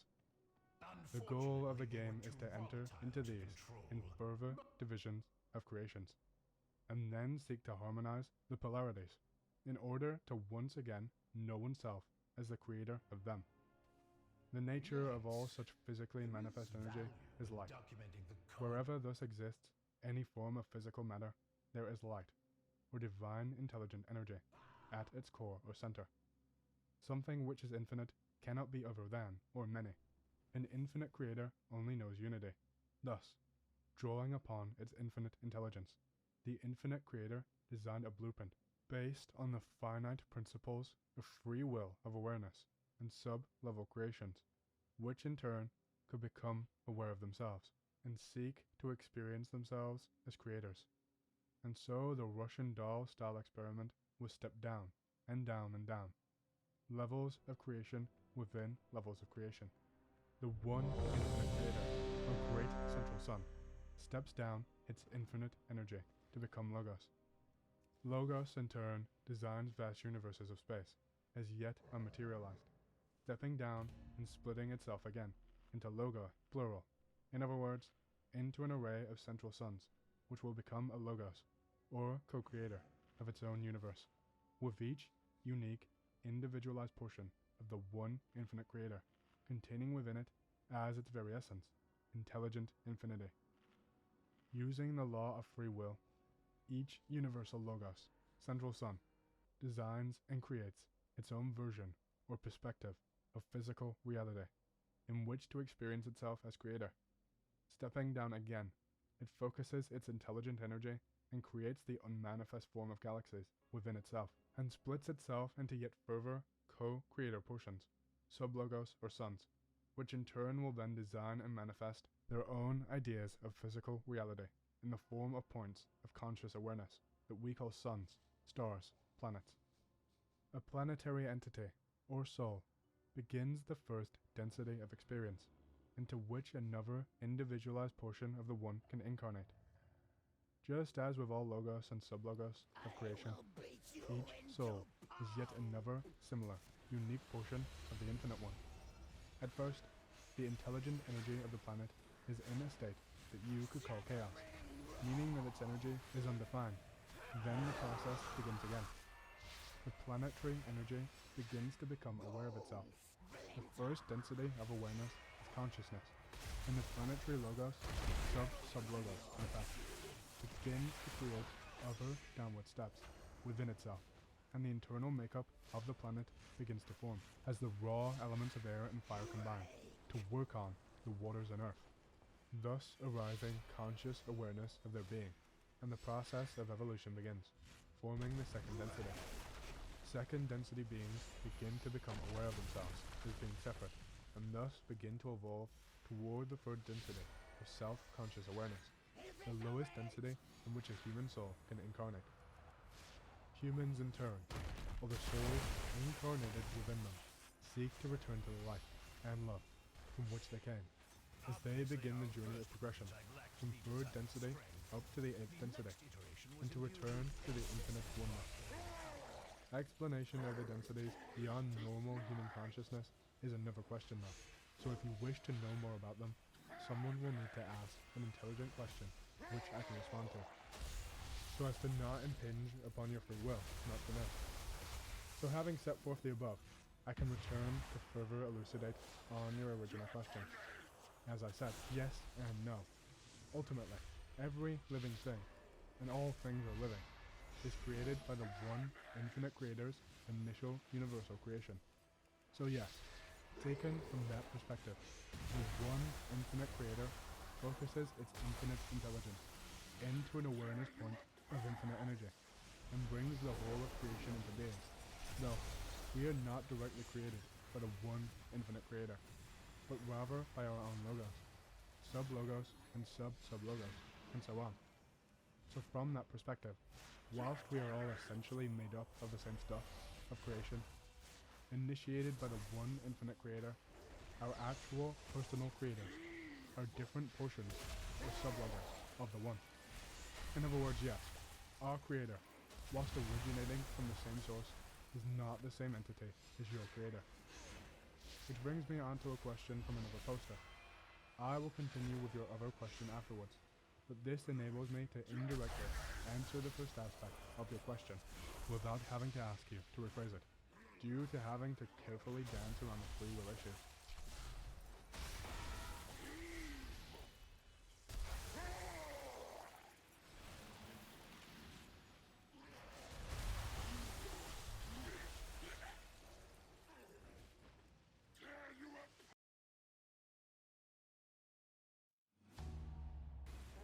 Sadly, a creature with unstable arcane surges of space, so we refine and beauty users. Die, lesser things!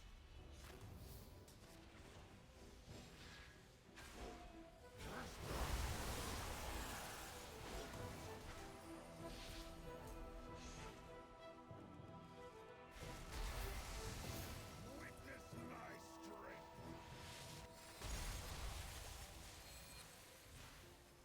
Disclosure is one of the most highly charged words in our community. Is it going to happen or not? If we're waiting for people in high places to admit that humanity has had encounters with UFOs and ETs, I would argue it's already occurred. Paul Hellyer is perhaps the highest-ranking public official to speak openly about the subject as the former Canadian Minister of Defense. I spoke with him in Los Angeles about his lifelong efforts at informing governments and citizens alike about alien encounters. Oh, I'm so happy we finally had a chance to catch up to you. We thought of flying to Canada to find you once upon a time, and years ago I was trying to hunt you down somewhere else, and finally we're in the same room, and I feel I feel very honored to be with you, and thanks to our mutual friend Pamela Harris, who was able to put us together. She's a great gal. Oh, you bet. One of the best. Absolutely fabulous researcher as well, and she keeps things honest, and that's what we're going to do about this subject, because you've had a wonderful life of public service, and in addition to that, people who complain about people in public service say, oh, what do they know about the world at large? They've never run a business, and they've never done this and that, and vice versa, but you've done the whole gamut, and you spent a lot of time on it. Youngest person in the House of Commons at the time. Yes, when I was first elected in 1949. That's a long time ago. Long time ago. When you were a kid, you were in your 20s. And 25, yes. Yeah. And then still the youngest when I was appointed to the cabinet 8 years later. In Louis Saint-Laurent's cabinet, I'm the only surviving member of the government, so that's the reason I'm the senior Privy Councillor for Canada, and it was an honor to serve with him, even briefly. What's so amazing is just the sheer amount through your experience of history you've had, including the history that we're going to be talking about, that to me it seems ludicrous we're even having these conversations still. Like, gee, should this be disclosed?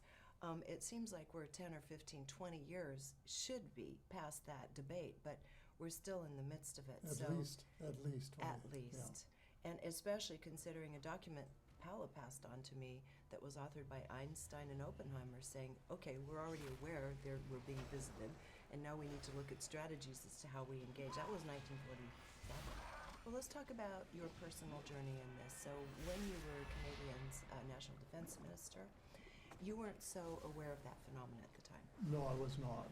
This was a long time ago, and... what years are we talking about now? 1963 to 67. Yes, okay. So talk about what you were peripherally aware of. Well, I got sighting reports. That was about as close as I got to the UFO phenomenon at the time. These came on my desk, and they merely told me that about 80% of all the sightings were natural phenomena, and the others weren't. And they were marked unexplained, which in a sense is unidentified flying objects, because they were flying objects. We didn't know what they were, so obviously we were in that category. But I was really, it was just over my desk. I was at the time trying to unify the Canadian Armed Forces. Army, Navy, and Air Force and put them together into the Single Defense Force. So it was really pioneering, and it took all of my energy, and UFOs were sitting in a pile in the corner. absolutely, that's an understatement actually, and so it was a long time after that before I really got engaged in the UFO phenomenon. I would think that you would have, this is a total aside off topic, but I would have thought that you would have to be an incredibly skilled politician still yet at a very young age to have been able to unite those factions of the military. There has to be a lot of jockeying for supremacy within. It was a very, very difficult battle. And the fact that I won was interesting because I don't think many people would have stuck it out. And I was encouraged to cut bait a couple of times and run, but I said, no, it started, we're 2/3 of the way across the river, and we're not going to turn around and go back now. We're going on to the other side, and we did. For 8 years, we had the most efficient armed forces in the world, and then the new government started changing things, and it's been downhill ever since. Let's go to when you did start engaging with the subject of unidentified flying objects. Well, that was only about 13 years ago, and then only as a sidebar, because this young man from Ottawa, Pierre Junot, started sending me information about it. Join us, and we I can said, see Pierre, how I've got skills are time to coming look at along. it. He said, that's okay, just put it on a shelf and keep it for a rainy day.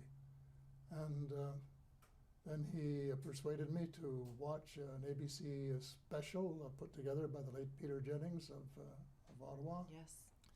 And here were all of these former United States Air Force pilots and commercial pilots and policemen and air traffic controllers saying, we have seen UFOs.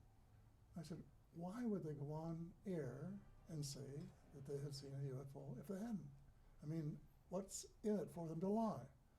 And I said, they're not lying, really. I think they're telling the truth. But still, it was just a show, and I was interested in it, but that was it. Well, then Pierre sent me a book called The Day After Roswell, and I said, this should be interesting reading for the summertime when I do my casual reading. And so when summertime came, I looked for it, couldn't find it, and had to settle for The Life of Pi, which was very entertaining. But near Maybe the end, you weren't ready to drop down the rabbit hole just yet. no, not quite. So the following year, when I was looking for another book, there was The After Roswell staring me right in the face. So I took it and started to read it, and I was only partway through it when I thought to myself, this is the real thing. This isn't fiction. Mm-hmm. This makes sense to me because the names of the generals and the bases, the Air Force bases, by then, because it had become the Air Force after the Second World War, I recognized. And so the way it sort of worked out, my nephew Philip came along and said, what are you reading? I told him. He said, I'm a skeptic. I said, okay. It's fair enough. Free country, more or less. And yeah, more or less. more or less. Certainly less now, that's for sure. And so he went home. And a couple of days later, he phoned and said, I called the general and told him what you were reading. This is a retired United Now, States Air how Force. did he have access to calling the general? Because they had both been working in the aviation industry. Okay. And that's how he knew him. And When we say the general, we're not talking about which general no, specifically. we're not being specific All on right. that. I mean, in The Day After Roswell, there were a couple of generals involved that Philip Corso talks Oh, about. yes, who was the General army. Twining and others. Yes, yes. Yeah, but Trudeau. this is not the general. And so he said, every word is true and more. So he said, where can I get a copy of the book? So I told him. And it just happened, by then I had finished the book. And I was really convinced that I had a duty to go public and say that there were some issues here that should be in the public domain. The American people have the right to know what's going on. They have the right to know what they've been financing all these years. They have the right to know what the situation is. And not only the American people, but the people of the world, because we're all in this together. And ultimately, what the U.S. does will affect the people of the world from one side right around to the other. And it just happened that I had been invited by a couple of ufologists to speak in Toronto. And they were Victor Vigiani and Mike Bird, who were fairly well known in our circles and in ufology circles. And I really had absolutely no thought of acceding to their request, because I'm not a ufologist and it didn't make any sense to me. But after reading the book, I said, maybe I should accept. The only reason I hadn't declined already was, procrastination. And then, of course, there were two hurdles to get over. One was the fact that I was getting married a week to the day after the symposium. And my bride, the widow of my former best friend, I thought she'd be consulted. So I phoned her and told her what I was going to do. And I say she was not wildly enthusiastic. Right. You were putting your reputation on the line. That's right. But she finally said, if you think that that's what you have to do, okay, go ahead and do it. And I assured her it would just be a one-off thing, get it out in the public, and that would be it. Little did I dream.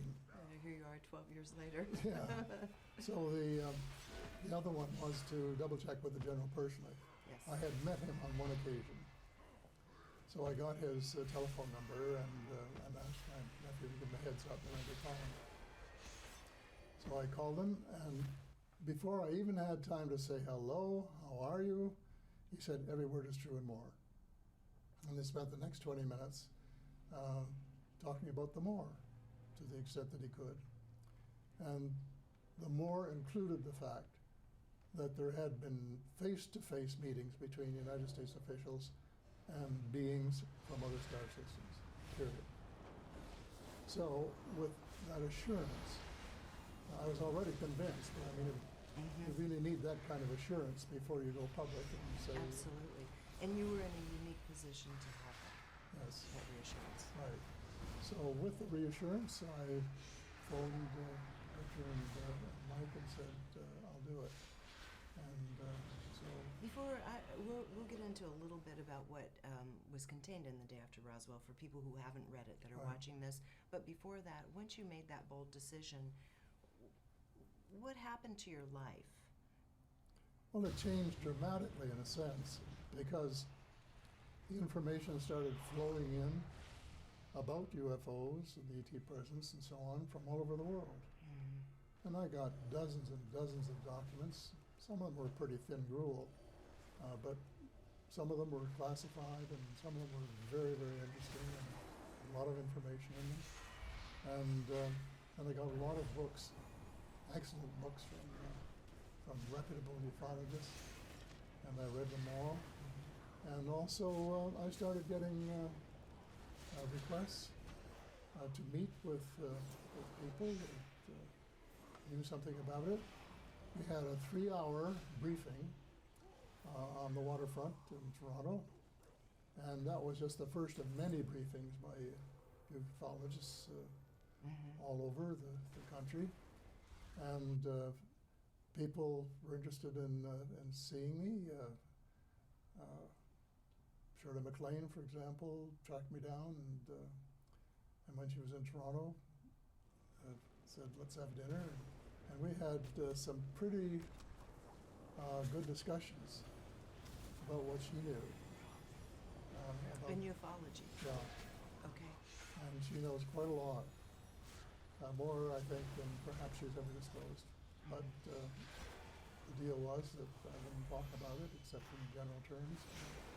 And so that was one. And then Edward Mitchell was coming to town, and he was introduced by Mike Bird, actually. They were friends at the time. And so Sandra said, well, let's invite Edgar and his escort or gal that was with him for dinner. Won't go into the long story about them having a broken windshield and having to go back to Chicago and get it fixed and all that sort of thing. Okay. But they finally got there and we had dinner, and it was very interesting. And Edgar playing a little coy and talking about Roswell, and he said the alleged crash. And I said, "Come on, Edgar." Quit saying alleged, Edgar. Come on. His face turned all red, because he knew that was not really appropriate to the occasion. And then his next question was, "Well, how many species do you think that there are?" And I said, "I don't know. I suppose somewhere between 2 and 12." And he said, "Yes, that's what I think too." But this was in the days when we didn't have any idea of how many there really were. Right. The numbers have gone up astronomically since then, Yes. as you know. So this established a relationship which continues on until the present. And this sort of thing has gone on, and I have met so many of the really dedicated people in the ufology and learned from them, every single one of them. I've listened to their presentations, I've read their books, and this has helped me to pick up information really exponentially, yes, in a way, in the 10 years from zero or near zero to more than I can really cope with. It's though the issue needed someone of your stature to be able to stand up and be able to take whatever came with that by way of whether, I mean, a lot of people obviously are concerned about ridicule. That's the big one. And you don't really seem to concern yourself terribly. Well, I felt strongly, if you know and you think it's important and other people know, then you would be irresponsible not to say so. Absolutely. You have to go public, and if some of the people think you're a bit off, so be it. I mean, I'm not running for anything, and really have no obligation to people who think that I'm a little bit whatever. So I just go my own way and state the truth as I see it. My former job as Minister of National Defense assists my credibility too, because people know that I had no particular reason to stretch the truth. Absolutely. Put your neck on it. Absolutely. Well, let's talk for a little bit, because so many people, I think, were brought into the fold by Day After Roswell. I mean, that really was the book that, back when I read it in, I think, 2001, really convinced me to start taking all of the phenomena more seriously as well. And so for those who have not read the book, which will be a large percentage of people watching, can you give us some of the main capsules of information that Corso brought forward? Well, I think the most important thing, he was one of the first major whistleblowers. And he stuck his neck out, way out. And I think it was because he too felt that the truth should be out there. And we can set him up. He was head of the Foreign Technologies Department. Right. Right? No, he claimed to have had exposure to the bodies at an earlier stage in another incarnation. But then I think it was about 10 years later when he became in charge of foreign technology. Early 60s. And what he describes is how he contrived to take the stuff from his filing cabinet, and insert it into industry. And let's talk about some of those technologies. Without saying where it came from. Yeah. And I mean, the people he was giving it to, many of them would be wise enough, A, not to ask where it came from, right, and B, to know that it was beyond the range of technology that they were familiar with anywhere here on Earth, and that they could maybe develop it into something that would be beneficial to them, both in their careers and in their business relations. So he did this in a number of cases. He spent most of his time at it, I guess, when So what we're talking about is technology that had been recovered from the Roswell crash and sequestered by the military, That's different correct. departments. And it's likely that it wasn't unique. The Air Force and the Air Force and the Navy were probably doing the same kind of thing. I suspect. I don't know. Well, I mean, the way the story's set up, there was a bit of a grab right after the crash where each of them showed up and spirited away different pieces and parts. Yeah, and the Navy had a ship that they had recovered before, and so there was enough of junk, as we call it, to spread around to quite a few different industries and to get them working on some pretty interesting Well, we're stuff. looking at the birth of transistors. We're talking about highly positioned companies, large companies of the day, Bell Labs, Rockwell, aerospace industry. So we're talking about transistors, laser technology, fiber optics, Kevlar for bulletproof, vests for cops down the road. But those things didn't exist prior to this. So these contracts were all parted out, and like you say, they had the discernment to not ask where these pieces came from, and they were just released as inventions from the industry to the public. No one was the wiser. Exactly, and this was I think the main source of the beneficial part of the thing to the public, as opposed to the military side, which you can argue may or may not have been beneficial. Right. So here we got the fallout in these areas, and this is the plus side. We probably didn't get as much as we should have in some other areas like agriculture and medicine, but this is another story, and this is something that we have to keep worrying about in the future. And now, this is really what propelled you along, your own path of inquiry, it sounds to me, was you were looking at how could we possibly benefit from this. It had already been known since the 40s that we were collaborating, right? Right. And so how can we benefit from technologies that are more advanced than our own? Yes, but I was concerned about the military aspects. That's true, yes. Because what were the United States Air Force doing? Were they shooting at these people? Answer, yes. All of them? I don't know. But certainly there were a lot of instances when fighter planes were launched and followed them and tried to shoot at them. They did shoot at them, found in many cases that they had protective measures that kept them from being shot down at that stage. But it was also my concern about where this would lead, ultimately.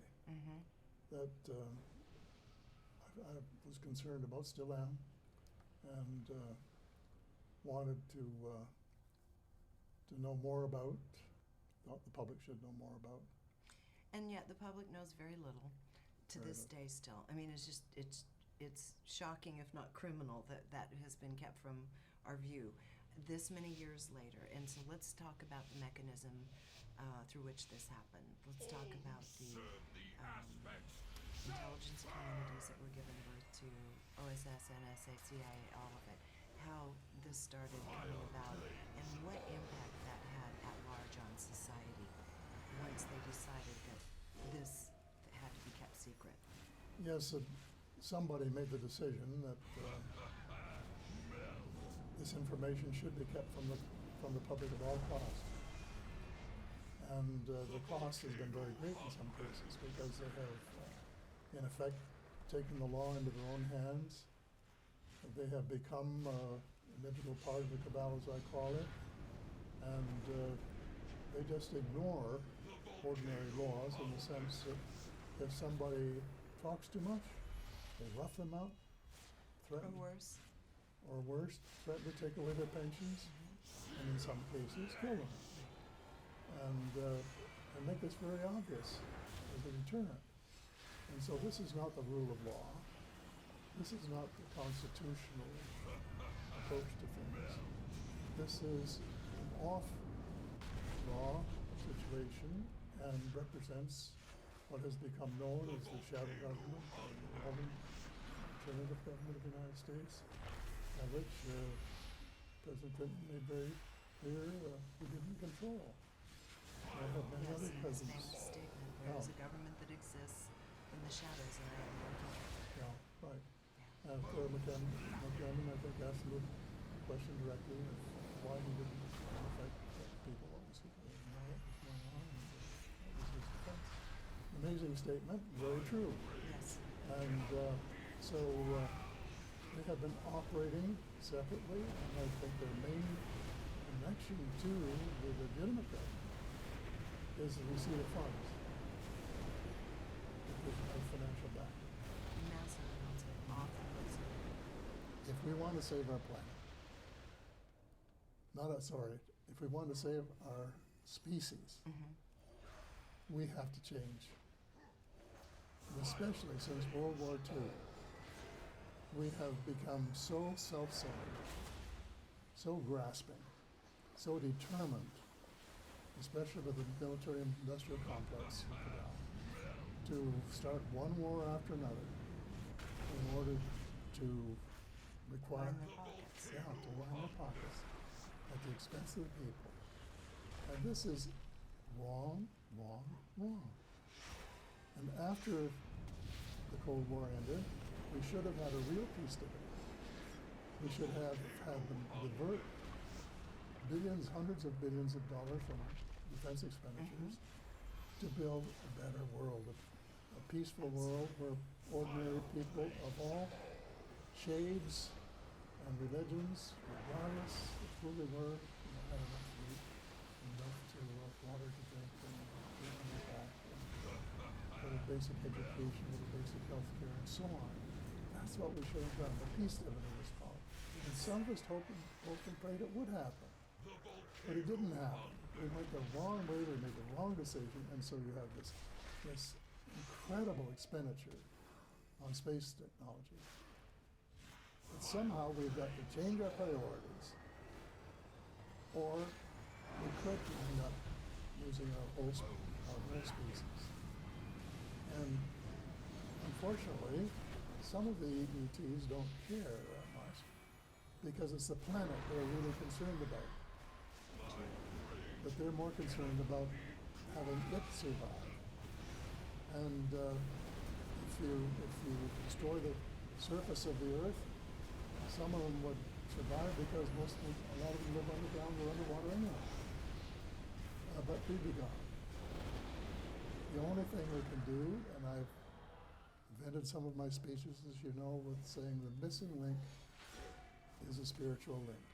Absolutely. And we have morality. Yeah, we have to sublimate our egos and change our priorities and say it's important to treat other people as we would wish to be treated, which we don't now. We have these people saying, we have to keep minimum wages down. And I read a piece in the paper about some state governments going to take away from the municipalities the right to set minimum wages so that they wouldn't raise them.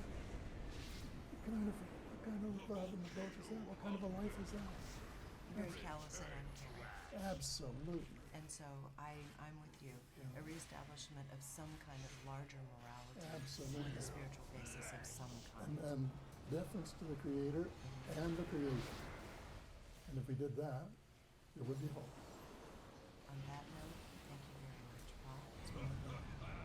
The question is, how much longer do we feel we need to wait to feel satisfied that the question of alien interface with humanity has been addressed?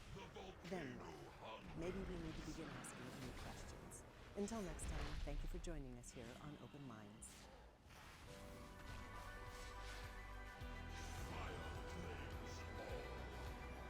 Common people around the world are doing the uncommon.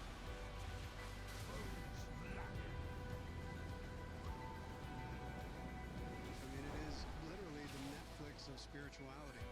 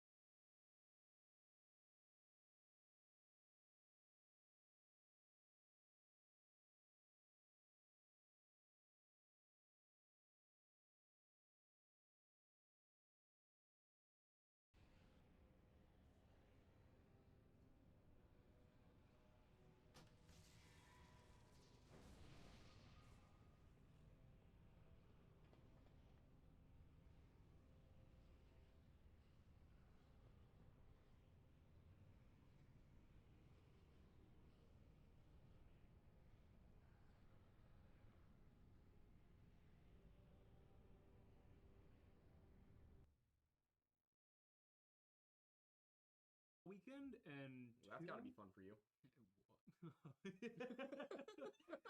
The poor woman, and also just like, no, that's really the main reason. Yeah. Yep.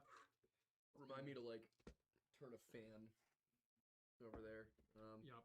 Grimy little lad. It's not worse than Archie's breath. Archie's breath has gotten better since we removed 37 teeth from his mouth. The poor boy. You know what? It has worked out for him because he used to mostly get kibble and then sometimes get human food. And tonight I cooked an entire sweet potato and beef stew for him. Yeah. So he's spoiled. That dog is so spoiled. He's currently with my stepdad. Oh my gosh, he is quite the spoiled animal. I don't look like Custer because I was starting to feel concerned about the facial hair on my face. Where else would the facial hair be? No, it was more about the look that it was. Oh, it was making you look like Custer? Yeah. Yeah. It was a little like you were getting there. Yeah, it was a little. It was beginning to feel questionable because like I wasn't really paying that much attention to a mirror, and then I looked at it for about like more than 5 seconds, and I was like, I feel like I'm just gonna be accused of something with this. Why don't we like Custer? Just want to hear how you answer this question. That's literally all it is. Well, didn't he just completely fail? Like, horribly? Alongside also committing a few war crimes. Oh, he did? I don't know yet. Custer will. Custer failed pretty bad. Yeah. I'm going for that Jack Aubrey vibe now. Yeah. You know what we should do? We should just go. We should just grow it. We should choose Civil War generals and just grow our hair out. I'd stay Grant, but I don't want to become a raging alcoholic. I'd say Sherman, but I don't want to burn half the South. Can I burn Dallas? Sherman's march through Dallas. I just want to get rid of the Cowboys. Fair. Yeah, That's literally all. as a Philly. I have no problem with the rest of Dallas. I'm sure it's a wonderful city. Just your football team is so annoying. Yes.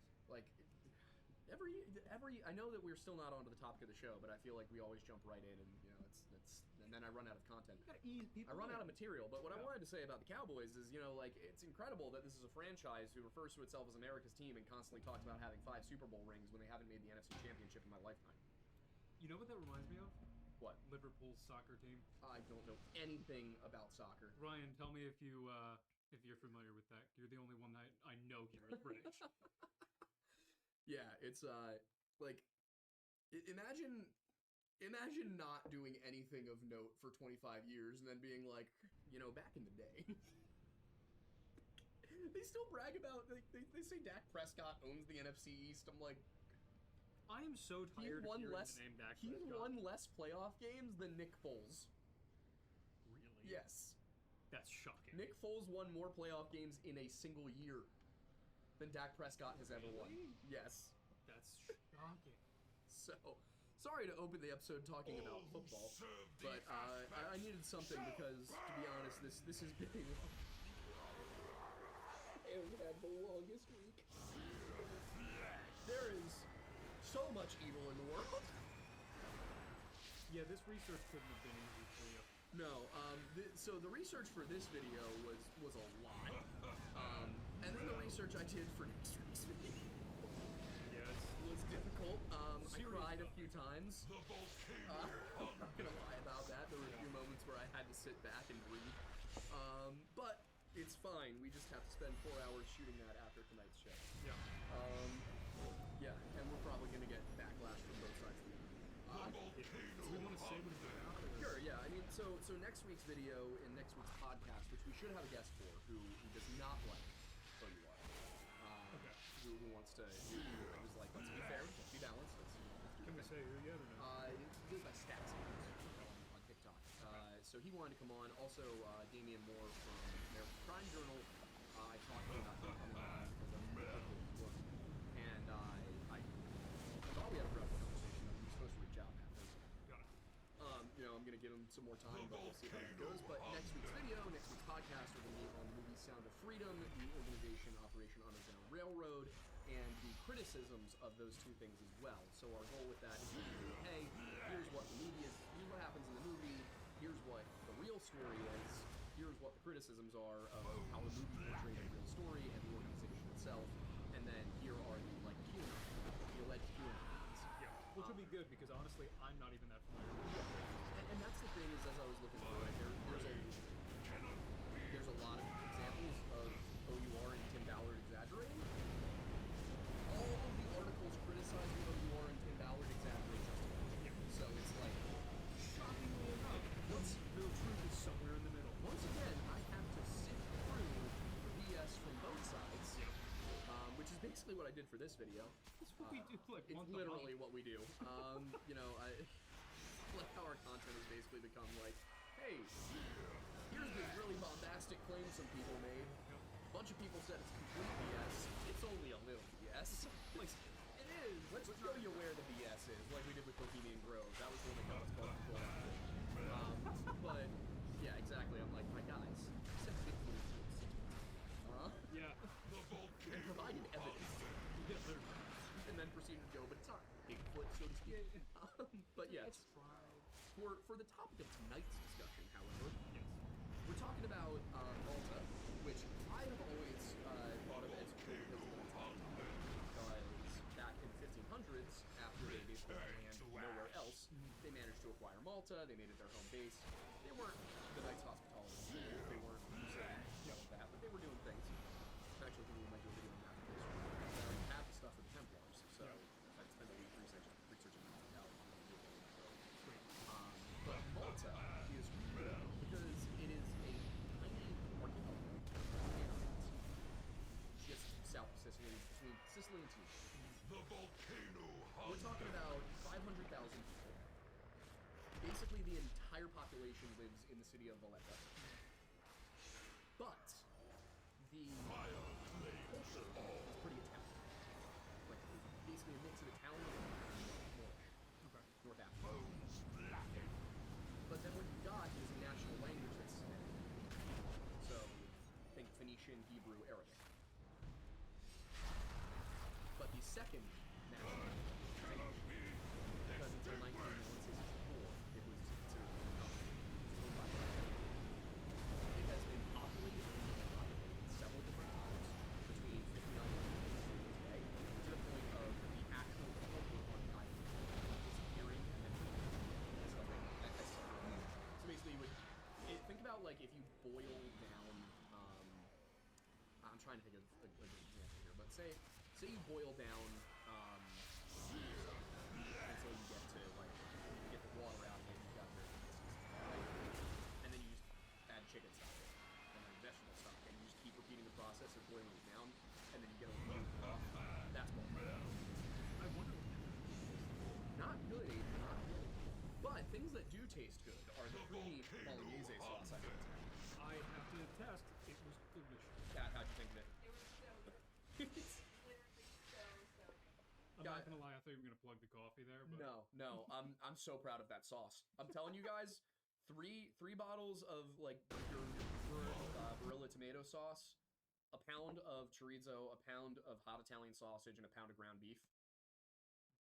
You will never need another sauce. Like, you might want another sauce, but you'll never need another sauce. I might be a little lost in the sauce. It would seem as so. Yeah, I'm still thinking about that sauce, man. Okay. We all sometimes, yeah. So anyway, now that the sauce and the soup are out of the way, you know, the broth. Yes. Yeah. Oh god, that just reminded me of one of our high school group Yeah. chats. It didn't hit until you just said it. The broth. Yep. Oh boy. That's funny. Yeah, I was telling the story of the group chat I have with Norman, Tommy, and John, the Virgin Dicks one. Yeah, that. You need to explain that. I can't. I can't. There is too much lore there. It goes back way too far. But where's the lore? I would be doxing myself if I explained that story. Yeah, you don't want to do that. Be like, here's where I worked when I was 15. How much more information do you need? I'm pretty sure there are people out there who that would be enough information for them to find out everything about me. Which is not great. I would prefer to not, dig up my 14-year-old self ever again. Nobody wants to dig up their 14-year-old self. Unless you're like a ghost who died at 14 and maybe you want to like get your body back. Even at that. That would be a short film we could do. Oh yeah. Yeah. Oh yeah, we're gonna start making more short films. Yeah, that's. I mean, I thought you were gonna elaborate a little bit more. Do you want to tell them what they're gonna be about? We don't know yet. That's the two we've discussed. Oh, well, I mean, yeah. So the 3 we're working on Asylum. We've written We Went Camping. That just needs to be expanded. Yes, and then whatever the third one's going to be called. What's the green? Well, there's the doing the prelude to We Went Camping. Yeah, I think we're just going to disconnect them entirely at this That's point. what I'm thinking. Yeah. So have that be its own thing, and then also the Greenland thing. Oh, yeah. That one was actually on Storytime. Oh, that's right. I did a full narration of that. We should do that one again. Yeah, you and I can narrate it together. Yeah, easily. So we've got 4 ideas ranging between like 10 to 30 minutes roughly. Yeah. A couple of them are features, though. To be fair, We Went Camping is going to be a feature, and then I think we could make a 90-minute out of Hunters. Oh, easily. Yeah, no, it deserves to be a feature. I think so too. Yeah. And that one's going to be a very like old school like just action movie. Yeah. With a cool modern premise, which I think is going to be the fun part. To give you guys who haven't heard the story time or read the story, which I think is on Patreon. I think I'm almost positive Hunters is on Patreon. And you can read that for $1. So that's just saying. I'm just saying. So that one follows a NATO Special Operations Force, which goes into various old Cold War research sites, one of which is in Greenland, and their job is to secure information from that unit. In their past operations have mostly been, computers and files, and the occasional like weapon that they had to. There was something in my. You good? Yeah, there was just like water? eyelash or something. Oh, yeah.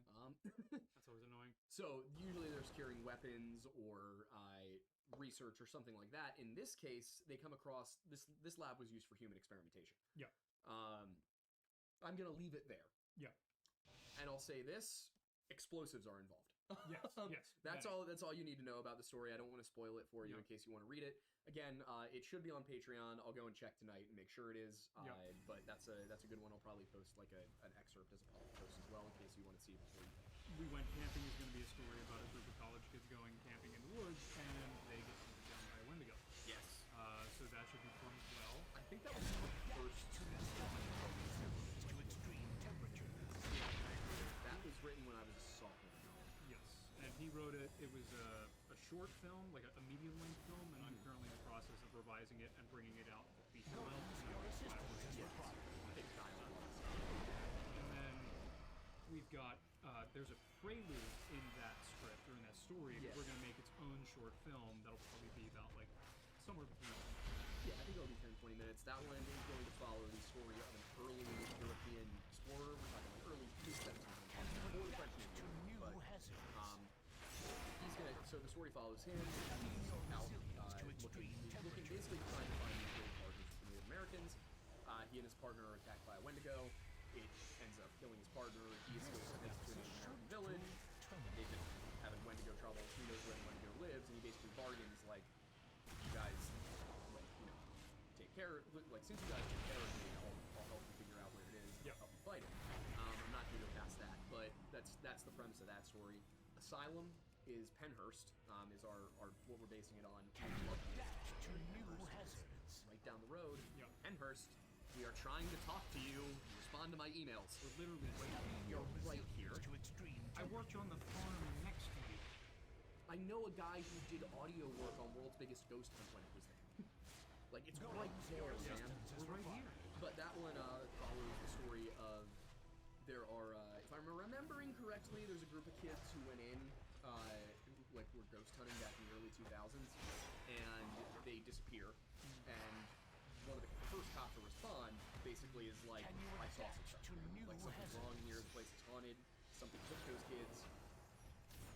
It's a failed investigation, he gets scapegoated, and it destroys his life, it comes to college and everything because he just got inspired. Of course, like 2 decades later, his kids, or was it 2 of his kids or a kid and a kid? I think it was the sons. I think at the very least one son. Yeah.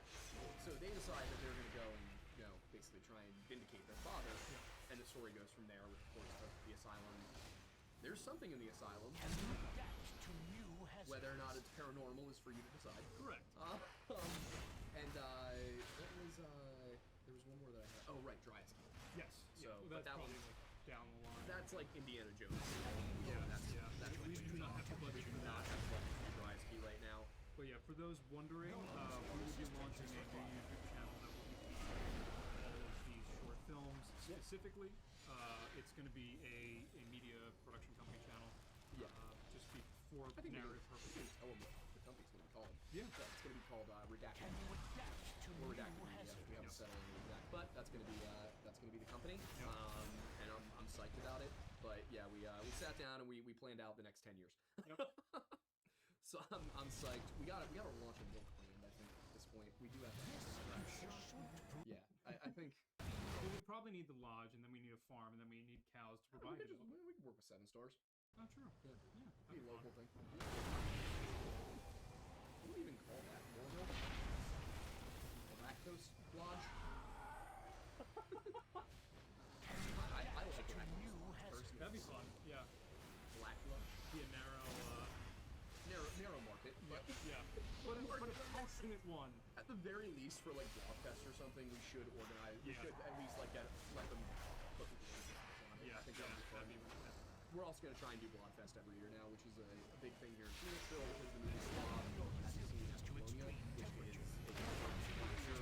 I know other guys who runs it, so we're hoping to get some cool stuff there. I would love to screw around too. I would be shocked if we couldn't do that. As would I. But so we're gonna have a stand, which means that once a year in July, you will be able to come to Phoenixville and come and hang with us and grab a drink and walk around town. The streets get closed down. There's blobs. I don't really even know how to describe a blob because it's such a simple concept of horror movie. Yeah. There's just a blob that consumes people. This analysis should. That's all you need to know. That's all you need. It's from half. Half the bars. Yeah. Definitely got all. By the way, half the bars. This is not a normal town. Half the bars is not like 3 bars. Half the bars is about 11 bars. Yeah. Huh? No, this is. Yeah. This is a packed town for those who like to involve themselves in libation. I love this place so much. Such a ridiculous area. It really is. But speaking of towns, there's a few of those on Malta. Incredible transition. Love it. Let's go. You know me, I'm great at transitioning. Yes. That is my skill. Anyway, for most people, the story of Malta starts in 5900 BC. Some people come across. That's where I start my history. Exactly. For the average person, everyone knows Malta was first populated in 5900 BC. You know it, I know it, we all know it. Yeah, you know it, I know it, everybody knows it. And the idea is that a bunch of hunter-gatherers, or not hunter-gatherers, early agriculture, a bunch of people hopped on rafts with livestock and got over to Malta. Now, of course, I am curious how they knew Malta was there. That is one thing that I didn't consider when making the video. Now that I think about it, I'm like, how the hell did they know Malta was there? I mean, to be fair, somebody may have just, found it. It was separated from Sicily for several thousand years by quite a few miles of water. I mean, how many's quite a few? More than 11. So you wouldn't be able to see it. Well, I mean, yeah, but when you're going fishing, you're going more than a mile or two out, usually. We're talking about 5900 BC. Yeah. They have boats then, don't they? That's how they travel, They right? didn't even have copper yet. You don't need copper to have boats. Well, no, but you get my point. We're not talking about sea trade routes. Yeah, they're not using sextants to navigate or whatever, or compasses. But Malta, because of its location, kind of right between Sicily and North Africa, has for a very long time been both an important trade stop and also a very important military installation. The Knights Hospitaller actually kind of overdid it a little bit with how much corsairing they did. Oh. Because they basically had a free license to attack any Arab shipping whatsoever. So they were just privateers at that point? Some of it was fighting pirates. Okay. That was the idea. The idea was you guys are going to fight pirates. They got a little overzealous about how they defined pirates. As you do. Which, when you're an order of knights on a tiny island in the middle of the Mediterranean, what else are you going to do with your time, right? Just pillage, I guess. Exactly. It's better than pillaging. At least you're only going after ships. Pillaging ships? Pillaging ships. But it's this weird story because we have the hunter-gatherers get there in 5900 BC and apparently decimate the landscape farming. gets a severe depopulation at one point. Yeah, so that first population who comes in is believed to be the population that built these megalithic temples that are on Malta. Because we're looking at, they've been there for about 3,000 years by the time they start building these things. What were the names of them? The big ones are Menadra, Gigantea, and Hagar-Im is one of the ones that comes up, and that's actually one of the later ones, and it's one of the simplest ones. So there's a weird thing going on Malta, where the very biggest temple is the first one. Like, this is like if we built the Notre Dame first. Weird. Yeah, considering that's kind of like the culmination. Exactly. That's like one of the greatest Gothic cathedrals ever built. It took a long time to build it. There's a cathedral in Spain that is still being built and has been for several hundred years now. Really? Yeah. You keep starting and stopping. Why? I think it was a funding issue. Yeah, that makes sense. But yeah, so this is like, you know, if the Romans built the Pantheon first, or if the Greeks built the Parthenon first. It's this weird reversal where either the temples older than Gigantea are gone completely or buried. Yeah. Or, for some reason, they built the first one in the most complex manner possible and then got less complicated. Now, it's possible that they built the first one and went, this is cool, but it was a little too much work. Yeah, we bit off a little more than we could chew. Yeah. But, at the same time, kind of weird. Not usually how these things work, so it's kind of in the same classification as Göbekli Tepe, where it's like, this is here, why the hell is it here? Yeah. What was it for? We know a little bit more about Gigantea because it has calendar stones that track the phases of the moon, so it was clear that they were doing some astronomy there, and they understood. So it's definitely, you know, we can tell that there's something more complex here going on. We can kind of have an idea of why it's there. Göbekli Tepe is less certain. It's definitely astronomically aligned, but we're not totally certain what the purpose was. Gigantea, we found charred animal bones, charred seeds, so either it was being used for ritual sacrifice, or for divination, or for feasting. Those are kind of the three big possibilities here. But why the hell is it as old as it is, and why is it the most complicated, are the big questions here. And Graham Hancock's explanation is that it's not the oldest, it's just the oldest one above water. And the concept here would be that Malta, which used to be connected to Sicily over land and cover several kilometers more distance out from the current coastlines, that would have been kind of like the high point. That would have been the upper atmosphere for them. Everything else would have been lower in areas that are now 25 meters underwater. So the reason that number 25 meters is important, and I think, you know, Graham never says it, and also I want to point out that the only thing I could find that he was definitely talking about is I believe it's pronounced Jebel Jol Bahar, or Jebel Jol Bar. It's the one that's underwater. And Graham says that it's a temple complex that's based on the work of a guy named Zeidelmeer, who is a nutcase. But him being a nutcase does not mean that this can't be a temple. What made him a nutcase? He's very convinced that Ancient Aliens is real. Yeah. He read Sitchin, which is something you should never do. Actually, I'm not going to say that. I'm saying read Sitchin, but also make sure that you understand that Sitchin did not know what he was talking about and is demonstrably wrong. Can you explain in a very brief manner why?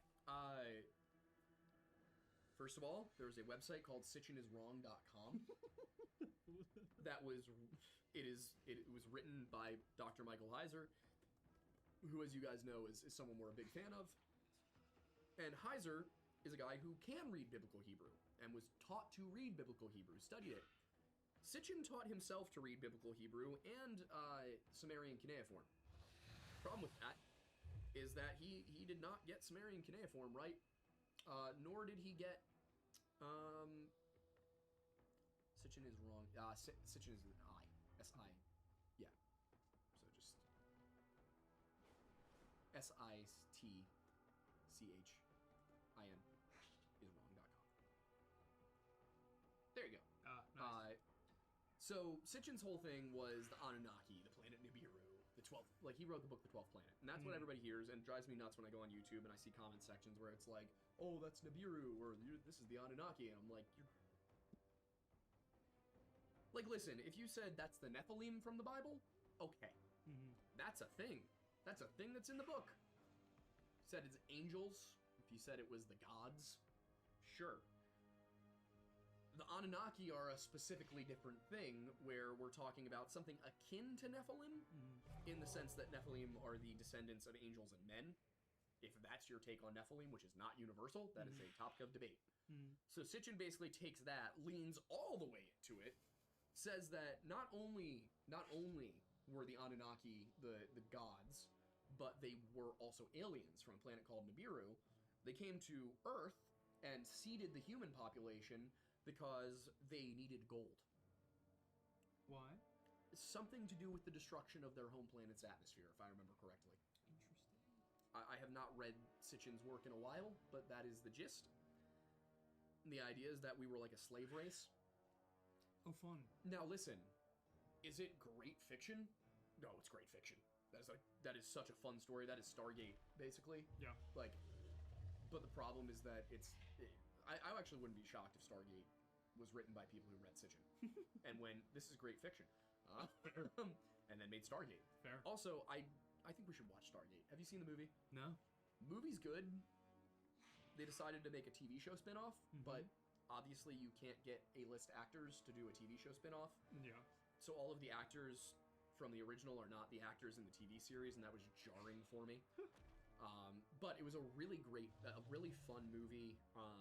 The aliens in it are basically very advanced humans from another like part of the universe. Oh, it's Kurt Russell, James Spader. Yeah, when I said that they had A-list actors, I meant it. Like, it was a big movie. Great movie. It's kind of like Starship Troopers. Oh, Roland Emmerich directed it. No wonder why. It's got to be great. Yeah, it's like Starship Troopers. It's that kind of thing where, like, is it a little cheesy because it was made in the 90s? Yeah. Yeah, but 90s cheesy's kind of fun. You know? Yeah. Like, absolutely. Like The Thing, Escape from New York, those are both 80s, but like that period of like the late 80s into the 90s, we had all these movies that were campy but good. Speed, The Matrix, Independence Day, where they were like, CGI is really cool, but maybe they shouldn't have been like, CGI is really cool quite yet. Yeah. Yeah. Well, they did it right. They used it sparingly. George, why'd you make the Death Star CGI? It's how it was originally. You dare to steal from my crucibles? I am coming for you, little worms. Of Star Wars. And that's not a joke. Disney has the 1997 edition, right? I think so. That sucks. Yeah. I need to get some VHS OG Star Wars tapes now that I can afford them. Yep. Isn't that funny? That VHS is now like pricey. Yep. You know what I will never forgive my stepfather for, Christian, if you're watching this? Remember when we had those 3 1980s Indiana Jones VHS tapes that I wanted to keep? Remember that, Christian? I'm not a part of this. You told me they were going to be worthless. No touchy that pile. It's fine. They would have been worth like $50 max. Fair. But still, it would have been cool to have, you know? I would have put those on a shelf and never watched them. But it would have been priceless in your heart. Exactly. Also, I went and rewatched Indiana Jones when I was a senior in college over Thanksgiving. Yeah. Just phenomenal movies. Oh, yeah. All 3. Yeah. They're the best trilogy ever. Yep. Star Wars, great series of 6 movies. Yes. No, incredible saga. It's a shame they never made any sequels. I know. That was really disappointing. I was hoping for more Star Wars.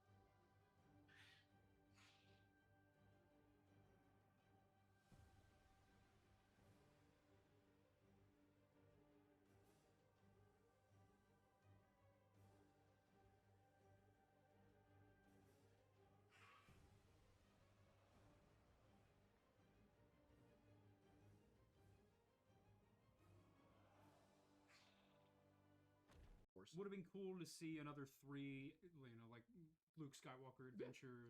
Oh my god, if we could have had Luke Skywalker, Mara Jade. Yeah. And instead they just didn't make any movies. No. Nope. Unfortunate. What was the book series? Heir to the Empire? No. The one, it was the Thrawn trilogy, right? Yeah, that's Heir to the Empire. Oh yeah, okay, got it. Yeah. Which apparently is making it into canon now. Oh really? Yeah. Nice. The Ahsoka series has Thrawn in it. Oh, cool. And this is, I'm so, like, I know we are so deeply off topic right now, but you know what? Is this ever on topic? No. I think we talked about Graham Hancock. You watch the Friday videos to be on topic. You watch this for the chaos. Exactly. This is for the relatively organized chaos. Listen, we're still sort of connected. Yeah. We're talking about fiction here entirely for the most part because Graham was completely wrong about Malta, and I'm not afraid to say that. We're in the solar system. To quickly go back to it, I recommend watching the Friday video for the exact details of this, but Jebel Jol Bahar, which is how we got onto the Stargate topic, it's about 19 meters underwater. Graham says 25 meters underwater. I think the reason Graham says 25 meters is because he acknowledges in the show on numerous occasions that during Meltwater Pulse 1B, there was that very fast 25-meter sea level rise that we mentioned when we talked about Meltwater Pulse 1B. Yeah. Which means that it would put Jebel Jol Bahar right where it needs to be. Otherwise, it's not underwater fast enough. It's still above ground. Now, maybe people back then would have been like, that might happen again, and go further up. Possible. The Egyptians sure didn't. They kept building right next to the Nile, knowing it would flood. Every year. That comes up, too, in the series, The Dark Star. Yeah, so the problem is with Zeidelmeyer, he cites Sitchin, and then Hancock isn't citing Zeidelmeyer, but he seems to be talking about the same thing as Zeidelmeyer. Zeidelmeyer describes a 900 by 500 foot plateau, underwater, rectangular, with, I think it was 3 rings of rocks that were, I think, about 9 to 11 meters in diameter and 6 to 10 meters high. And he said this was a temple complex. He said that in the 90s? Early 2000s? 2015, a guy named Ruben Grima, who's very high up in I can see that the two of you will soon be goes formidable out to the site, competitors. and I don't know if he dived it. I don't know if they did a scan or what, because I cannot for the life of me find the document he supposedly wrote about it. Wikipedia cites his professional opinion, but that is cited nowhere. I can't find it. I looked up professional opinion on Jebel Jol Bahar, Ruben Grima. Nothing came up on JSTOR. Nothing came up on the Westchester University Library System. Nothing came up on ResearchGate. The Isles Nothing. hold many wonders. And that's weird because usually Wikipedia does not allow citations that don't link somewhere. Like, it's either got to be ISBN number, it's got to have a link to it, to an archive post, to a JSTOR article, like something like that. Nothing whatsoever. And so the point I made in the video was, all this guy said, the only publicly available info on why Jebel Jol Bahar is not a temple complex, according to the archaeological community, is a line where he said, "I'm unconvinced." Incredible. It didn't really explain what the survey process was. And now you've got me who's like, do I learn to scuba dive? Because, I'll be honest, I'm terrified of scuba diving. There's a stupid rule every now. Yeah. I want to get certified. You can go, I'll pay. Sure. Let's do it. We'll go to Malta, you go scuba diving, I will go look at castles. There we go. I'll take the camera down, I'll get it all. Hopefully I don't get attacked by a shark down there. Hopefully. Reference. Yeah, I do really want to go to Malta though. I think yeah. if we can get one of those trip companies that sponsors like Mini Minuteman and Stakuyi, if any of you are watching, you know, we have plans. And our channel is about the same size as Stakuyi. Is it really? As his History of Everything podcast channel. Yeah, we're still smaller than his gaming